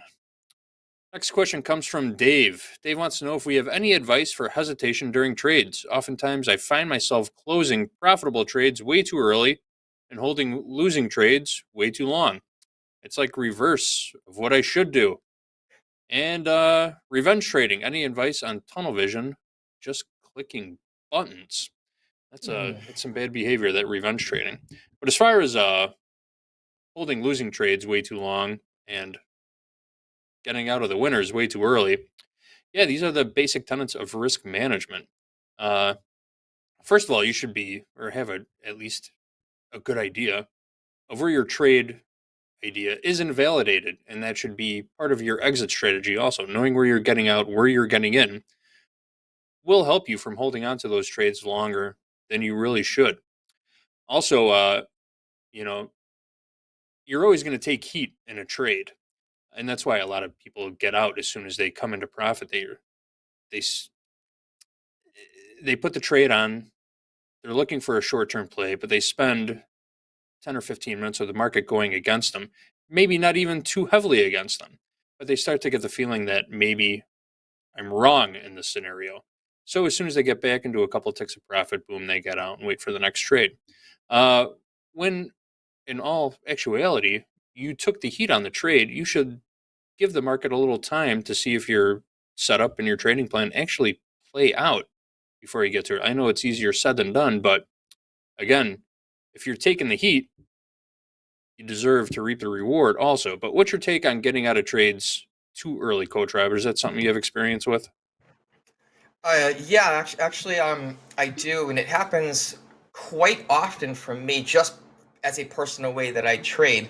One thing that I want to make a mention on this, that I mention every time, is we don't know. What's this gentleman with the trader's name? Dave. Hopefully you're listening. We don't know where the end is. We do not know where the market is going to move to. And just because we have a target absolutely does not mean the market is going there. So when I hear the term that I'm closing my trades early, okay, think of this logically. You don't know that it's early until it is early. For example, if the market is going up, for an example, and you close out your trade, well, it's like, wow, there it is. Bam, I closed my trade. And then it goes up another 100 points. It doesn't matter. You made your trade. You made your decision. You made that trade. If you want to do hindsight and look back and beat yourself up like, man, why didn't I let it run? Well, you didn't let it run because you followed your process and you took that out and the market kept going. Let's flip the scenario. Same thing, going up long. You enter your trade, pops up on you. You close that trade, take your profit, and then it tanks. What are you going to say then? It's a whole different setup, right? You're going to say, like, wow, it's a good thing I didn't try to let that winner run, because we don't know. We only know our entry. We know our stop because we manage our own risk, and we have a potential target. We do not know the target. So to say I got out early, that I'm sorry, but I disagree with that. You only got out early after the fact. Okay. And I hope that comes across correctly, because I don't mean to sound, I don't know, like to direct on that, but that's the reality. If you close your trade and it keeps going, sure, you can say you got out early, but you didn't know that. But if you close your trade and it went against you, what do you say then? It's like, wow, good thing I got out on time. So you're changing your answer and how you feel about that trade based on what happened after the fact.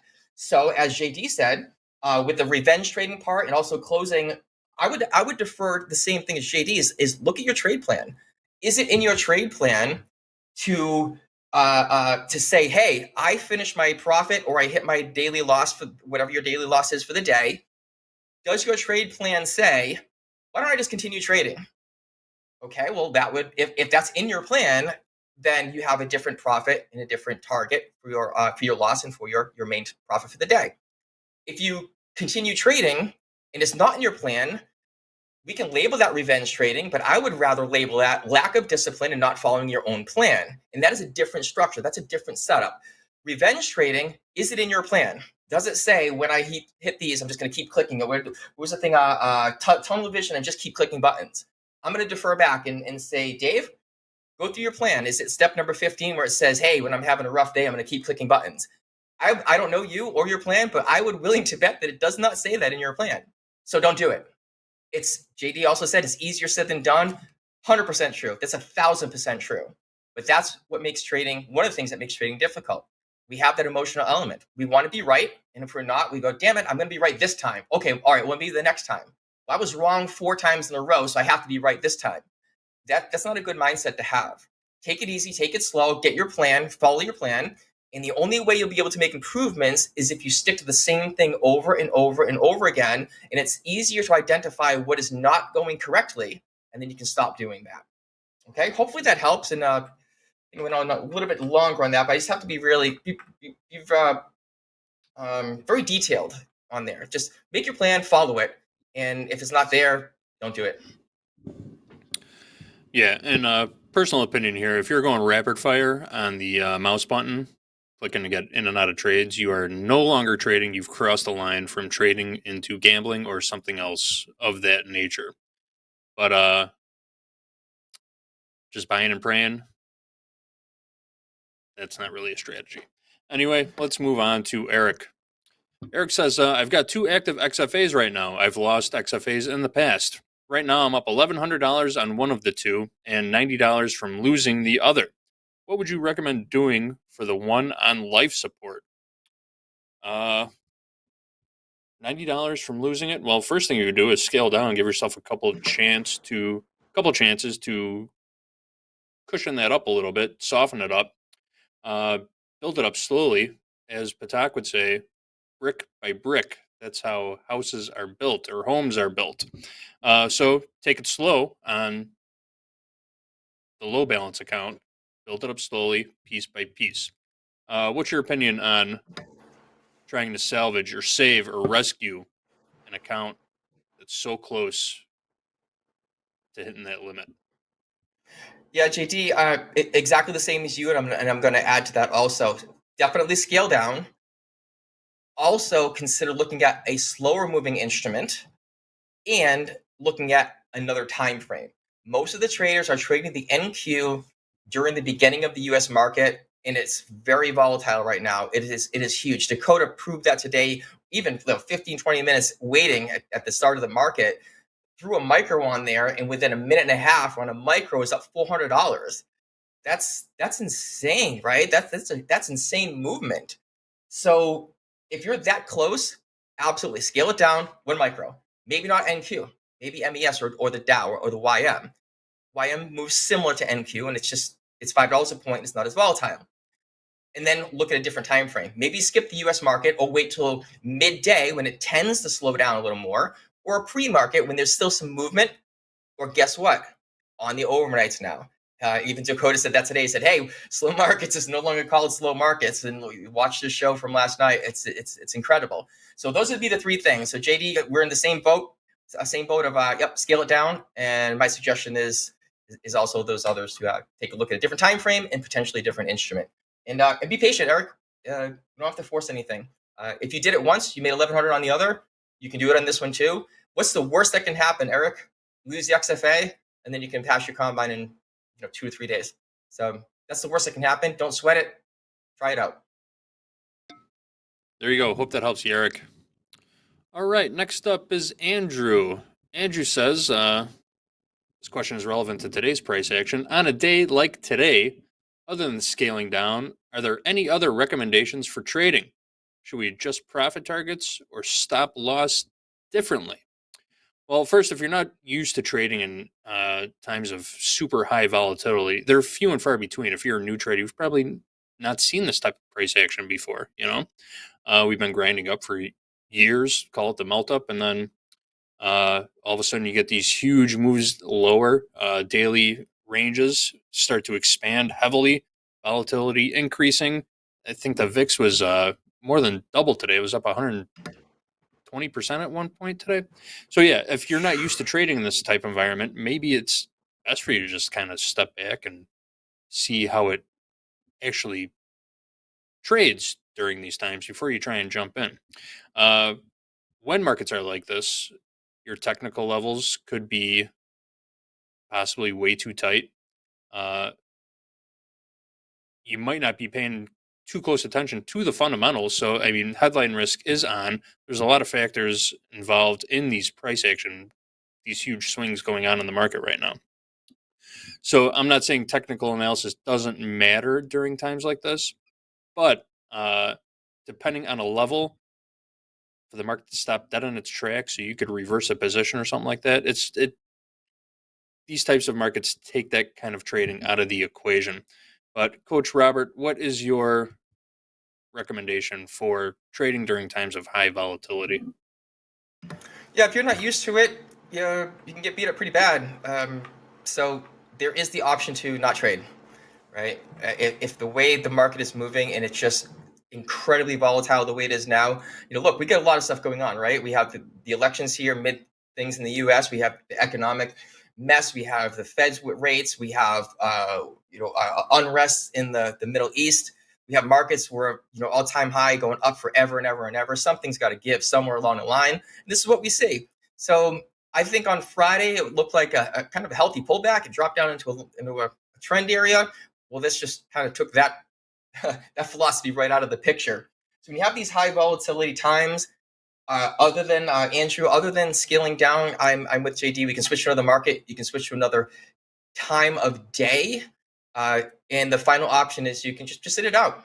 Sit it out. I work with some traders of my own in the after hours, and made a pack. And I actually said, I can't see it right now, but it's nearly word for word. I said, if you are going to trade the U.S. market here for like the first hour and you lose, I have no sympathy for you. And it sounds harsh. Don't take it that way. It's just we don't have to do it. If you feel yourself with that excitement and you feel yourself wanting to get in there and thinking the FOMO, like, oh man, look at this volatility. I'm going to get in. I want to jump on this. I want to make some money. That's emotional trading. So be careful with that. Some traders are better at it than others. Just be careful with that. So scaling down, yeah, is definitely one. A different time of day is another. And the third and final option, which I told the folks that I work with, sit it out. Don't worry about it. Just it's a Monday. Enjoy the day. I'm in Massachusetts, and so wherever you are, wherever any of the traders are, if it's nice out, go for a walk or something. If it's not, switch to practice. Try a different strategy. Look at a different instrument. Hang out with us on TopstepTV. Wonderful. Or just take a break. Take the day off. Maybe do something else for yourself. So you don't have to trade. And that's the whole point I want to make with that, JD, is this. The third, you can be long, short, or no position. And today is a very good opportunity for a no position, no trade day. Yeah, for sure. Scott H in the chat says, if you're not used to it, especially, especially if you're not used to it. We've got Scott H in the chat saying this is what we want to see in the markets. This type of price action is what we want to see in the markets. And, that's debatable. It depends on whether you've been doing this for a long time. If you're a veteran trader or if you're to the new side where this kind of market action kind of scares you. When this type of activity happens, it affects every aspect of your trading plan. You need to expand your risk to accommodate for the bigger swings. You probably have to scale down a little bit on price size, on contract size, like Coach Robert said. But you're also taking more risk to reap that higher reward. And that's something a lot of people aren't always willing to do in their trading plan.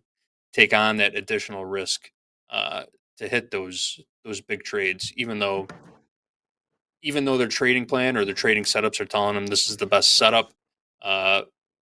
The expanded volatility could scare some people away just by the expanded risk parameters.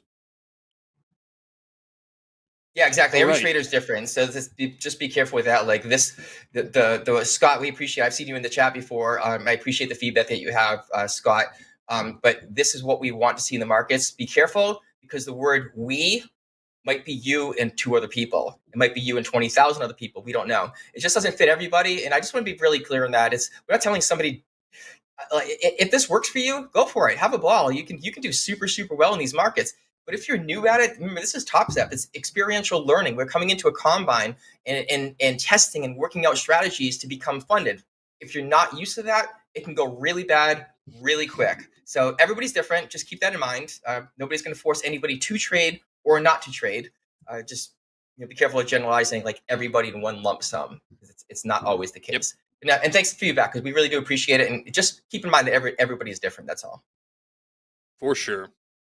Thank you, Robert. Thank you for the question, Andrew. All right, next up, Amid wants to know, I'm new to trading. Can you explain the 5% rule that everyone's speaking about today in Topstep Discord?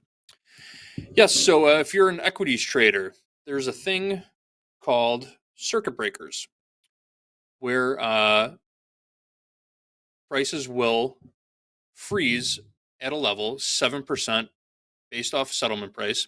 If the market breaks 7% off from that settlement price from the previous day, the market will halt there for a few minutes. There's different levels of circuit breakers. Oh, Coach Robert's got it up on his screen right now.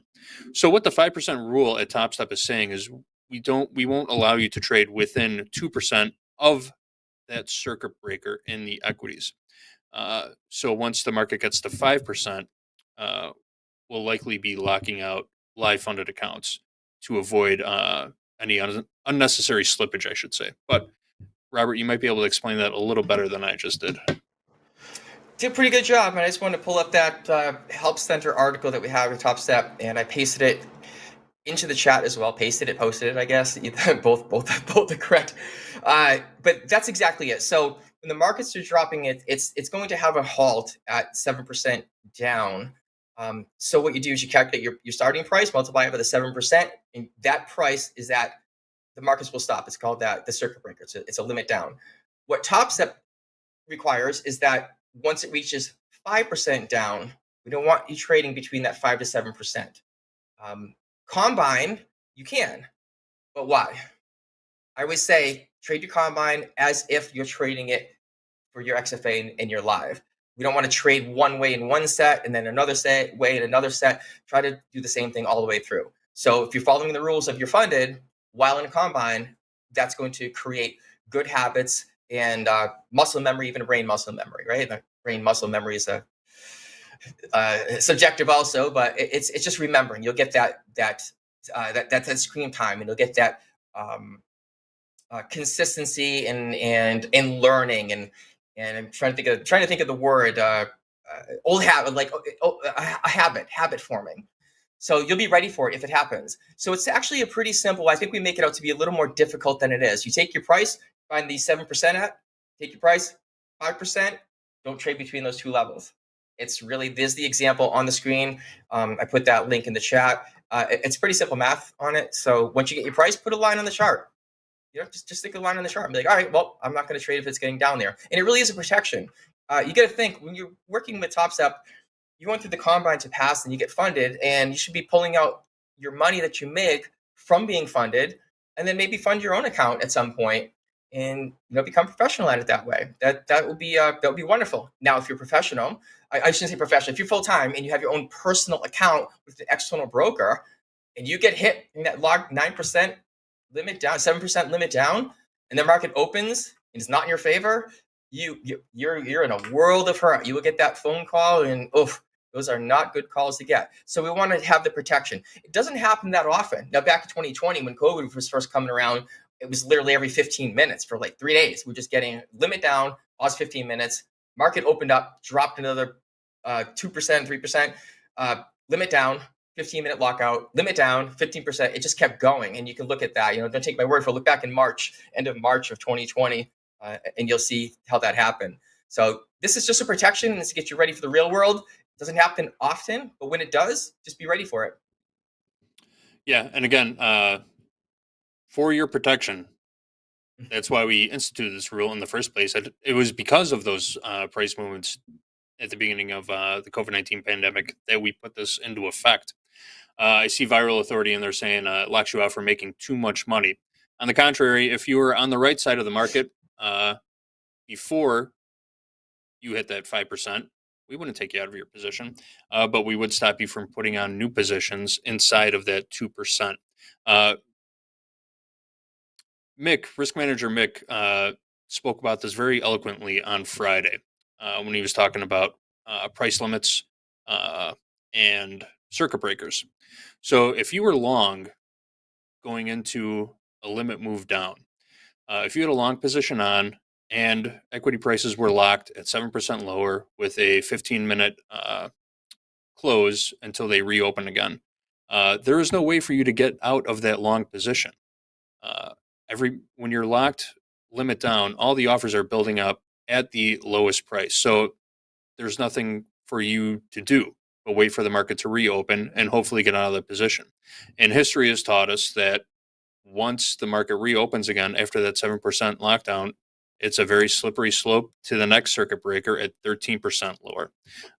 That's why we do not like traders trading within 2% of those circuit breakers. It just becomes an added risk, huge risk for slippage, huge risk for not even being able to get out of a position. And we're just trying to instill good risk habits on you traders. On the contrary, on the other hand, if you were short going into a lock limit down, yeah, make all the money you want. We're not going to stop you from making money, but we're here to help you from losing money. Hope that makes sense to everybody.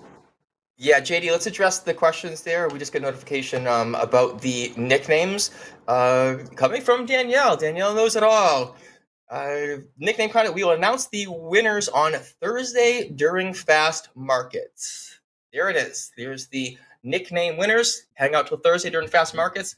We get a bunch of stuff happening in the background, so we just want to make sure we get all of our ducks in a row before we release anything. So there you go. Up to the second news. Yep, and check your email if you subscribe to, well, you should have the TV guide sent to you every Monday morning, I think around 5 a.m. Central Time. So check your email. There's some more details in there for you. Thank you for the questions. All right, moving on to Roy. Roy says, when and why would you use a join bid or join ask instead of a regular market order? Well, I think today is a perfect example of why you would do something like that. Slippage would have been the answer for the day today. Market order, the market will give you the best available price. Join bid, join ask will give you the bid price or the ask price, not the market value price. But Coach Robert, what's your take on when and how to use the join or bid ask button? Join bid or ask button instead of a regular market order. I wanted to put those up on my screen. Go ahead, JD. Finish up. I'll add the DOM. I think it also depends on the type of market that you're trading. Is it a highly liquid or a highly illiquid market?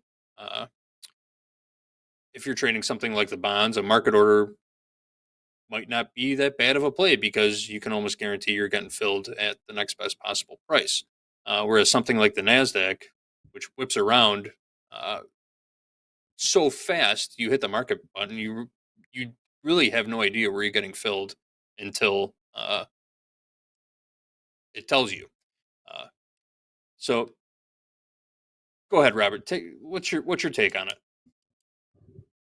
Yeah, I'm going to set this up here for the DOM so we can see everything. And we just had a great example pop up, and I want to get it before it goes off the screen.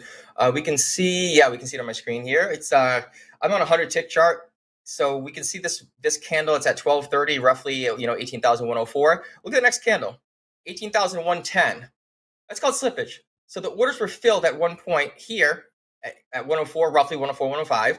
But by the time the next process came through, next fills around 111. So you're talking a 6-point difference. Look how thin the market is right now. Let me click on this in the center. We're having gaps. I'm going to uncheck the center and watch some of these. See the gaps? It's going to be hard to see because it's moving so fast. But when we see the gaps in price, look at them. There's nothing here. There are no orders. So it's going to skip those. So to answer the question, if I click on market order, let's pretend that, and I'll stop my chart from moving. So let's pretend that I clicked on, is my arrow. I hit a market order right here, right at this candle, and I wanted to go long, okay? Well, I just lost almost 8 points. Because I clicked long, there was nothing to fill it in this area. You can see the gaps. I'm looking at them on the DOM on the right-hand side. There are spaces where the single digit, there's nothing. There are gaps in there. And again, it's hard to see it while it's moving this fast, but hold up and you will. So if I went long at this particular instance, I want the market to go up, but I'm getting in almost 8 points late. I say late because it's higher. It's closer to where my target is. So what will happen is like, oh man, I just entered long and I had let's say a 10-point target. And what that means is, I just got filled 8 points in my direction. My target level was 10 points away, which means I just got a 2-point trade. And then we have a support ticket about how it sucks, which is not the case. It's just, this is how it works. So if I'm going to do a market order, it's going to fill me at that next price that's being filled from the other side. If I'm buying, I need a seller. If I'm selling, I need a buyer. And if there's a gap there, there's a distance between them, that's where you get filled. Now, to answer the question, if I do a join bid, I'm on practice. Let's see if I can do this. Let me do a join bid. There, look, it's a limit bid. That's a perfect scenario. I entered right here. I said, okay, give me a limit buy, because I joined the bid. Well, by the time that process, the market had already moved up out of the way, 98 to 108, almost 10 points. Okay, if I hit a market order, guess what? I was filled 10 points in the direction I was looking for and probably had a 1 point profit. That's how it works. So you're protected in that sense. You're going to get that better fill. Okay, same thing. Let me do a join ask on the sell side. There it is, limit sell, perfect. It gave me, it was the next price on my ladder. Now I just got filled. Okay, so that's a really good way I honestly, if the market is moving like this, definitely be using the join bid and ask. Okay, it's really volatile. It's pretty nuts right now. If you use a market order, you're going to get beat up on it. I'm almost guarantee it. Let's do it. Let's do a market order. Buy market. It filled me. I was really, really close on that fill. So we fortunately it was thicker and we got filled relatively close in what I actually wanted the market to be at. So that's your reasoning. That's why you would want to use that. Risking a lot of slippage using market orders on a day like today. That's for sure. For sure. Slug in the chat wants to know, is there any way for those without level 2 data to identify a thin market? You just look to the volume. You have volume indicators on your TopstepX platform. You can pull those up and just track volume. You'll know how thin it is. All right. Next question comes from Alex. Alex wants to know, is there a way to link the lines you draw from daily prep on 2 different layouts with the same symbol? Example, ES linked with the blue dot on a layout with NQ, so I can watch 2 at a time, and then ES on its own layout, also linked with the blue dot. When I draw out my lines on one layout, it's only linked for that current layout. Frustrating to move to another layout and have to draw it up all over again, even though they are both linked with the blue dot. So shifting analysis or transferring analysis from one workspace to another. That is the question, as I understand it.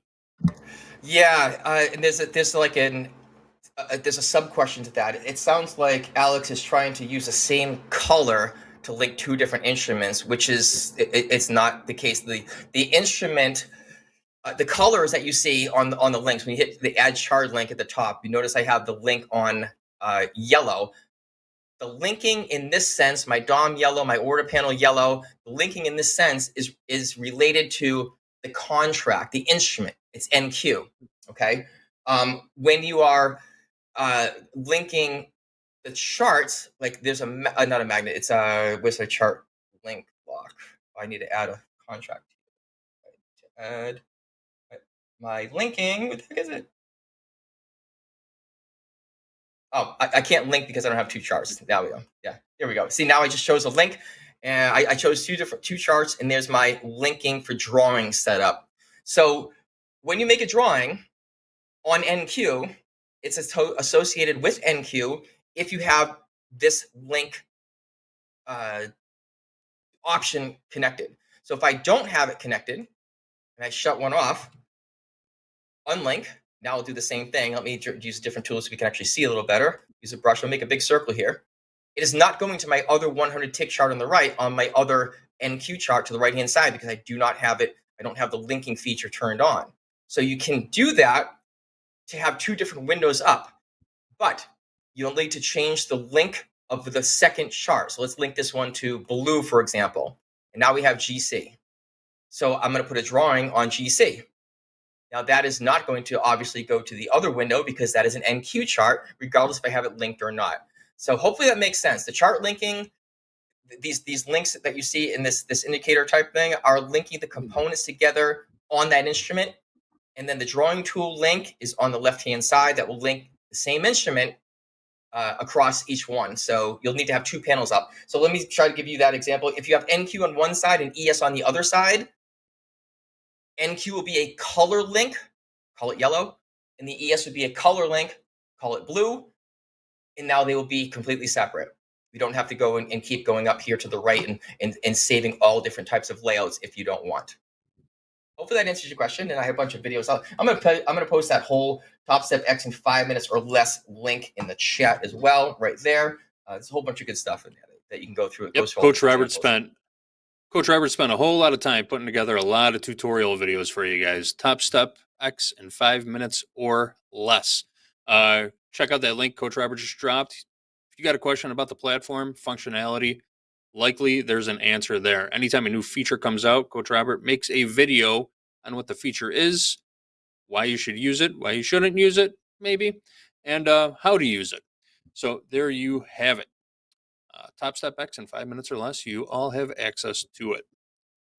All right. Next question is about VWAP from G-Man. G-Man asks, when setting VWAP, sometimes the level is off. I'd have to scroll back to where I originally set it so it can correct itself. Are there any plans on fixing this issue? You ever notice a bug with VWAP and Topstep X? You have a workaround for it? Yeah, I do. It is. We will qualify that, and I'll be honest about it. It is. I want to say that's a bug, but it's not the full. It's not going to look back automatically. So if I add, do I have an anchored VWAP here? Here, VWAP. Okay, so there it is. I added to my screen. We're at 17,958. You see on the purple on the right hand side. I'm going to scroll back. This is. See it changing? 17,909. Scrolling back, because it's recalculating based on the candle 17,880 on the right hand side. I'll scroll back a little more, 17,903. So the answer is that yes. I didn't see the name here about the anchor. G-Man, yes, you are correct that you do need to scroll back. Yes, that is not 100% how it should be. Yes, it is in the works to be fixed as well. So there's your three answers, and yep, it's just not finished yet. Don't have any other comments other than that. Just gonna for right now, just do it. Yep. We got a question in the chat from Dan Trader about order types. Dan asks, when using a stop limit order in an automatic trading system, does that become a market order and subject to slippage also? You are subject to slippage in a stop limit order, but you're allowed to set the amount of slippage that you are willing to take on that order. So once that stop limit order is triggered, it's triggered by just a single contract trading at that price, and then your stop order is triggered. And then you will get the next best available price on that fill, unless the market happens to go past your limit order.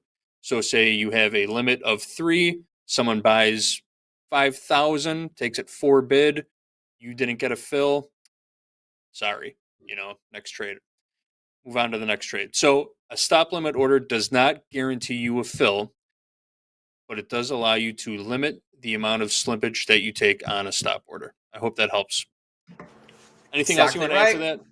Yep. It's exactly right. We don't have stop limit in Topstep X yet. It's a stop market. So the second half of that won't apply if you put if I put a stop market order in, let's say it's 18,200. Let me do it. Right, practice still, yeah. 18,200. Let's add the price of 18,200, and I'm above the market, so that would be a buy for a stop market. And there it is.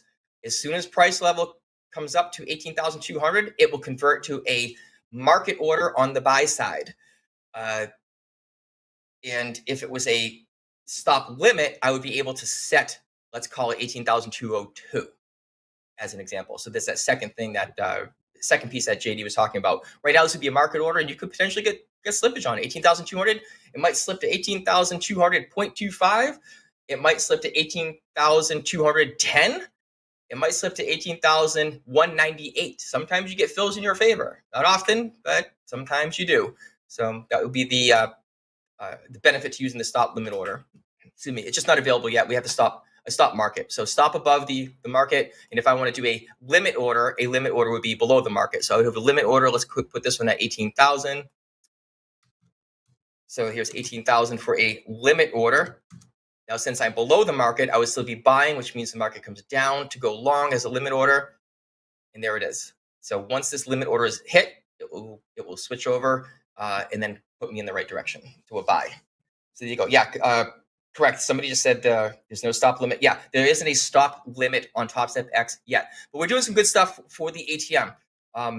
More than just having the trailing stop. So there's more to it. I've seen some of that stuff. So good stuff coming up. Perfect. Thank you, Robert.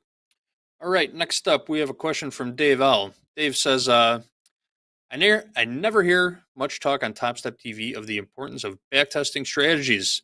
It is something you do, and how necessary is it?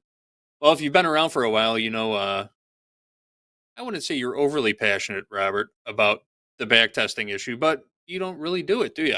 There's a difference between backtesting for functionality and backtesting for profitability. What's the big difference there? Why is one better than the other? Yeah, you hit the nail, my man. You have to be reading my brain. I think I said it enough times. You're catching on. Yeah, you back test for functionality and not profitability for the most part. You can test to see how something's going to work out, and you can just say, wow, this is just going to be really bad, or, oh, this might have some legs to it. Let me see if I can figure it out. Today is an exact perfect example of if you're back testing, and let's say you back tested for, what is this? This is, let's say this weekend, you went all of July, and you said, I'm going to come up with this strategy. I'm going to load the data from all of July, and I'm going to back test my certain strategy. And you go, wow, this thing is doing amazing. Okay, so you run it. You decide to start running it on last night, on Sunday night, last night at 5 p.m. when the market opened. Let me get rid of this stuff on the screen. So then you run it, and you find out that you gap down 124 points, roughly. The market opens. Well, did you account for that over your back testing of the entire month of July? Odds are we didn't. I don't remember a gap down of that magnitude for the month of July. Yeah, there's been gaps, but I don't think 125 points at the Asian Open. Therefore, that just completely nullified and destroyed all of your back testing data and statistics for the month of July, because we never had this scenario. So just be careful with it. Look for functionality. Still need to keep an eye on the market and adjust accordingly. So, a lot of people say that, they're not a fan of automation. And as much as I like it, I have to stand on that side as well and say, I am not a fan of automation in the sense of, I'm going to back test the entire year. I'm going to come up with a strategy, and then I'm going to. Sorry about that. It sounded like a car just went off the road, but we're good. There's a big truck pulling up. It was really loud. It was right in my driveway. No. I'm sorry about that. I was like, what the heck? Sorry about that. So yeah, backtesting. You backtest over an entire year. The market's different today than it was like a year ago in August. It absolutely is. There's so many different things going on in the world. Look at it from Friday to today. Look at it from Wednesday to Friday. Look at the differences on there. So just be really careful. As much as I'm a fan of the automation side, you still have to watch it. Backtest for functionality and see at that point. Now, the difference is if you're looking at a point or two here and there for quick scalping, that kind of goes without saying. It's just going to be fairly repetitious. But we just saw now, if you were running an automated strategy, and that example I gave earlier, right at the beginning, I think it was the first question in this group coaching session, and your strategy said, yep, I'm going to take a long right here, and we had a nearly 10-point gap up. What just happened, right? How do we compensate for that within our strategy, within our results, within our performance? Just be really careful with it. I am a fan of that. I'm a fan of coding. I am a fan of automation, but you got to watch it. You really do have to watch it. Yeah, for sure. We do have a question in the chat from Chris about appearance on Topstep X. Is there a way to minimize the open order tabs on the chart? They are too big if you have 3 or more smaller charts open. You can take those off. You just got to find the right button to click, right? Having those orders on your chart while you have an open ticket is beneficial to you for managing your risk. And because 98% of the functionality on Topstep X is just drag and drop. Point, click, drag, drop. It's that simple. Instead of going to your order book or your dome to type in what level you want your stop at, you could literally just drag it on your chart and set your stops and your profit targets. It's so simple. It's almost like you shouldn't be able to take it off. It's just making things more easy for you. Does that make sense? Yeah, I was going to say that commercial back in the day. It's so simple, a caveman can do it. I don't know, was that Geico or something? Oh, yeah, That started yeah. off that way. Yeah, that's I thought you were going with that. It's kind of funny because the fact I get this group coaching background of the Wild West up there. So I went into the setting area and I removed the parameters on the brackets to demonstrate what you're talking about, JD. I'll go back to our trading and I'm just going to mark it into this thing. I don't know. It's a red candle. Let's sell one red. Great. So now I'm short red. Well, if I want to add a profit to it, I'm assuming I'm speculating the market's going down. So I'm going to click and I'm going to drag down and say, I think my profit target should be right about there. And there we go. So I have my profit target set. Now I want a stop loss. So I'm going to click. And since I'm short, my stop will be above. And let's just go right up a little bit beyond the pivot point. Demonstration purposes only. And there we have it. We now have our target and our stop order. So they are now linked. They are now connected. And we can adjust from there. We can move our stop a little closer. We can move our target a little further. We can not have a target if we don't want and just keep going. And as the market's going our direction, we just keep trailing our stop manually up. Or we can add a trailing stop to it. So under our order panel, we're going to use a trailing stop. Since I'm short, it would be a buy order. And I'm going to put this just so we can see it. Let's put this, 120 ticks away to I'm short. So I would need a buy. And there's my trailing stop. Oh, don't stop me out right away. Let me move this further away.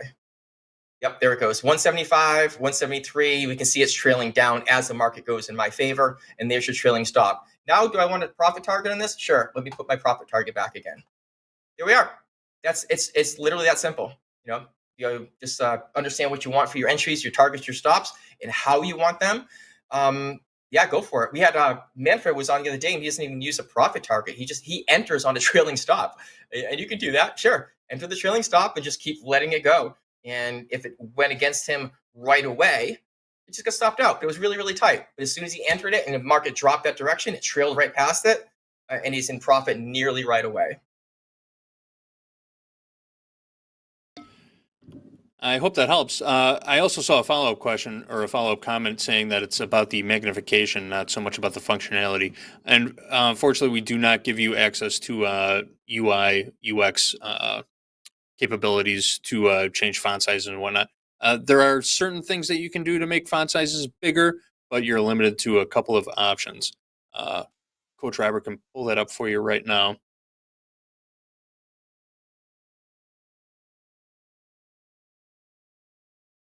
What was that last piece, JD? Somebody was hitting me up in the background. I want to make sure I missed it. Yep, changing font sizes on your dome or on your charts. So you can't really manipulate how big your open orders tabs are on the screen, but you can change font sizes in other places on the platform. So. Yep, that's it right there. It's the same one. So I'm going to just exit out of this. Here's the gear. I'm on the DOM. There's a gear right here. Gear is pretty much for settings. And then on the order panel, and there's a gear right here for settings. They both open the same panel. And we can see on the bottom, we have a font size that's set to medium. And we have a DOM cell padding. That's the distance between the sections. We can widen that up also. I like it compact because I don't want a lot of space and all this massive space just for gaps. And my font size is medium, and I will change it. Let's put this on compact and watch the size. See how this is small? They reduced. Now I'll go back one more time, and I'll go to large just so we can have the keep your eye on the right-hand side. When I save it, comes really large. It actually moves it here. These get bigger, this gets bigger, and the prices get bigger. Okay. To me, it's a little too big, just from my own preference. So I like to keep it at medium. And there we have it. That gives me enough room where I can just move these around and grab the order panel like this, just drag these until it fits the proper size. And you can change if you want to see the volume, not volume. You want auto center. But a lot of features on here, a lot of customization that you can do to make it your own. And then just don't forget, when you're done moving something around like this, you want to go up here to your layout and make sure you click, it says draft. I'm going to click save. That layout is now saved. And it makes it really easy to switch back and forth between them. You can see some stark differences. So let me go to my DOM only. You'll see this. Boom, there's a DOM only. I just have everything listed, and my layout comes right back exactly the way that I had it when I set up the DOM and saved it. Now, if I go back to the one I just had, was live trading. Lo and behold, there it is, just the way we saved it. There you go. Hope that helps. We have another question in the chat about Topstep X functionality. How do you use multiple monitors for Topstep X? Unfortunately, the button to press is hidden behind that little tab that says Robert's X screen right now. But right behind that is a button. If you hover your mouse over it, it says Open New Window. It should be the button the second from the right, next to the X on the far right. But if you do that, you'll pop out a new window and you can just drag that right over to your other monitor. Simple as that. All right, I think we got time for one more question. Trading psychology from Jeff Dong. Jeff Dong says, "Hi, Coach. My problem is that I lack confidence in decision making. I often have to say that I always have a good place to buy or sell, but I always end my days with regrets about not taking a position." Well, FOMO is one thing.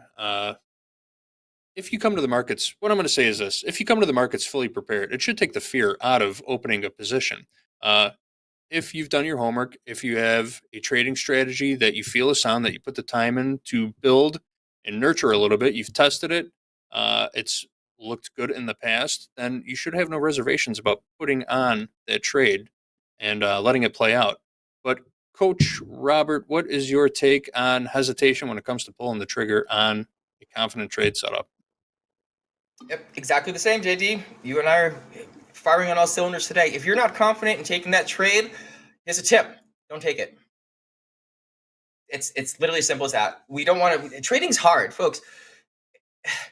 It's hard. It's not easy. Just don't make it harder than it has to be. If you're looking at something and say, "Ooh, it's not quite right. It doesn't match my strategy." Maybe your strategy does have some emotion built into it because you want to be able to feel that it's going some way. Nothing wrong with that as long as you're that type of a trader. So, boy, I feel this market's going up. Ooh, it's not really going up as far or as fast at the right level as possible, and you have that little bit of hesitation.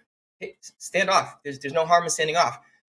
There's not a lot of guarantees in the market, but one of them is that there's going to be another trade to take pretty soon. That's a pretty much a sure deal. So if you're hesitating and you're lacking confidence, get some more screen time, work on your strategies so you are more confident. And if you're not confident in that trade, just don't take it. I hate to say that it sounds making it easier than it is, because we all know that it's not. It's not real easy. Just don't make it any harder than it is. If you're not confident, don't take it. And work on something else. Especially today, it's been a crazy day.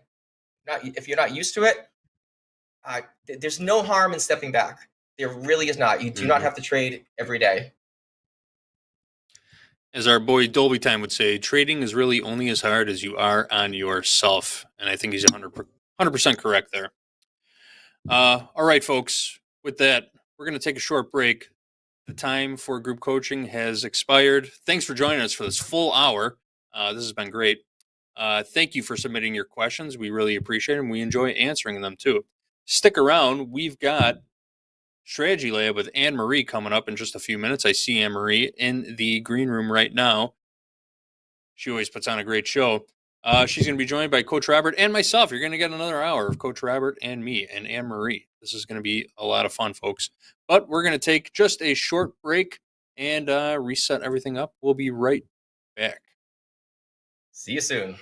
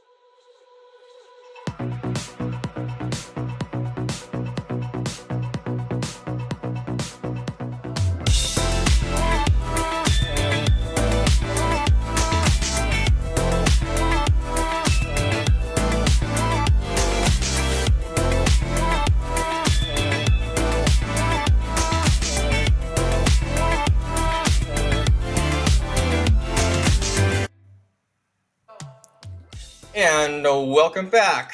To use JD's words, you made it. Here we go. Another session of Strategy Lab. We got JD on the. Let's see if I get this right the first time. Not again.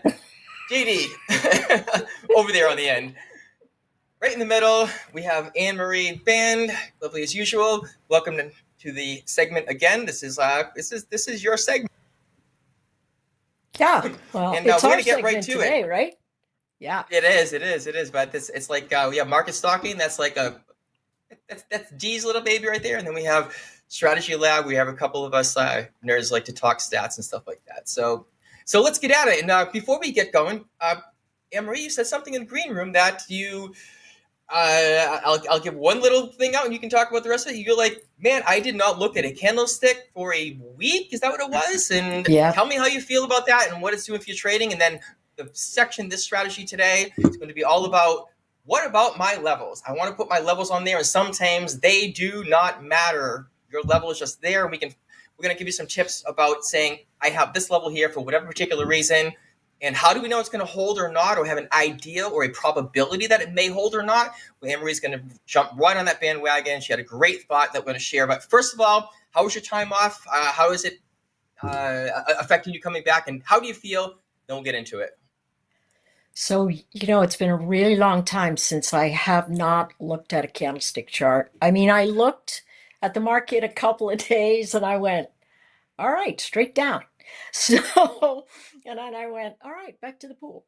Let's get on the water. Who You didn't miss it wants at to all, huh? race You on didn't the want to be jet in there? ski decks? Exactly. Bye-bye.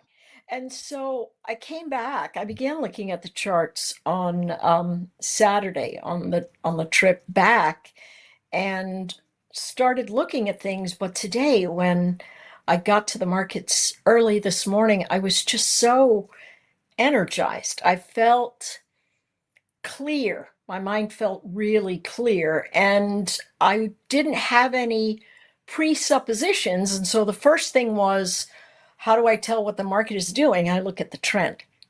And the only reason I use moving averages is to give me direction. Is it moving up? Is it moving down? Are they sideways?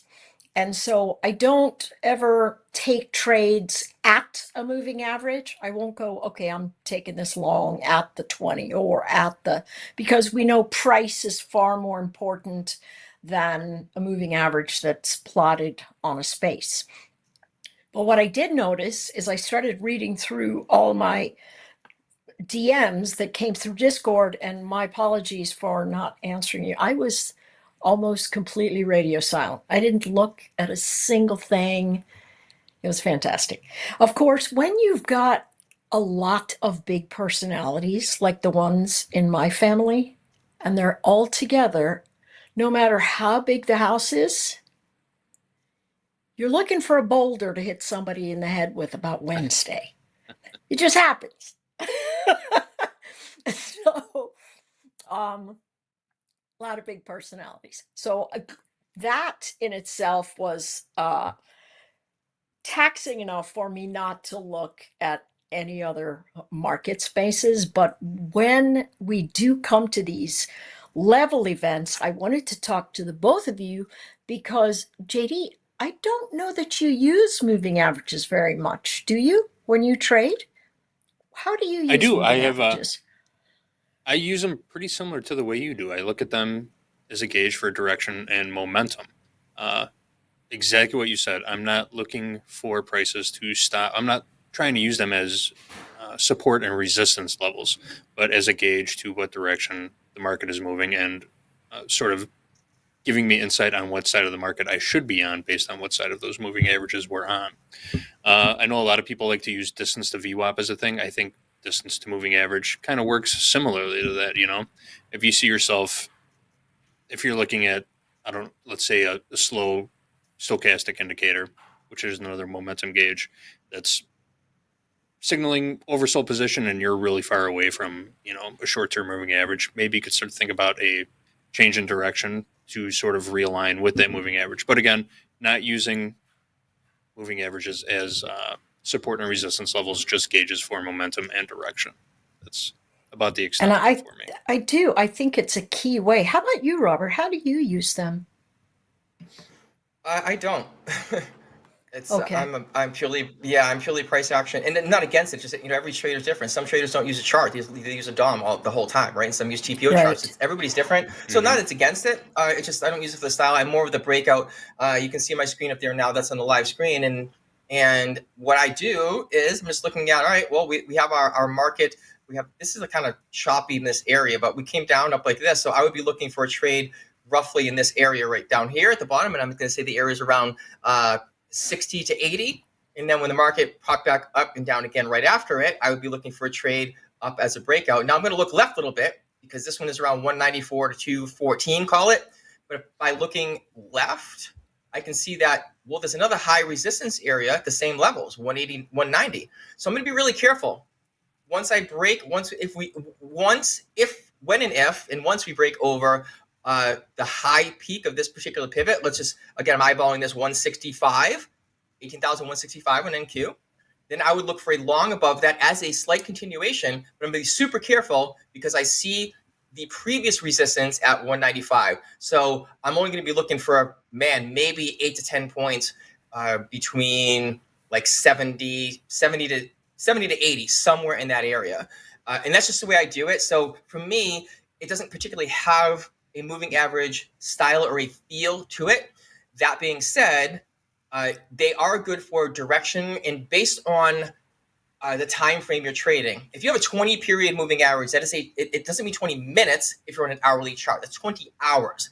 And I just feel that what happened 20 hours ago is literally not relevant for right in the next 2.5 minutes. I'm going to take a trade. That's me.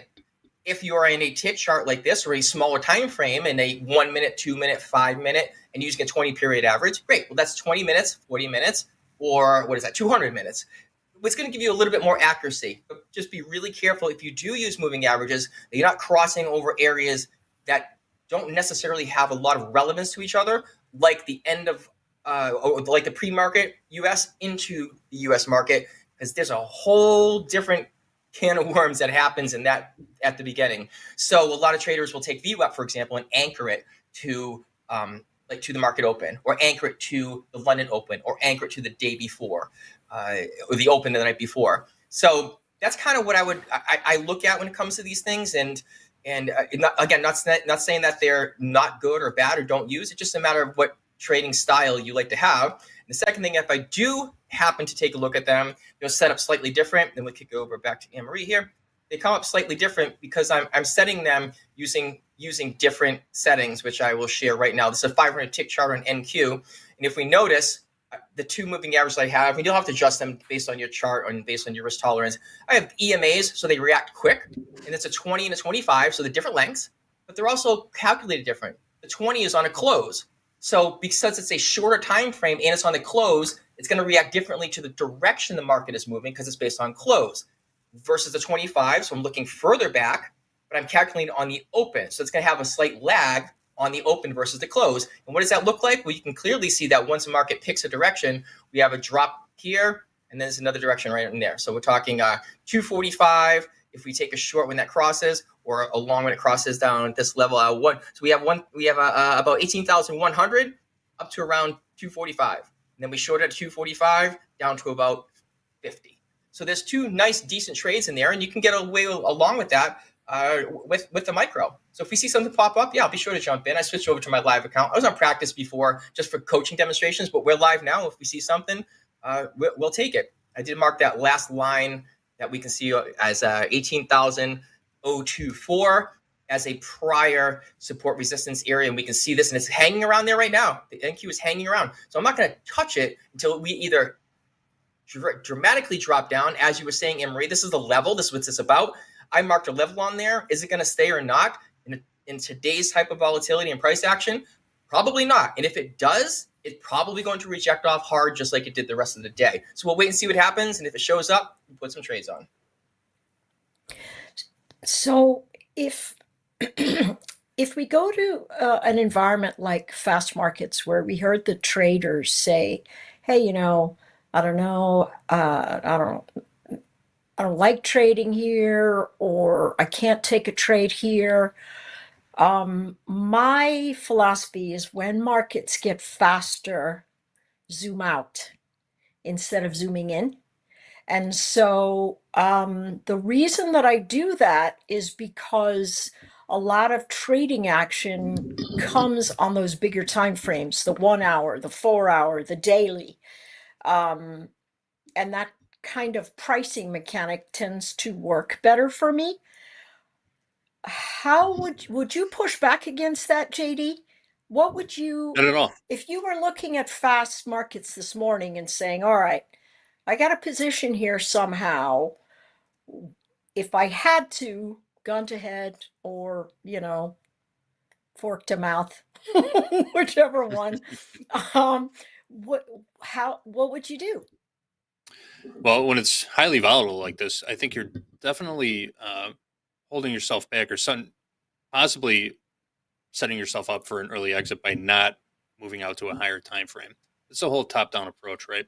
If you got into a trade on a 1 minute or a 3 minute, or if you're in a trade and you're looking at a 1 minute or 3 minute chart, one bad candle could exit you from that trade. Whereas if you're looking at a 15 minute or a 30 minute or a 1 hour chart, even, nothing is telling you there to get out of that trade. Everything there is telling you you are on the right side of this market right now. Whereas the lower time frames, the 1 minute, 3 minute, the 5 minute, are telling a completely different story. So it definitely depends on the environment. On a day like today, fast markets, when the markets are whipping around, I was on a 15 minute, and I was going back and forth between a 15 minute chart and a 30 minute chart all morning, just looking at trying to get a gauge of momentum from the higher time frames. Does that make sense to you? JD, JD, sorry to interrupt. We did just take a trade. I just want to make sure we clarify because we want to talk about that. Just exactly what I said. If we broke down to that 18,024, and we just want to jump in, we have trades on. But by the time I put the trade on and it dropped down to the points that I was looking for, it's $104, and I just got out of the trade. I literally, I hit the market, and as it dropped down, I waited for a little bit of pause, did a short, dragged my stop to where a protective level, which is right over the 18,024, that kind of line in the sand that I had, I just dragged it up there. So I had a stop on. And then when I was going to move my target down, it already fell down to about 100 and some odd points. And I just hit the flat and all, ended up with 104. So I just wanted to share that what I said I was going to do, Excellent. if it broke down and dropped with conviction, I just jumped in there quick. It just happened to not be on my screen because we were going through Anne-Marie's stuff. I wanted to make sure we put on there. They're going to update the board and we'll be all good. I just want to make sure we get the trades in when we see them. Excellent. Super. So, JD, if I could go back and drill down with you a little bit on this, because I think that I understand how you might look at the market, but it's awesome that I get to be on the strategy lab with you, so I get to pick your brain. So when you say that you were running between a 15 and a 30-minute most of the day, what is the normal size candle that you would look at when you are trading? What would you normally do? So I always start with a top-down approach. When I come to the markets in the morning, I look at the weekly, I look at the daily, the 4 hour, the 1 hour, and I try and get a sense of what type of market we're trading in. On a day like today, when we're obviously trending, I know that my 1 minute, 3 minute, 5 minute are not going to be reliable sources of information on a day like that. They're perfect during range trading sessions. Little Dolby boxes all over the place, as he likes to call them. So if I'm looking to fade extremes, I'll look at the lower time frames. If I'm looking to get on the right side of a trending market, I'm definitely looking at the higher time frames. What made you decide that the 1 to 3, the 5 minute was not the right thing to look at? You said, obviously, I look at the market, this kind of market. It makes me say this is not the right time frame. What are you thinking through that makes you do that? Just the volatility, the wider swings, the lower time frames aren't giving you a clear picture of what the market is doing. I can see that. We were bouncing between 100-point ranges earlier this morning in a minute. 100-point ranges in a minute. Basically, if you're looking at a 1 or a 3 minute chart this morning, there was a good chance you just got yourself chopped up trying to get on the right side of the market. Whereas if you just scaled out, if you even just to a 15-minute chart, from a 5 minute to a 15-minute chart, was a totally different view of what the market was doing. And then if you look at the 30-minute or the 1 hour chart, it's like, why was I even trying to play both sides of this market early on? Or why was I trying to get in at this level when it obviously wasn't a viable area to get in at? Getting chopped up in the middle, diddle in the middle, as Hoag would say about it. But on trending markets, when the market's moving really fast, I feel it's more beneficial. Well, in my experience, it's more beneficial to scale out and look at those higher time frames. As far as entry price goes, you might be able to use a lower time frame if you're just trying to scout out a solid entry price. But even that's, the rub of doing that when the markets are moving is exactly and expanded risk parameters also. So it's almost a completely different animal.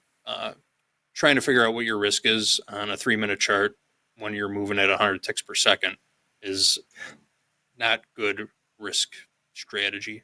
Yeah. Does that make sense? And it's funny. It's almost counterintuitive to realize that you're getting more information that will allow you to position your trade better if you zoom out rather than zooming in. A lot of us think, okay, I'm going to zoom in and I'm going to see exactly what all these tiny candlesticks are doing. But then we start looking at the blades of grass versus the trees in the forest, right? And that, for me, that's critical. Today, I started with the 4 hour and the daily to see what was potentially happening. Now, I know that we're sitting in a market that is super volatile, and a lot of people are starting to say, ooh, this is a region that we might start bottom picking. And so I think we have a little bit of a relief bounce going, but my big thought is that there's no way we're done. I don't think we're done with the fade at all. So when you decide, hey, the 1 to 3 minute is muddying up the water for me, and I go to the 15 to the 30, do you execute a trade at a price point in the middle of a candle, at the open of the next candle, at the close of the prior candle? Do you use candle open and closes to initiate where you begin a trade? I do, because I think where a candle closes is pretty significant Critical. to your Mhm. critical to your trade entry based on what side of the market you want to be on, obviously. And I also like to see the volume from the previous candle. Was it higher or lower than the previous few candles? Is volume drying up? Is volume increasing versus decreasing? Is this market building momentum? And based on that, the close of the previous candle is giving you an indication of it's, I guess you could say it's sort of a certifying your analysis. Not certifying, but validating your analysis. The close of the previous candle should either validate or invalidate your trade entry, in my opinion. What We're say talking you, about Robert? trading those higher. Well, yeah, I was talking about trading those higher time frames, like you were saying, JD and Amory of saying that, you know, if you're zooming in, you can get a lot of movement, and if you're zooming out, you can get a lot, you know, obviously the bigger picture of the market direction. Just like word of caution, if you are zooming out, make sure you have the account size or at least enough room left for some drawdown, because it has to be congruent with what you're trading. So if you're looking at a 1 minute candle and there are 50 points and you get a little bit of bounce and you want to just put it below like the last pivot, it might be 50 points away.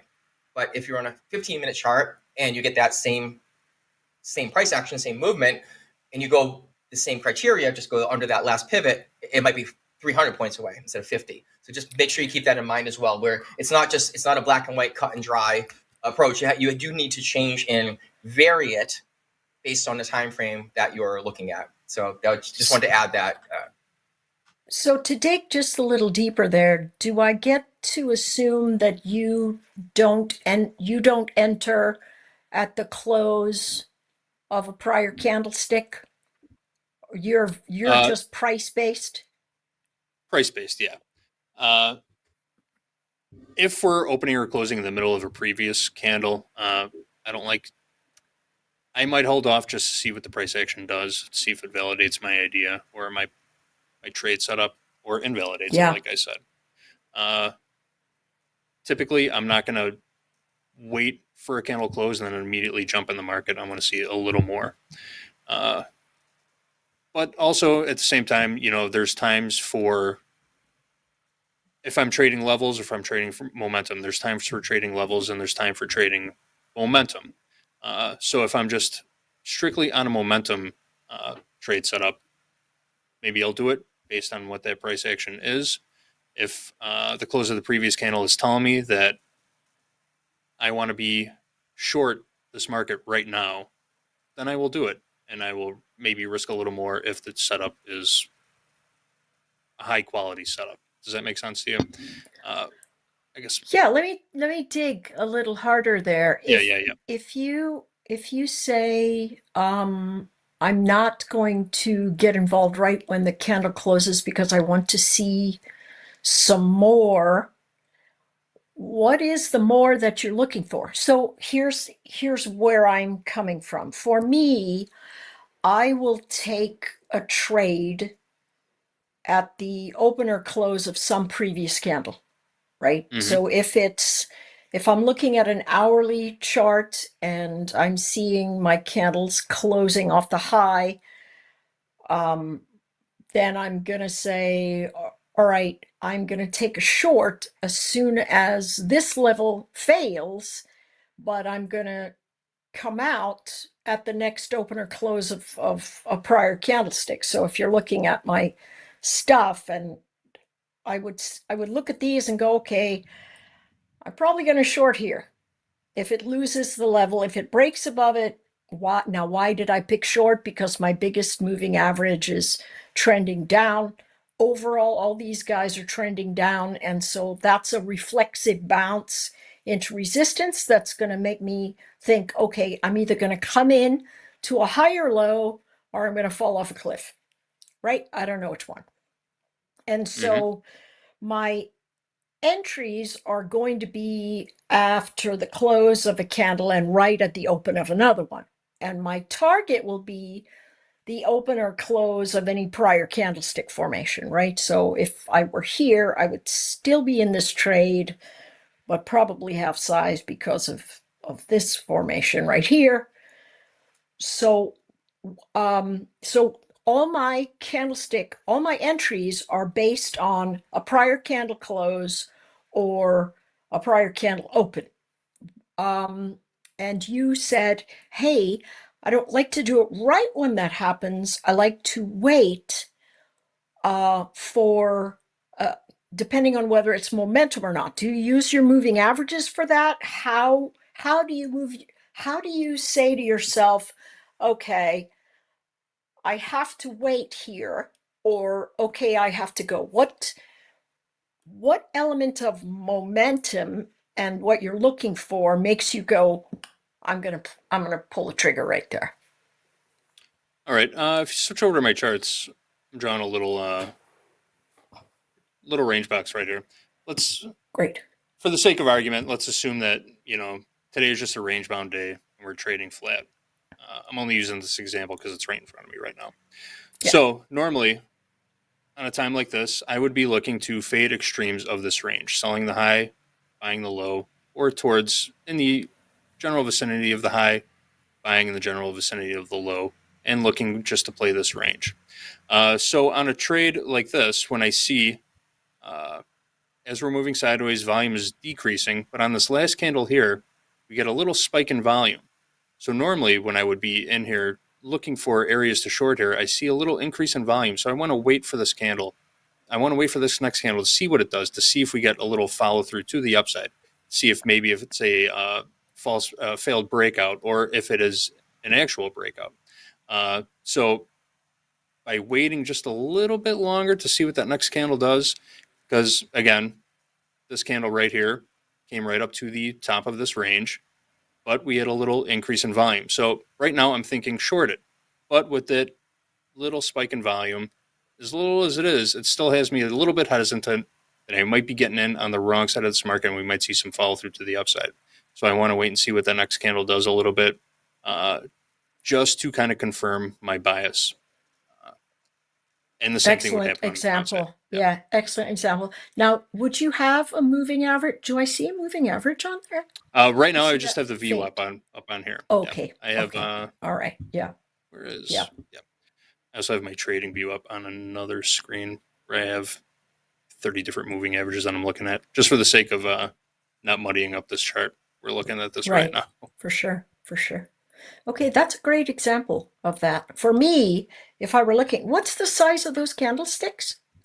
This is a 5-minute. Okay, yeah. So the trend on that little 5-minute would make me nervous about selling the top, since the whole short-term formation is making higher lows. So I would see that.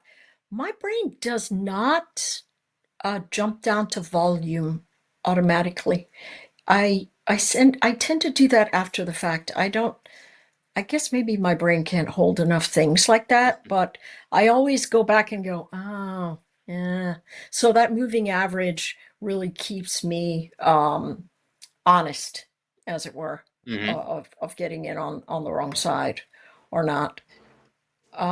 So can I make a thing on an open discussion on moving averages? Because love it. If we have a moving average, let's just pick one, right? 20, whatever it is, whatever you want to use. And it's calculated on close. To me, what makes them a little bit what's like, difficult, a little bit like I'm trying to think of like non-correct, right? Is what happens if we have a really big upward candle and it closes, then we have a candle that's a little smaller and it closes there. So it's going to calculate on 2 closes. And then we have another another small candle that's green, and then a large candle red, small green. But they're ranged, like I'm looking at JD's chart, we have different size candles. Okay, I'm looking at JD's chart. He's got it's like green, then a red, then a couple greens, then red. If you look at the close of those, I think it's going to askew the correctness of the moving average, because if the candles are lower and you get more red candles that are closed at different levels, it's going to tend to skew it to the downside, even though it's a significant uptrend. A counter to that would be it's not going to reflect that way on your larger time frame moving averages, which I agree with. So or you by use using a simple, or use yes, a simple yep, moving a simple. average, and It's that not as invalidates that. reactive. Yeah. Yes. Yeah. Yep. There's so many that invalidates. Plus, you can also change it to not calculate on close. You can do open, high, low, close divided by 4. Okay. Or open, I'm sorry, high, low, close, not the open, but high, low, close divided by 3. So you'll still get the full range of the candle, but weighted a little bit more toward the close because you're calculating the high and the low, and then the close, where is it up or down? So it gives you a little more context rather than just calculating on close. And this is my whole point of where I'm going, is why I like using particularly non-time charts. Because if we have, let's say, a range chart and we have them set up for 50 points each, and it's sitting there and the market is going 30, 35 points, we're only looking at one candle. It's not going to change. It's only going to be at one candle until it breaks out of that 50 points, which means that moving average isn't calculated on a whole bunch of 1 minute candles in a row that are up, down, and potentially breakouts, long wick, down this way. It takes that out of the picture and says, well, wait a minute. All this did was hang around here for a minute. Nothing happened to moving average, and it just shows a clearer picture, in my opinion, on it. And we can do that. I don't have range charts on here, but this is the tick chart. We can kind of show that using a particular chart like this that is a non-time. If I highlight an area, let's take from this top to bottom. So I'm looking at range being low end around 24, 020, so 18,024 to 284, roughly. So about let's say it's 24 to about a 260 point range. Now look at the moving averages on it. We can see where it crossed over around 11:30 a.m. and then we bottomed out. I'm going to not do anything but change this to a 15-minute time chart. What do we have? How can we use our moving averages? They're pointing on the upscale. But if I were to look closer and say, well, wait a minute, that was dropping off and going down based on the previous averages. So I'd be screwed. All right, so let's zoom in a little more. Let's go to 5-minute. What does it look like? It's flat, which is a better idea. And even closer, a 1 minute, which way do we go? That seems a little more conducive because it's so much closer, right? So I'm just, the only point, Emery, is that rather than a close calc, you suggested simple moving average. Yep. And also calculating not just the close, but more of the candle. So we have more information for that calculation, not just up or down on the closed section of it. And then, of course, the price action candles are, I think, so let's go back to that 15 minute. Let's go back to that. Sure, let's take that. Let me zoom in here and pull it out so we can see. There we go. Okay, so your approach to candlesticks and moving averages have a much greater level of granularity than I have. I'm sort of a pointillism, and you are MC Escher, right? So I'll take it. I'll take it.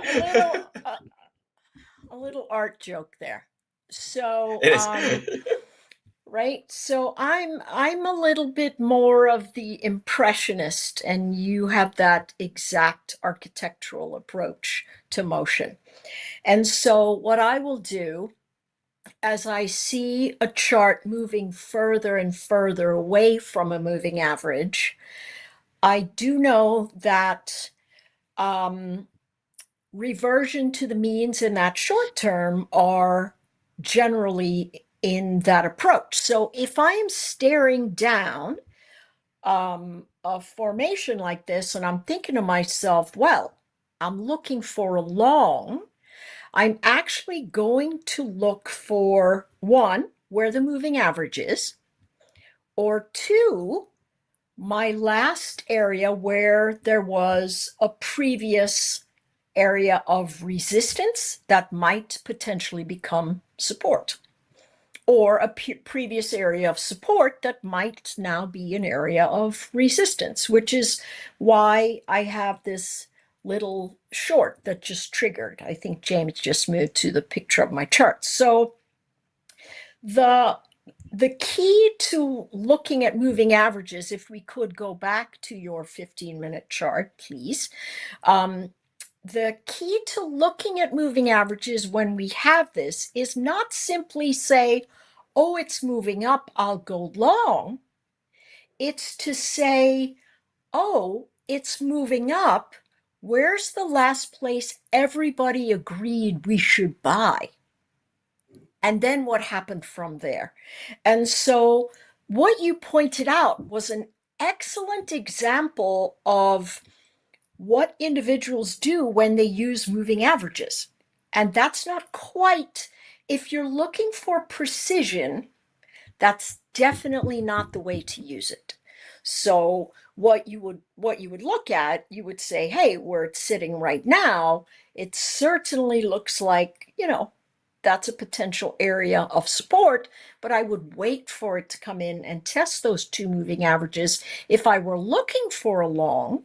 And if I were looking for a long, instead of initiating a trade in this 15-minute space and staying long, I would say, all right, if I'm going to take old resistance at new support, I must continue higher after that candlestick formation. If I don't, I must cut the trade off short and say, it's time to go. I need to wait on that space. Man, you did exactly the response I was looking for. That's like, we're like here all the time, Emery. Exactly the part, like seriously, exactly Nerds unite. what I was hoping to come in at. Oh man, like yeah. And to sum that all up, the point being is like you got to trade what you see on the market you're trading, on the time frame that you're using, with the indicator that you have, and it really narrows it down to that, because you're looking at my 15-minute chart right now. For me, there's no way in hell I would trade it this way. However, if I switch to maybe a bond market, it might be perfect way to trade it. So you're just going to be different and variable and adapt to the current conditions at the time, the way the market volatility is. Because today we saw the volatility of the market, how things were happening today. If you're trying to trade 5 contracts on a 15-minute chart, you're smoked, because Dakota today took a contract with 1 micro in less than a minute, $400 something. If you get on the wrong side of that, you're losing half of your daily, loss limit in one trade in under a minute on a micro. So I'm so glad that you went there. We just have to keep the markets into consideration. Let's go, JD. Do you change your moving average lengths or types based on the time frame or the market you're trading, or do you try to keep a standard across them as a familiarity? No, for the shorter period moving averages, 5, 10, 20, I use an exponential. For the longer terms, 50 period, 100 period, 200 period, I use a simple moving average. Just because what you were talking about earlier, I think when you're looking at the shorter term, the shorter period moving averages, you want the most recent prices should have the most amount of weight for those moving averages, whereas the farther out you go, the simple, I think, suffices. But yeah, exponential for shorter term, simple for farther out, longer term periods, I should say. That's the way I've always done it. I've always felt comfortable trading like that, giving more weight to the nearer prices on the shorter term moving averages. Way to go, Emery. The same thing. Do you change your VWAP deviations? Yeah. Do you change your VWAP deviations at all? Trading different levels, different time frames? I will do that if the speed of the market tells me. So, for instance, we just talked about a mean reversion, and that mean reversion is breaking, right? So it was coming into the moving average on that 15-minute or whatever. And so for me, my goal was say, hey, can I just come into, right? You can see where I opened it at the close of these candlesticks. I'm trading a 1-hour candlesticks, and I've got like, I don't know, 1 micro on there. So my goal is to have it come into this zone. And normally I would have more size than that. And then I would take one off and then let the other roll in there or whatever. But if a market is moving dramatically swiftly, I will, instead of having a 10 simple moving average or an 8 exponential, I'll go to a 5. And as long as it's not touching that 5, as long as the candlesticks are just barreling down, I will chase one after the close of a 2-minute candle, right? I have no problem chasing if I'm sitting underneath a 5. Now, if you're sitting underneath a 10, a 12, you've got all kinds of reflexive action that could just bite a gigantic hole in your you know what. And so you don't want to do that. So instead, that's what I'll do. When speed tells me adjust, I will. It's sort of like, you're driving, you've got the car on cruise at 75 and it starts a downpour. I'm going to change what I'm looking at to stay safe in the lane. And if I want to participate, the first thing I'm going to do is, how can I get an honest trade? Let me see how tight I can get it and how fast I can run, and I'll chase it. I will absolutely chase it. Now, has that in times past just peeled my face with a hot vegetable peeler? And yes, listen, I know I use incredibly savage euphemisms. I don't know why. I think maybe naturally I'm savage inside, maybe in here, but I do use. I apologize. I was thinking as you guys were talking, I said to myself, oh my goodness, you were on a holiday with your children and you just talked about throwing a rock at one of their heads. That's terrible. I did it. You don't have to pull any punches with us, Anne-Marie. We can take it. It was figurative. I promise. I would never do such a thing. I just only felt like it. So but yes, I do adapt. I do adapt. And the only times that hurts me is if I have not gone on my daily and weekly levels and put down the floor of where I see weekly and daily support. Because sometimes I'll get super excited about chasing something and it'll be 4 points away from a weekly level where everybody's been buying or everybody's been selling, and it comes back and slaps me really hard in the face. So that is the only time I will change. Okay, that's a great share for both of you. JG, I wanted to ask you about the levels, where I wanted to bring in this topic back full circle about, we have levels. Topstep, every day. We have daily levels. We have weekly levels, like the Hoag's weekly kickoff levels, which are amazing, by the way. And the daily levels that we put a lot of time and energy into, and the coaching levels. So the topic today is like, I have this level, and it's coming to this level. How do I adjust, or what can help me determine, is it going to bounce off the level, or is it going to blow through this level? So, JD, do you have any insight to that, how one may approach that? That's the trick, right? Knowing when to trade momentum and when to trade those levels as support and resistance zones, I guess.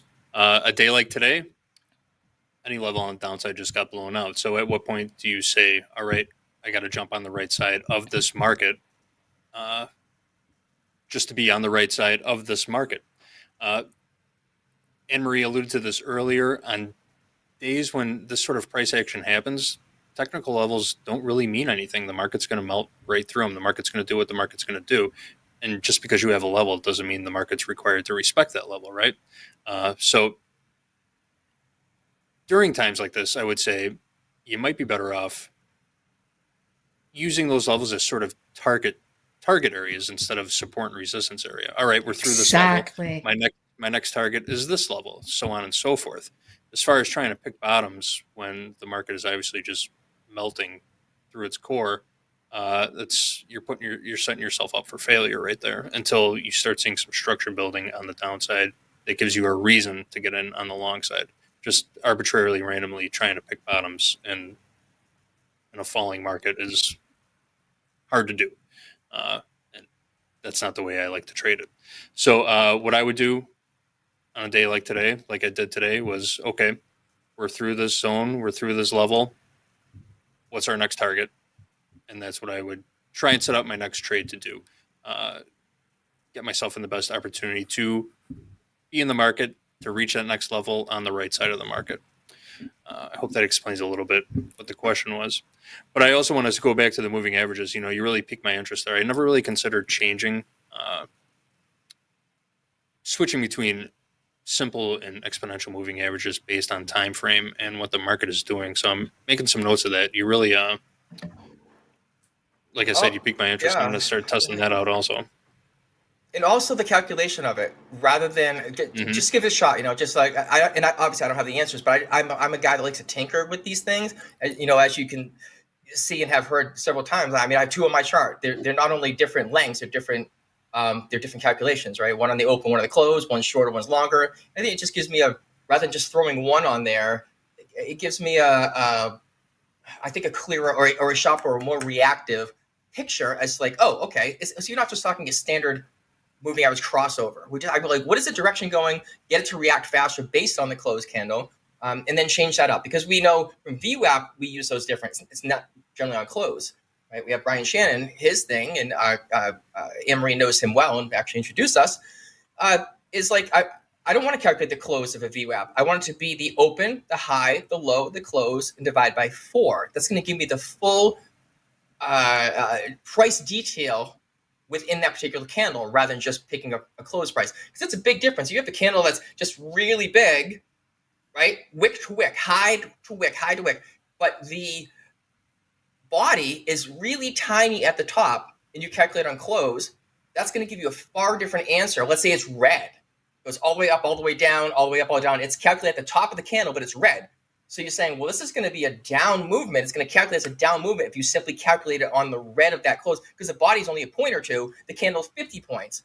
Whereas Brian, when he says, no, we're going to calculate the whole thing, the high, the low, the open, the close, and divide by 4. So I would venture to say, JD, if you're going to look at those things, I'll make that suggestion too. And I know you know what you're doing, but just for everybody listening, is take a look at different things. Put 4 of them on your chart and calculate one in the open, one the high, one the close, or the fifth one on the division of all of them. Make them different colors, and also put different averages. I'm gonna click on my charts up there, so I'll click on indicators. Now watch this. I'll put on MOV. I'm gonna search for moving. Look at the average. Look at the different types of averages that we can choose from. Right? We know the exponential. And we know the simple. I like a weighted moving average also. Notice those are the 2 that are highlighted. Then we have an adaptive, a double, a Hamming, a multiple type, triple. Moving average channels, Hull. I like the Hull also, believe it or not. Yeah. So my suggestion is I like for everybody listening. Yeah, the Hull is really good. And just throw them on there and just figure out what it's looking at. I'm going to click on the Hull moving average and see what it looks like. Whoa, look at that, right? And if I do on the same time frame of 20, what does it look like for the rest of it? How does it compare to the others? Well, look at that. Here we go. I'll make it a little bit bigger, and then we can go off of the screen. Let's make the visibility plot a little bit larger, and let's make it yellow so we can see it. There we have it. So look at the difference on those. I have 20 period moving averages. One's calculating a high and the low. I mean the open and the close, so they're slightly different. And then the yellow is the 20 period moving average on a Hull. Look how it hugs it. So when I hear and you see in the chat, let's be clear on this. 20 moving average is showing down. Really? Which one? Because these are showing down. But if I'm on a Hull, guess what? It's showing up. So I want to be clear on that, and I would. Not challenge, but put a quest out there for anybody that's listening to throw them all in the chart, turn them on one by one, make them the same settings so you can see what's going on. Each one of them. One of them might make better sense. One of them may be really good for a lower end tick chart, where another one, is a higher time frame, simple moving average, would be great for a 15-minute chart. So really experiment and try not to get locked into one type of a setup and see what works for you better. Glad JD, you're jumping on that. So. Yes. Yeah, the one pushback there, I would say, is less is more. So look at all of them, but then just pick a couple. And remember for sure. that all you want to do is measure direction and the speed of that direction. And as long as you trade in the direction of trend and try to position your entries at the last place it looked like everyone bought or sold relative to that trend, you're going to minimize your risk. But you're also going to maximize your opportunity for clear thought and decision making. You will die the death of analysis paralysis the more you put on your chart.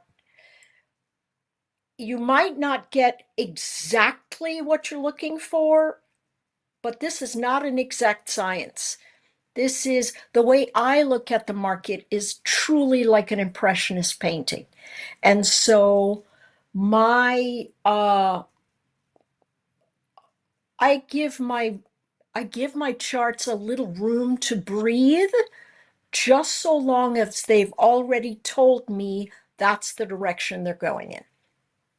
And so that's the only thing I would say, right? But that I what you just 100% put agree, up and I'm right sorry there, if I wasn't clear on that, that's exactly what I'm saying. I don't mean leave them all on, so we'll be clear on that too. And thank you for clarifying that. Yeah, I certainly don't mean let's throw 15 on there and go from there. Just to go, let's put them on and see what they look like. And I just added one where I added the weighted moving average because it's another common one. And I just put them on 20, and we can see that the hull is kicked up. It's the yellow, the yellow line is the hull moving average. It's got a quick reaction to it. We have the 20s above and below, the green and red. It's starting to flip a little bit, and now it's coming over the weighted moving average, which is a slightly slower calculation. You can find all these calculations, Google them.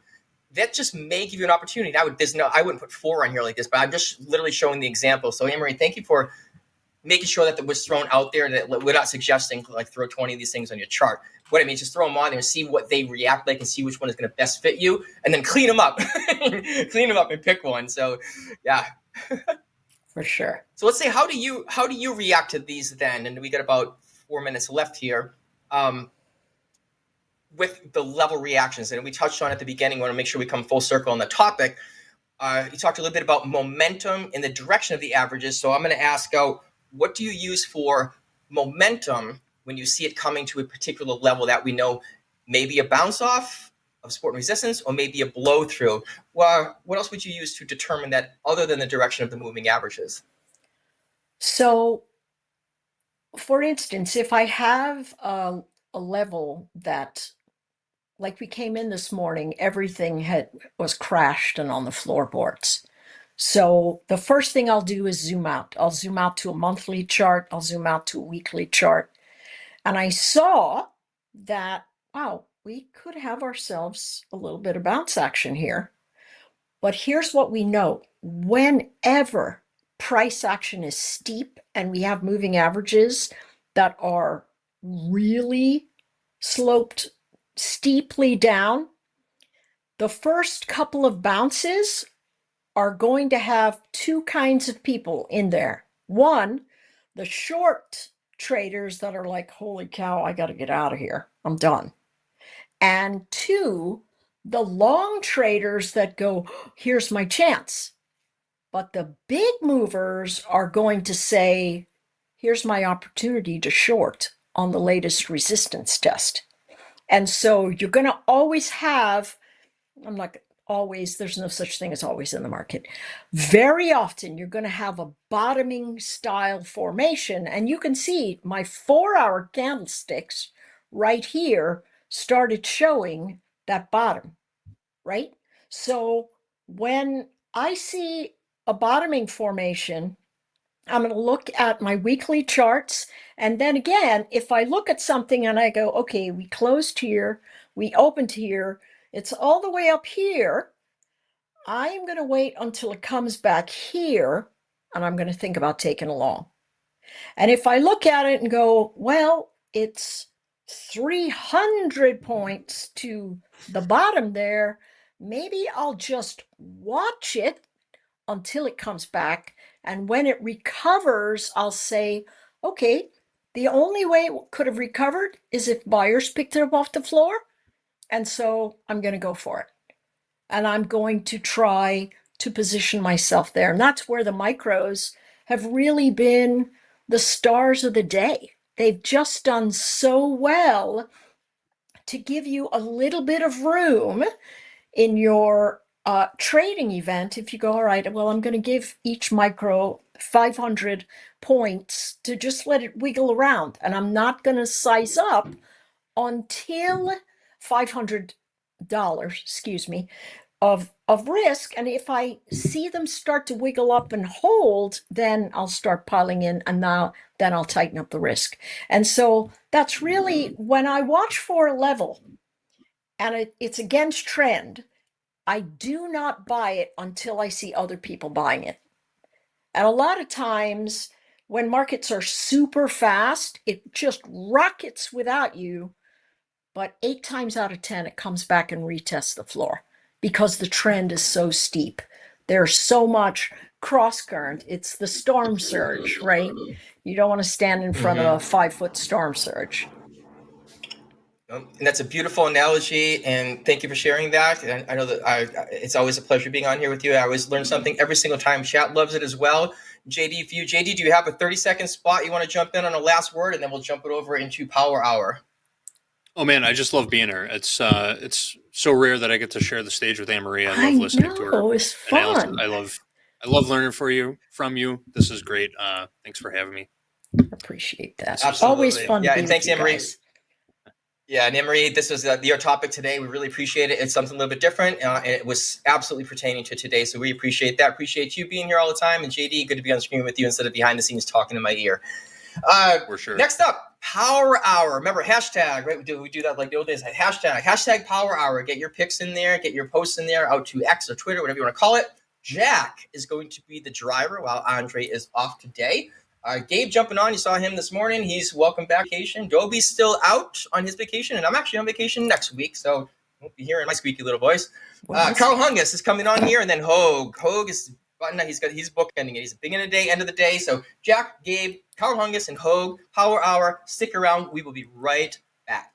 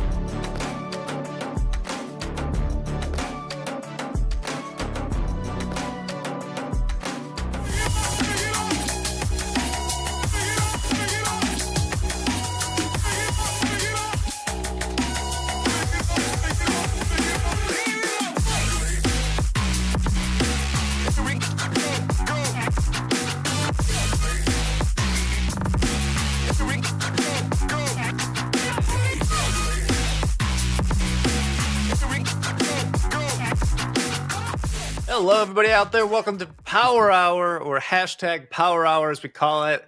I'm Jack, and I'm joined today by Gabe and none other but the hitmaster himself, Carl Hungus. Carl, how you doing? Doing all right. Doing all right. Happy to be here on particularly Violent Day. This is interesting. So, see how it goes. Indeed. Violent is a good way to describe it. I don't think I've ever been so thrilled about the NQ being down 582 points as I am now. Back with Gabe also. Gabe, any more trades today? Yeah. I had started a 50K combine, up 1,400 on one trade with that one. So I've locked out now two, combines today, 100K and a 50K. And I started another 50K just to have something to trade. Hour. Perfect. So, yeah. Perfect. Good position you locked out. That's good. Yeah, on the two that are green, that are halfway to their profit target to pass. Yeah, I locked both of those out. Started a fresh one. Hour. Beautiful. And in the background, who will be joining us on Power Hour frequently from here on out is Hoagland. Hoag, give us that dulcet tone. In a world with Hoag in the background. Well, Hoag, as long as we have you, do we want to switch to your charts really quick and you can do what you do best, which is just give us a little update? Well, sure. The profile in the S&P has been freezing up a little bit on me. I don't know why. We just had a really nice opportunity to buy value low right down here around 5,200. And we don't have a very strong high here. So it's looking a little bit like there's a bit of an unfinished upside auction. Maybe that's not going to come into play today, but it's something I'll be looking for at some point in the future. No gap close. Normal variation trading day really kind of established already. So I'm looking for this market to really stay relatively rotational for the rest of the day. NASDAQ, pretty much the same story. A little bigger excess on the high. Here's the profile. But again, normal variation trading day. Opening range, the dead low in both the S&P and in the NASDAQ. The market's been trying to drive higher all day. And another nice opportunity just a few minutes ago to see if we could get value area low bought. Nice opportunity for a potential long there. It helps us limit risk as long as we stay inside value. Right where it is now, I don't see a lot of opportunity, but we'll be watching and seeing if we get any better trade locations according to the profile as we go through Power Hour. I am currently flat. I have no position. If I do take a position, it'll be in an XFA, and we'll see what we've got. Thank you, Mr. Hoagland. Thank you. All right. As a reminder, if you want to share your content, hashtag Power Hour. We will be combing social media to find the tastiest, funniest, generally best stuff, and we'll put it up here towards the end. So give that a try. Carl, what's happening with you over there? I just jumped in a short off of, this is from an earlier play that I took. I'm just looking for continuation, see if we get some more downside. I may actually just cover this right here as this is getting recovered. Yeah, that's going to be it. Close it. Done. So the reason why I closed it there, and you'll see the remnants of it, this little shaded area, this is what I call a vector candle. Not what I call, but this is the system I use, the hybrid system. This vector candle, the shaded area, as you see price reverse almost on a dime right when it recovered it. So I tend to, especially on the 1 minute, I'll tend to use these. And with the bar that I put in here, what is this, 34 to, we're talking about it. So 60, 40 points. So you can just play these bars and get really nice, get some nice scalps out of them on the 1 minute in particular. So I took this as, a failure event over the 50 and just took that vector candle is what I call it, a VCR for you guys that need some fancy smanty terms. Speaking of fancy smancy terms, so what's inside that giant circle there? My eyes were drawn. Oh, because this was the play. Yeah. This was the play I was looking at from actually the overnight. So this right here area, let me get a couple tags up so I don't have to keep saying this. Bang. So this is the midnight, right in this area. And I like to take the overnight high and use that as a target point. So this is the overnight. I missed a short. I had a short. I was going after shorts in this area at 18. And just tried and got taken out of this. So this was an area I was shorting for this move to go to sleep and wake up for this, but ended up trailing my stop too tight and didn't catch it, right? So in the morning when I got up, I already had this area marked out because this is the bar that opened, the session from midnight. So I call that my AOE, area of engagement, okay? Well, you guys need these terms, right? We got them. And I was expecting price to come back up into this range, which it did. It came up here. This is when I expected first, but it didn't make it all the way. And this is forming a perfect dub. What's that? What is that level? Oh, this level right here, call it 18K. 18K flat is where I was looking for price to come back to today. So in the overnight, it almost got there, but then in the morning, you can see they drove price down before the open, and that's what I was looking for. I was looking for basically, this is like a return to settlement to me. That's what I look for those plays all the time. Return to settlement is an easy play to go for, and this is like a variation of that. We were so far away from settlement, I think we were going to get to it, so I just picked some pretty good spots on the chart to be targets to go for, And so then what's the circle is actually the breakdown of this area again. So pay attention. I'm looking for this area to break to start taking shorts.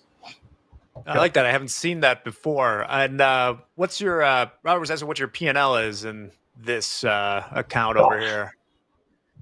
Let's see, hot turd. Yes. Hot turd nickname, eh? Yeah, hot turd. Yeah. Yeah, we weren't doing so hot today. Let's see. Let's just unlock them all here. I shut them off to not look. Down 587. All right.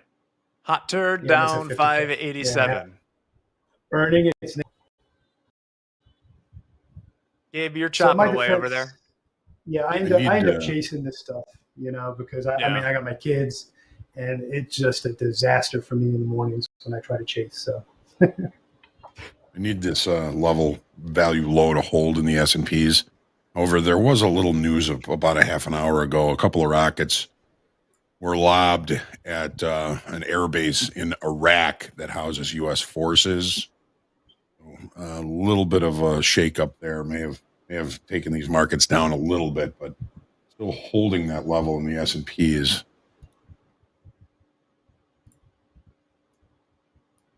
Just a little info for you there. Yeah, I'd be maybe interested in testing the buy here in the S&P. Gabe, are you still short or are you flat? I am, yeah. No, I'm still short. So I was looking for a confirmation entry off of this area of supply at 993 to 18,013. Got a retest of that supply. Had a nice three bar reversal. So I took a short off the 3-bar reversal at 17,974 for 5 MNQ. Ended up covering 3 down here in this area of demand at between 939 and 922. Now I'm holding 2 of those 5 and stopped at break even essentially, or stops at break even. Just for a little bit of clarity on what I was talking about, value area low is 5,200 in the S&Ps. That's the kind of go no go level for potential longs here. I needed to hold there. Sorry, Gabe. Go ahead. Good, Hoag. No, you're good, brother. So Hoag, in that situation, what are you looking for as far as holding it? You need it just to hang out in this area, or you need it to bounce off before you would think about taking a long? Well, I would much prefer it to bounce, but I'm going to go ahead and take a long in this XFA right here. Long 21. I'm sorry, 5,201. I'm going to put my stop. I don't need a lot to decide I'm wrong on this, so I'm going to risk about 5 points on this. I'm just long a one lot. 95 is my stop. We'll see if this plays out. Fading me All there, right. Hoag. Yeah. Fading each other. I love it. Well, I think you're all right, Gabe. Poll in Hey, the man. chat. Did you Nothing trade wrong. today? Yes, and I am up. Yes, and I am down. Or no, sir, I have been flat all day.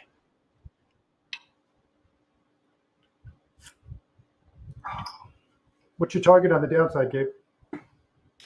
I wouldn't mind seeing a breakdown below the 900s.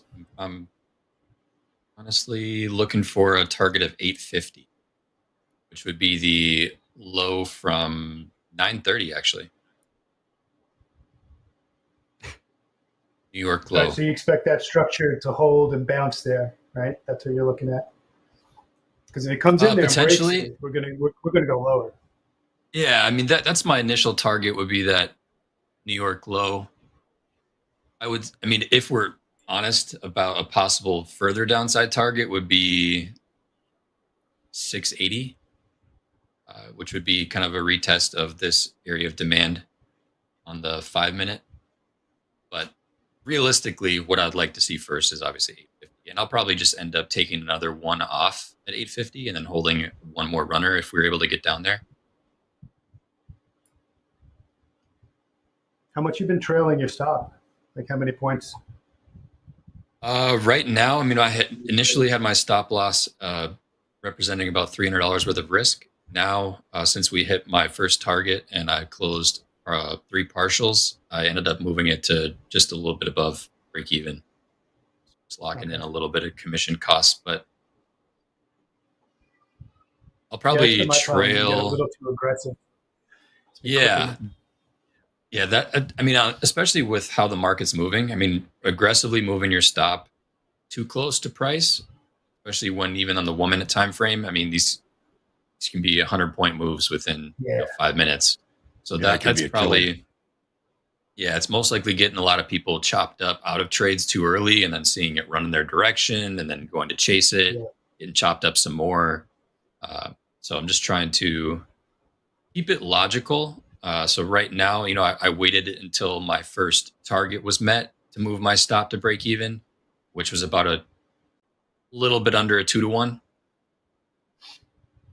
Typically, I'm waiting for a mechanical kind of trigger to let me know that it's okay to move my stop, being a little bit more strategic with it, but still trying to give it a little bit of breathing room. It's a weird balance, right? Trying to find a sweet spot for that. I don't think there's like a perfect methodology to trailing a stop. Well, even if you're very mechanical, today is such an outlier day that, you know, you've already closed out some of this position. I'm completely fine with if you were just to say, I'm just going to hold this to financial ruin, essentially, right? I mean, it's a free trade at this point, and this day is got a, you know, 1,200 point range or whatever in the NQ. So, I don't recommend to answer. No, I agree. To answer a question in chat, Elaine asked if I've passed the combine already. I passed it the week right before I went to Jamaica, and then I tried to get fancy with it with a couple beverages while I was in Jamaica, and I traded my XFA to blowing that XFA, unfortunately, last week. So I just stayed hands off while I was under the influence. Don't drink and trade. Yeah, don't drink and trade. Oh, I think we're going to bring you on screen if that's cool. If you're decent, I can see him in the green room. He has a shirt on. We're all good. If you're decent, I'm even wearing pants. You don't have that's to. where I got chopped out. I got chopped out of the trade right on this last upswing. I was in at 18. That's why I had that whole box in that circle. That's why I took my trade. Once we crossed 18K, came back, retested. I took that short. So I was in a pretty sweet short at 18, I think 05. Yeah, 18,009. So you guys swung out at the 212. We got it. 212 candle. Yeah. Yep. Yeah, that was a nasty little bounce off the 20s, right back up into almost the 70s. But I had 2 on. I think I had 2 on that time. So I took one, and then the other one came back and got me. starting to question why I'm long. Don't we all? I was in. 52.10. Yeah, it's rough. We got 52.10 as the weekly kickoff low. We're below it. We're below VWAP. We're not holding value low. Very little risk on this, so I'm going to see what happens. I'm If actually- if we don't hold here, then it's a short. Back in profit now, though. Oh, do you still rely on those levels you set after they've? I haven't looked at them this morning, but after something like today happens, where presumably they got ran through in the morning. Yeah, there were 2 naked points of control that got run through on the way back up. They got run through in the overnight, but I don't consider those necessarily naked points of control checks. I want to see the naked points of control being checked in the regular trading hour session. So 52.42 quarter was one of them that got run through in the overnight. It came back and checked it in the regular trading hours, so that's going to be checked. There are a couple above that that we have not gone through. We went through them in the overnight. Those levels are 52.90 quarter and 53.15 even. Those are naked points of control.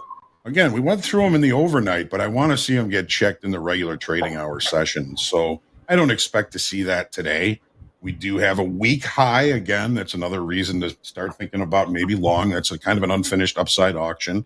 You can see these even highs up there. A lot of people would call those, double tops, right? But in profile, that's just there's no excess up there. There's no evidence of a finished upside auction there. So that would be a target if this thing really grew some legs. And if it really grows legs, then we've got those naked points of control above. It seems like we're starting to hold that value area low. So, I'm looking a little bit better here. We've got 52.10, which is weekly kickoff high. I would like to see it get above that, get above VWAP, and then, I could easily see us get to value area high, which could take us all the way up to 52.53. That, of course, nobody knows, but if we hold value low, the logical rotation would be either to point of control, which is 52.34, or value high. There's volume value levels. 52.52. Yeah, while you were talking there, Hoag, I saw like a couple. Well, there's 220 on 07s and the ES that's gonna get taken out. Right. Right. Well, I'm not gonna do that for the rest of the hour. But I saw a couple of 100+ lots kind of chasing the bid up there.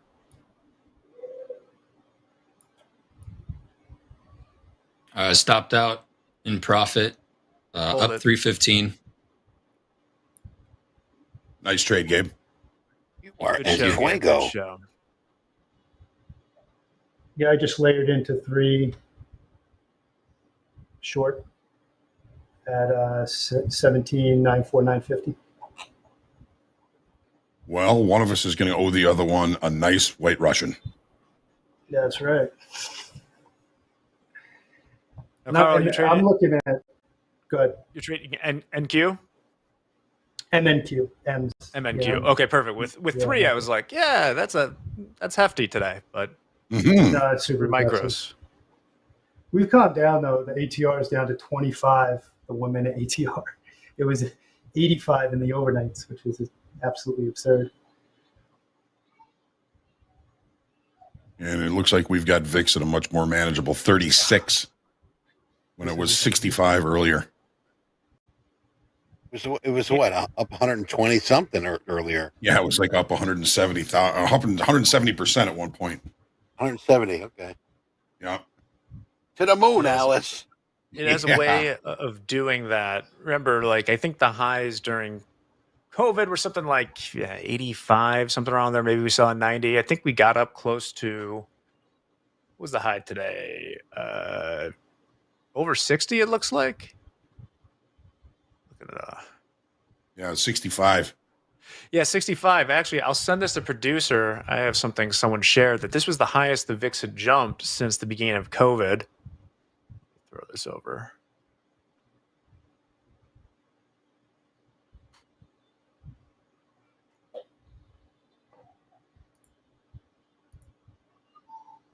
As I was saying, get us up above 210, is it? Is that what your target is, Hoag, or are you just letting this play out? No, that's weekly kickoff low. And if I want to stay long, I want it to get above there and then kind of hold above there. At least we held, at least for now, that value area low at 5,200. I'm long 5,201.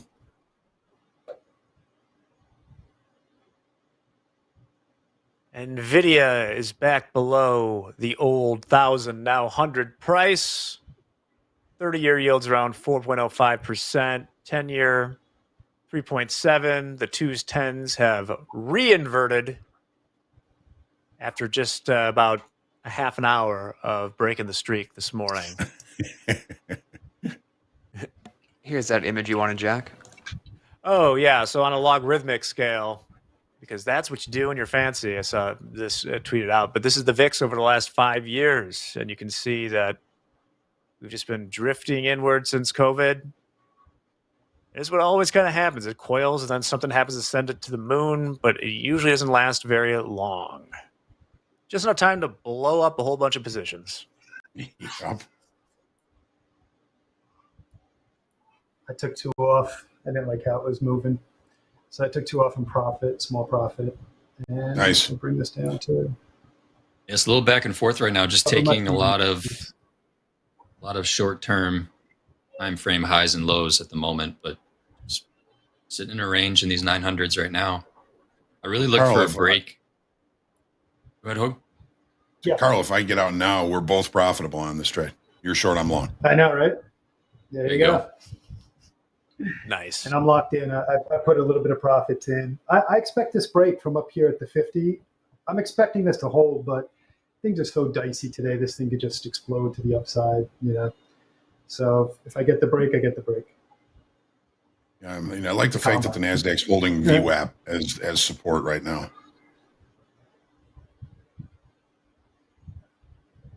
So I'm using an anchored VWAP. So this blue line, right there I go. I'm out. That's off of the candle open. Actually, not the candle open. What did I took it from the Brinks. So slightly before, 30 minutes prior to the open. And, you know, you can take it to the open. It'll move it slightly. But I've been using the anchored a lot more lately after, you know, was it Brian Shanahan? He's great. Mm-hmm. Yeah, he is. VWAP guy. Yeah. So you can see how nicely it plays. Price is playing with that. So if we can recapture this, then yeah, I would start to get bullish. I could see, and then this purple line, this purple one is an anchored VWAP from this spike high, somewhere in here. But regardless, if we're going to get any higher, we're going to have to get to this purple line. You know what I mean? If we're going to start attacking higher pricing, we're going to have to get close, like Jay says, get closer to price. Well, this is the accumulated price, including this spike up here, you know, and all this price action over here. Some of this, oh, that's what it was, the candle that left. This candle that started to take us up here. So if I expect price to start to attack these highs again, I'm expecting it to be able to get above this volume price that includes all of this right here. Where is this? My thesis behind it. Well, from this candle that crossed the 50, that's where it's anchored to. That's where. Right. Where is that? Where is that anchored VWAP showing now? It is at 18,084. Okay. So quite a ways higher. So that's why this box that I drew in the middle here, that to me that's where the fight is. This is where the back. And when price gets into this area, I get interested in, all right, am I gonna start to flip to longs now? Or am I gonna take a short here? Because if price comes into here and we start to see heavy selling, maybe I flip over to book map and I see those orders start coming in and crushing it down, well, I'll take a short again. That's why I shorted in here to begin with, you know, and took this quick scalp because as price came up here, I saw it fail, but then it didn't give me, like you say, I wanted it now. It didn't do it now, so that's why I got out of that trade. 420 lot. We got every time the S&Ps pop, they get smushed. Got I'm gonna get out of this and look for something else. 420. All right. 420 lot is sitting up there. Oh, they just gobbled up the 420 lot. Hoag, you got out on that, I presume? I did, yeah. So now it's going to rally. Hey, still a winner. 147. It just seems like every time we get up near that 5210, sellers just come in and push it back down. They push it back down. They push it back down. Other 300 lot at 207. We got. What time is it? 30 minutes? I'd be inclined to wait for MOC. Oh, they took it. Yep, they did. All right. Who's going to be the next in line here?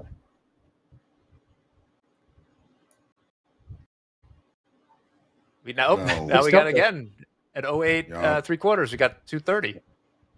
I'm buying it again. I'm buying it right here. Let's see what happens here. We're going to take all this liquidity up here. Yeah. I want in. Long at 5207 quarter now. Gone. Come on, take out the tens. Take out the tens. Everybody get out and push.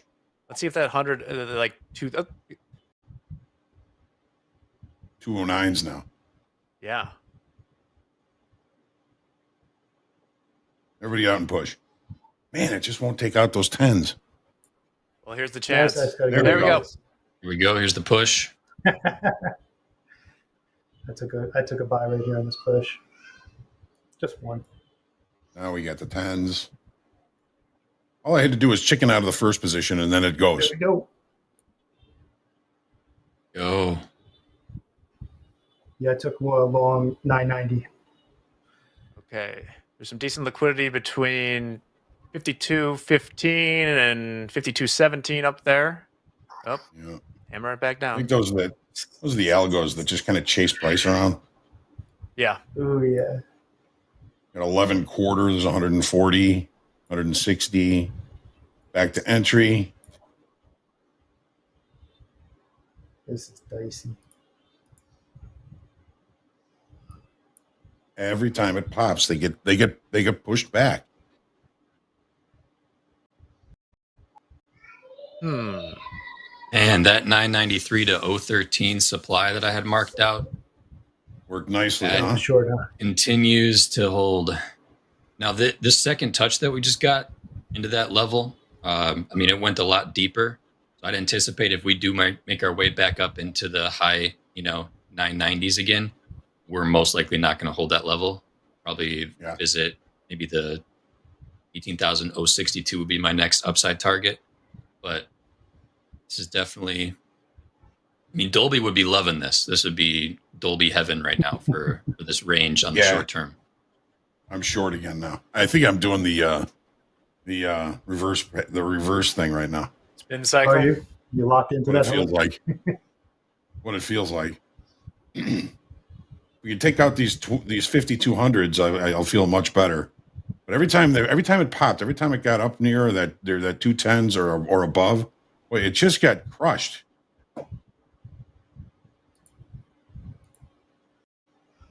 Realized I'm down 119 now. There we go. Let's go.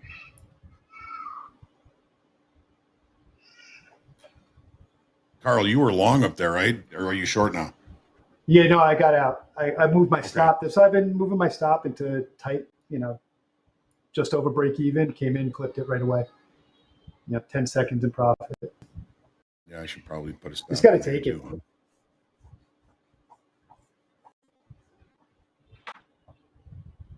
I mean, I guess it's NASDAQ, going to see money, take money.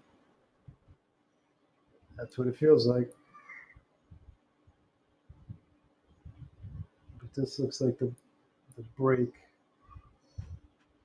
Having trouble holding value low. NASDAQ's holding up better. I think it's fake. Taking a look around the Mag 7. Meta is holding up the best. Then Microsoft. All the rest down 5% or more, including Apple down 6%. NVIDIA down 7.3. Was down as much as like 13 or 14% this morning. Back to 5,200 in the ES. Base 5 asks if Trying to there's layer in the three again. opportunities, if there's more opportunities on bonds in a market like this. It's kind of the same story told a different way, where yes, there were opportunities, but also this is a day to get run over. Doesn't matter what asset class you trade. So that's why I've been sticking out of everything. Wait for some sort of direction to get picked here, man.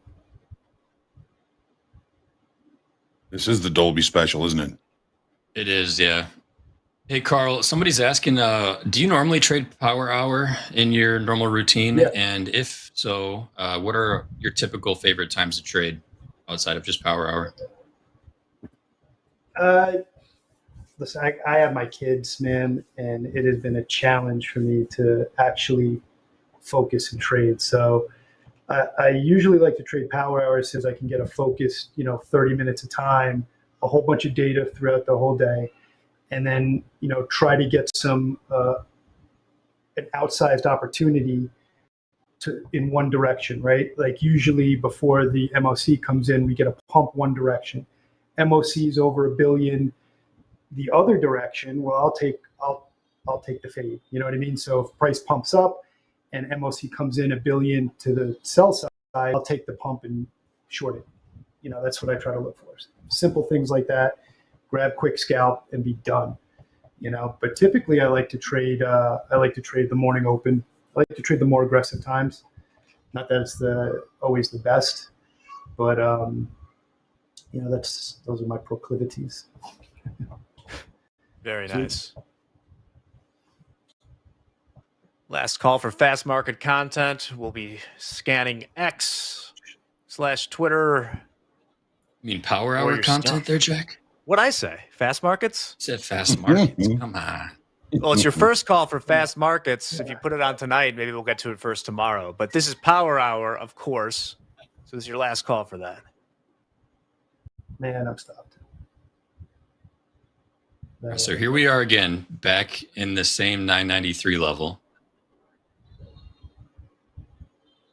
We get some momentum through this. The 60s, 2060 would be a realistic next target.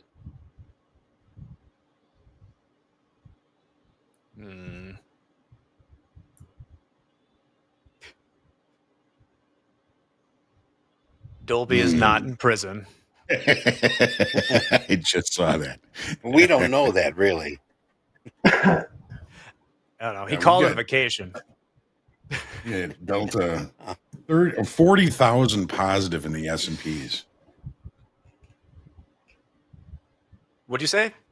Delta 40,000 positive Delta in the S&Ps. 2,500 in the NASDAQ. So 40,000 positive. Is that for the whole session from the open last night, or just the regular hours? Just today, just regular trading hours. Wow. A lot of short time aggressive buying.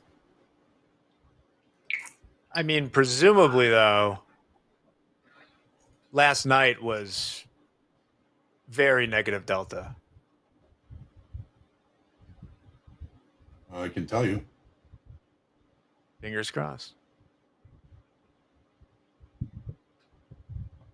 Gabe's too quiet. Yeah, I was testing another short there. See if that level would hold one more time, top of the range, but it just broke. So I'm back to scratch. Back to scratch. Looking like we're gonna blow right through it. Yes. Yeah. Jack, negative 43,000 in the overnight session. Okay, there we go. They're about back to even now, aren't we?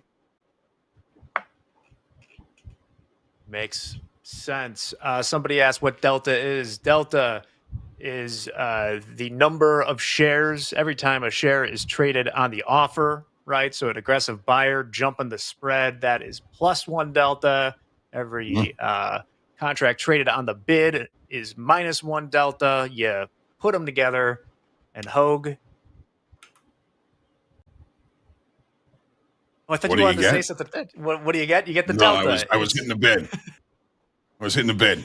Oh, okay. You're hitting the bid. Lifting the offer, hitting the bid. I never traded on the floor. It was all clicking. Also, as you look for that, that's a futures kind of specific thing where Delta usually in trading and stuff, it refers to something in options that is different. Yes. In futures, it's just a simple sum. Number of contracts traded on the offer, which is positive. Number of contracts traded on the bid, which is negative. Just subtract the negative from the positive, and that's what you get. So we've got 38,000 more contracts in the S&Ps in the regular trading hours today that traded on the offer than on the bid. 38,000 more traded on the offer than on the bid. Means Because aggressive buying. Futures traders love to just add things on their fingers and toes. We Yes. don't like those derivatives, like in options or delta. Yeah, my math teacher said you're not gonna be walking around with a calculator in your hand. Yes, we are. Showed them. Yes, we are.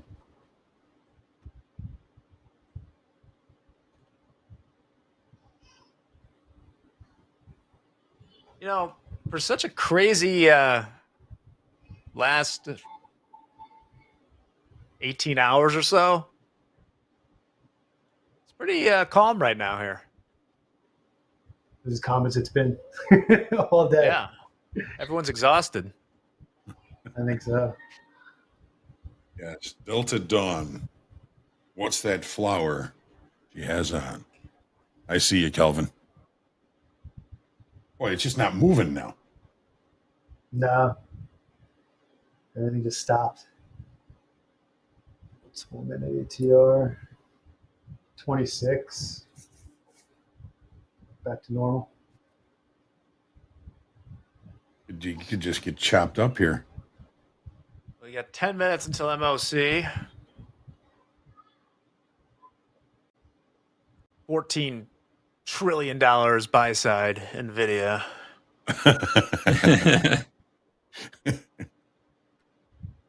Well, how long Gotta do they get a- expect this carry trade to unwind?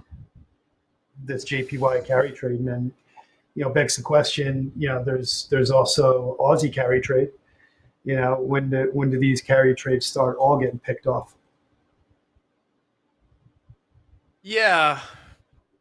I guess it's a question of just how much leverage there actually is. I mean, I was saying earlier, last night looked like a lot of puking for the sake of puking, i.e., you're over leveraged. Or But it feels over-vodka'd. Yes. But it feels, I mean, I had not started my career yet. I was about a year away. I was still in college when the fireworks were going off in 2008. But that was obviously a much more violent de-risking. This feels a little bit like there were plenty of people willing to buy at a discount today. Like, it's pretty calm, right? Last night was weird. And I saw someone put too, it's like the news, the unemployment number came out on Friday. That was the bad news. The market went down. And then on Sunday night, it's like, okay, now we're really going for it. Where it's like, I understand the carry trade and stuff. I don't know. I'm still bullish.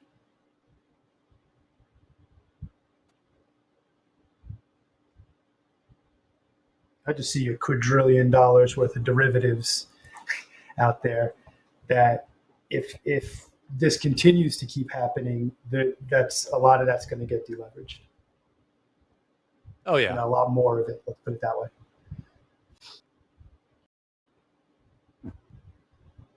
Back to 5,200 in the ESU. Through it. Back in, Gabe? Yeah, currently holding a 5 MNQ short from 965. Tight stop. Looking for an approach to 931 to these relative equal lows. Maybe a retest back to the low of the range. For the short here. For me, that's what I was looking for shorts. On MNQ. No, I'm going to be getting short. Just hitting that reverse button over there, Hoag? I am. I'm having fun. Look at me. I'm giving out Are you doing wings. that? Are you doing that in your live account today? No, this is Express. Guys. First Rate Trading says carry trades haven't been used in forever. LOL. Okay. Not sure about that. Yeah, I'm not sure about that either.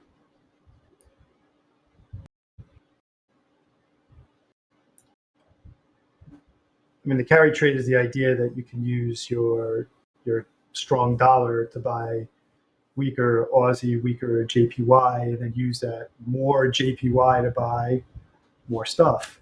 Oh yeah, that's what I was saying. It's like I don't even know what they're talking about. Yeah, Yeah, it's a like real thing. We got very liquidity real. down below in the S&Ps now. Yep, just hit that target 931 on that little push lower. So closed back up 179 today. Cooking, Jay. You're cooking, Gabe. Cooking. Taking a couple L's, but 57% Nice job. hit rate right now. Profit factor and taking a little bit closer to 1-to-1s right now. So not ideal, but still working for now.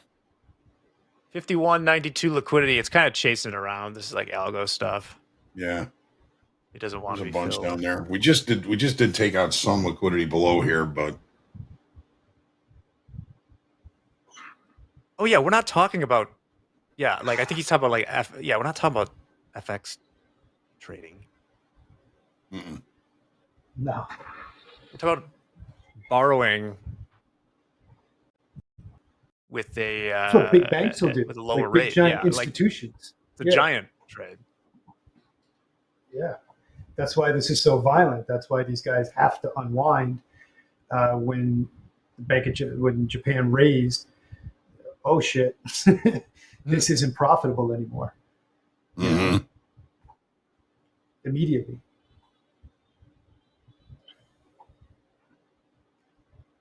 All right, taking out that 300 lot, 195. Nope.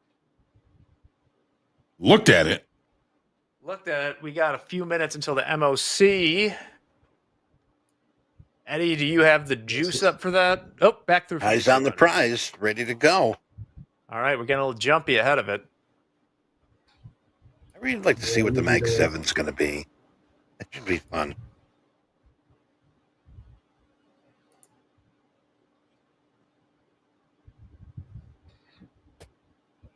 That ought to be very interesting today.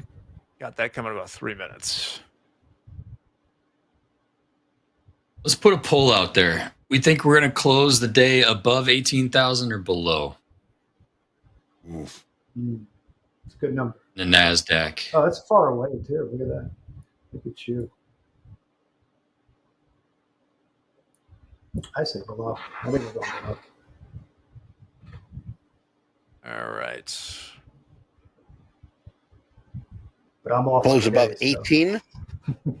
Yeah, close above or below 18,000. It's a pretty realistic number in terms of location because it's kind of hanging around the range that Psychological, we're in too. right now. It's a psychological number for sure. Yep. Big whole number. Yeah. Curious what everybody's thinking. I think you're giving a lot of vig to the under here, but Well, here we go. Yeah, Oh, no, I took mean out the the majority of 300. people are below. Yeah. okay. Cowards. They're taking the easy way out. Since we're already below 18,000. They're taking the under. 18,000. Steve says my answer. Hindsight capital, baby. Yeah. Steve says my answer is yes. That's pretty general there, Steve. Yes. Hammer Yeah, that. here's your We'll bowl. let you know. Start dancing. Yeah.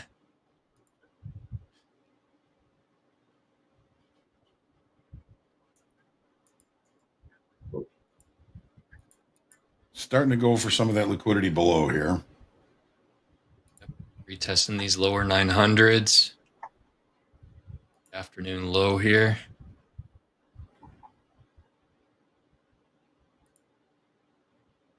And that New York low at 850 just seems so tempting at this point. I mean, we're structure is still showing to the downside on the short term. 1 minute, it's printing lower highs and lower lows. So I would say the likelihood for us to head lower to at least 850 throughout MOC is more likely than breaking above. If you have orders in, watch out. About 45 seconds. We got MOC coming out. It could be pretty wild on a day where things If you're in the market this much, or if you're in the market.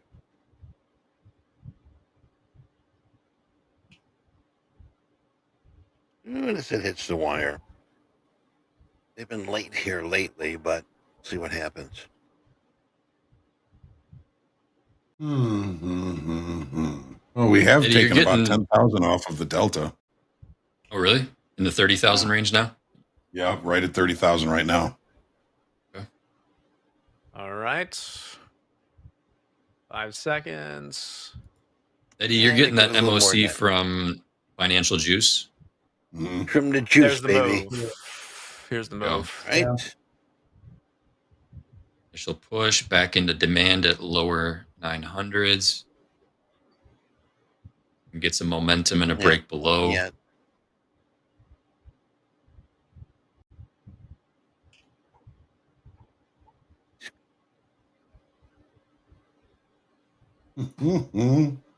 Just flying all over the place right now. Sell side. All right, that was a pretty bullish looking close. It was. Push in. There we go. Okay, we got it right now. We've got coming in here S&P sell side 3.9 billion. NASDAQ sell side 1.4 billion. Dow sell side 850 million. Mag 7 sell side 635 million. There you have it. Thanks, Eddie. All right. I'm still short in the hole here. Just getting smoked today. And now I know why I don't trade late. Well, welcome to Power Hour. Yeah. Sell side in the rallies. Yeah, I've always been curious about that, whether that it necessarily dictates a move in the direction of MOC, because I've seen it both ways. Like I've seen it, go opposite to the MOC, and then sometimes it's in the same direction. So I don't know if there's a consistency or anybody has any data out there. I've never been able to figure it out. Yeah. I'm not even really interested in what it is as much as just whatever the move is off of it, right? I mean, it's just something that even if you do nothing with it to be aware of, because it's going to move your stuff at 250. Right. Yep, goober, I am. Looking for the breakout to the 2,000, downside. 5,200. We have 2,000 ES at 5,200. 5,200. Wasn't I This guy mentioning ain't that level afraid. earlier? Yeah, 2,000. Oh, come on. This is flexing. Yeah. Can they get As it all? opposed to my two MAQ that I went short.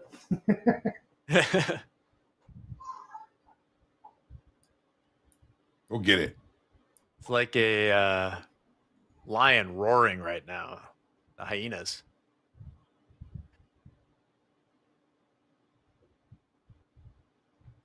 Yeah, and I took a short Disappointment. on that spike up, but just got stopped out again. Small. Yeah, we're just in the middle of that 900 range, man. I mean, it's a 50-50 shot at this point whether we run the highs and break above 18 or go lower. But we just made another lower high. Granted, I'm looking at the 30-second. Yeah, it's a coin flip right now, but yeah. Correct. Lioness, actually. All right. We're going to do hashtag power. Yo, Oh, there it and goes. it's gone. They took it out. Roar with the lion. 2,600 positive delta now.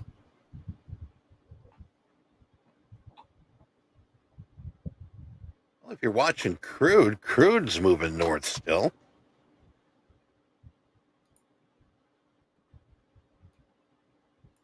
right, James, do we have any Power Hour hashtag content? Well, chat, you heard the rallying cry, and 2 of you answered. We have 2 Power Hour submissions for today. First from Lemon That was busy, Trees. guys. Fresh week, fresh account, starting off strong. Love the new dashboard. Why would anyone else use a different platform besides TopStep X? Good question, Nice. Lemon Trees. And good trading. Lemon Treesy. Next up, we have from Lost Trader, another Marvel-inspired meme from MP. We've come to bargain, says the chat. Sure, man. Thanks, Lost Trader, picking up the slack. There you go. And again, Lost Trader always makes like 1 or 2, and to be fair, I always pick ones. If you want to see the other ones, go check out our Twitter and search TopStep hashtag Power Hour. That's an ad within an ad. Thank you, everybody. We'll see you tomorrow. 5 minutes to go. Well, I'm probably just hanging in the wind here right now.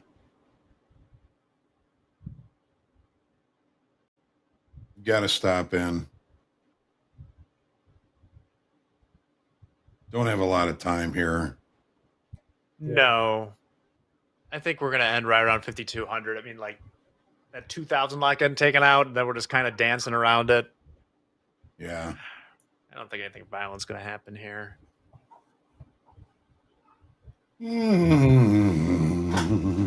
Until it does. And, well, that's always how it is, right? But it is amazing just, since these last couple hours have been so serene. Dolby, Dolby on vacation. He could have made a killing. Maybe he was at 2,000 lot. It's going to flip it out for 3 ticks.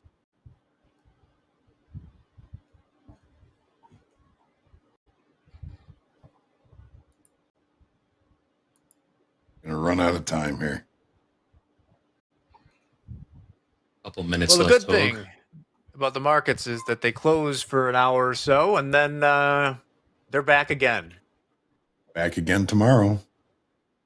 Like a bad rash. Yeah, it's rebirth. Get a chance to move another 1,000 points tomorrow, maybe. It was insane last night watching the dome and seeing. I took trades last night and it was shocked when I would look, put my stop in. That's it's like $400. What's going on here? Should be $100. And it was just insane, the movements. Yeah, if you weren't really paying attention, you get caught off guard. What was going on last night? It was so illiquid. Yep. Yeah, and it was dancing. I mean, it was dancing all over the place. Yeah, I just got stopped out of that one. I'm done. You were trying to short there, Carl? Yeah, tight stop. I was just looking for that pop. See if it finished up and dumped off to the downside.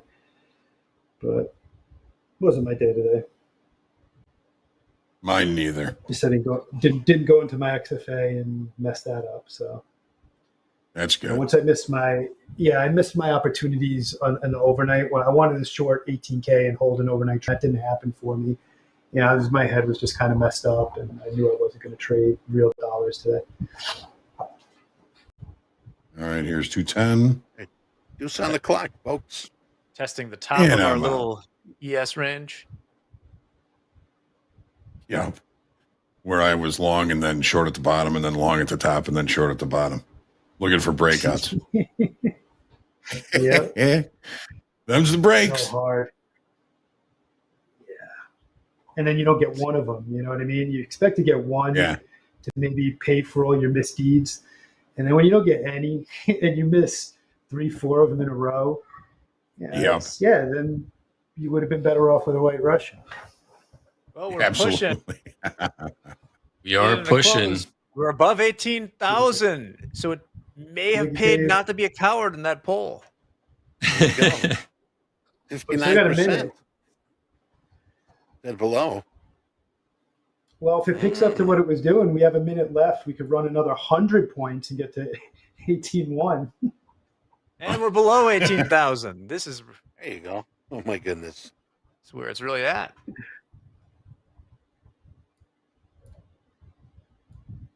Yeah, watch out. It's going to be choppy. Choppy this week. Dakota, you can buy wherever you want. Mm-hmm. Where do we buy it? 30 seconds. Yeah, so are we thinking bullish? Is this a buy-up opportunity for longer term? I'm not sure. Hmm. I'm not sold on that yet. It is until it isn't. That's right. All right. We got 10 seconds left. Maybe there'll be some fireworks here as we go to the close. Over 18. Give me those 60s. Give me those There it is. 60s. Now we get the breakout. We're above. Yep, there we go. We're above 18,000. Very nice. It's a tale of 2 days. Down 1,000 points, up a bunch today. Stay safe out there. Eddie. Well, first, Yes, Carl, sir. thank you so much for joining us, man. Gabe, Hoag, Thank you, guys. Appreciate it. great spend a power hour with you. Eddie, take it away. All right. Take it away. Folks, thanks for being with us here today at Topstep TV. Hope you learned a lot. Today was a very rare day to sort of just sit and see what was cooking. But tomorrow they're going to be easy on us as far as our economic numbers. We've got some minor ones coming out at 7:30. We got import-export. We do have a trade balance also at 7:30. Scrolling down, we've got Red Book year over year at 755. And 9:10, we've got the economic optimism IBD number, 9:30 Atlanta Fed, and 11 o'clock, we got an EIA short-term energy outlook. 12 o'clock high noon is a 3-year note auction. And of course, the weekly crude stock for a Tuesday. Tuesday. Yes, indeed. Tuesday. Tomorrow's going to be the 6th. 6 days into the month already. Be here tomorrow early, 8 a.m. We've got Hoag and myself. We're going to fire up the machine, get the party started. And we'll have Rips joining us for an early open call. And of course, over to Fast Markets, Andre, MP, Coach Dakota, Rips, and Hoag. Power players, we got Sean Sawyer, Hoag, and JD. We'll be having shoulder tap. Hopefully Mick will be back here with Jack and Mick. Group coaching, JD and Hoag. We do have a Back to the Futures with Mohammed. Mohammed A will be with us. Gabe and Jack also joining Mohammed. Power Hour with Andre, Robert, Austin, Silver, Hoag.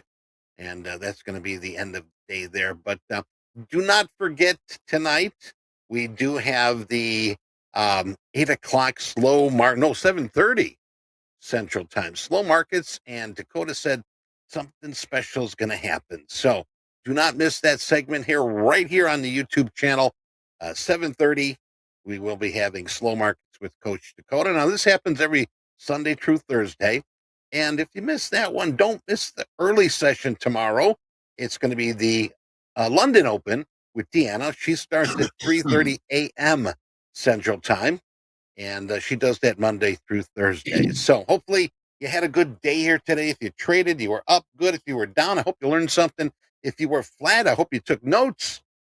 All right, now it's time to sort of log off, separate yourself from this monster thing we call the internet and electronic trading, and time for family. All right, time to get some love from those closest to you, and of course, get some rest.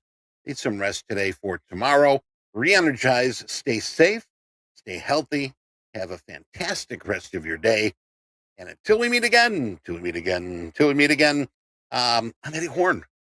And this has been Topstep TV. Take care.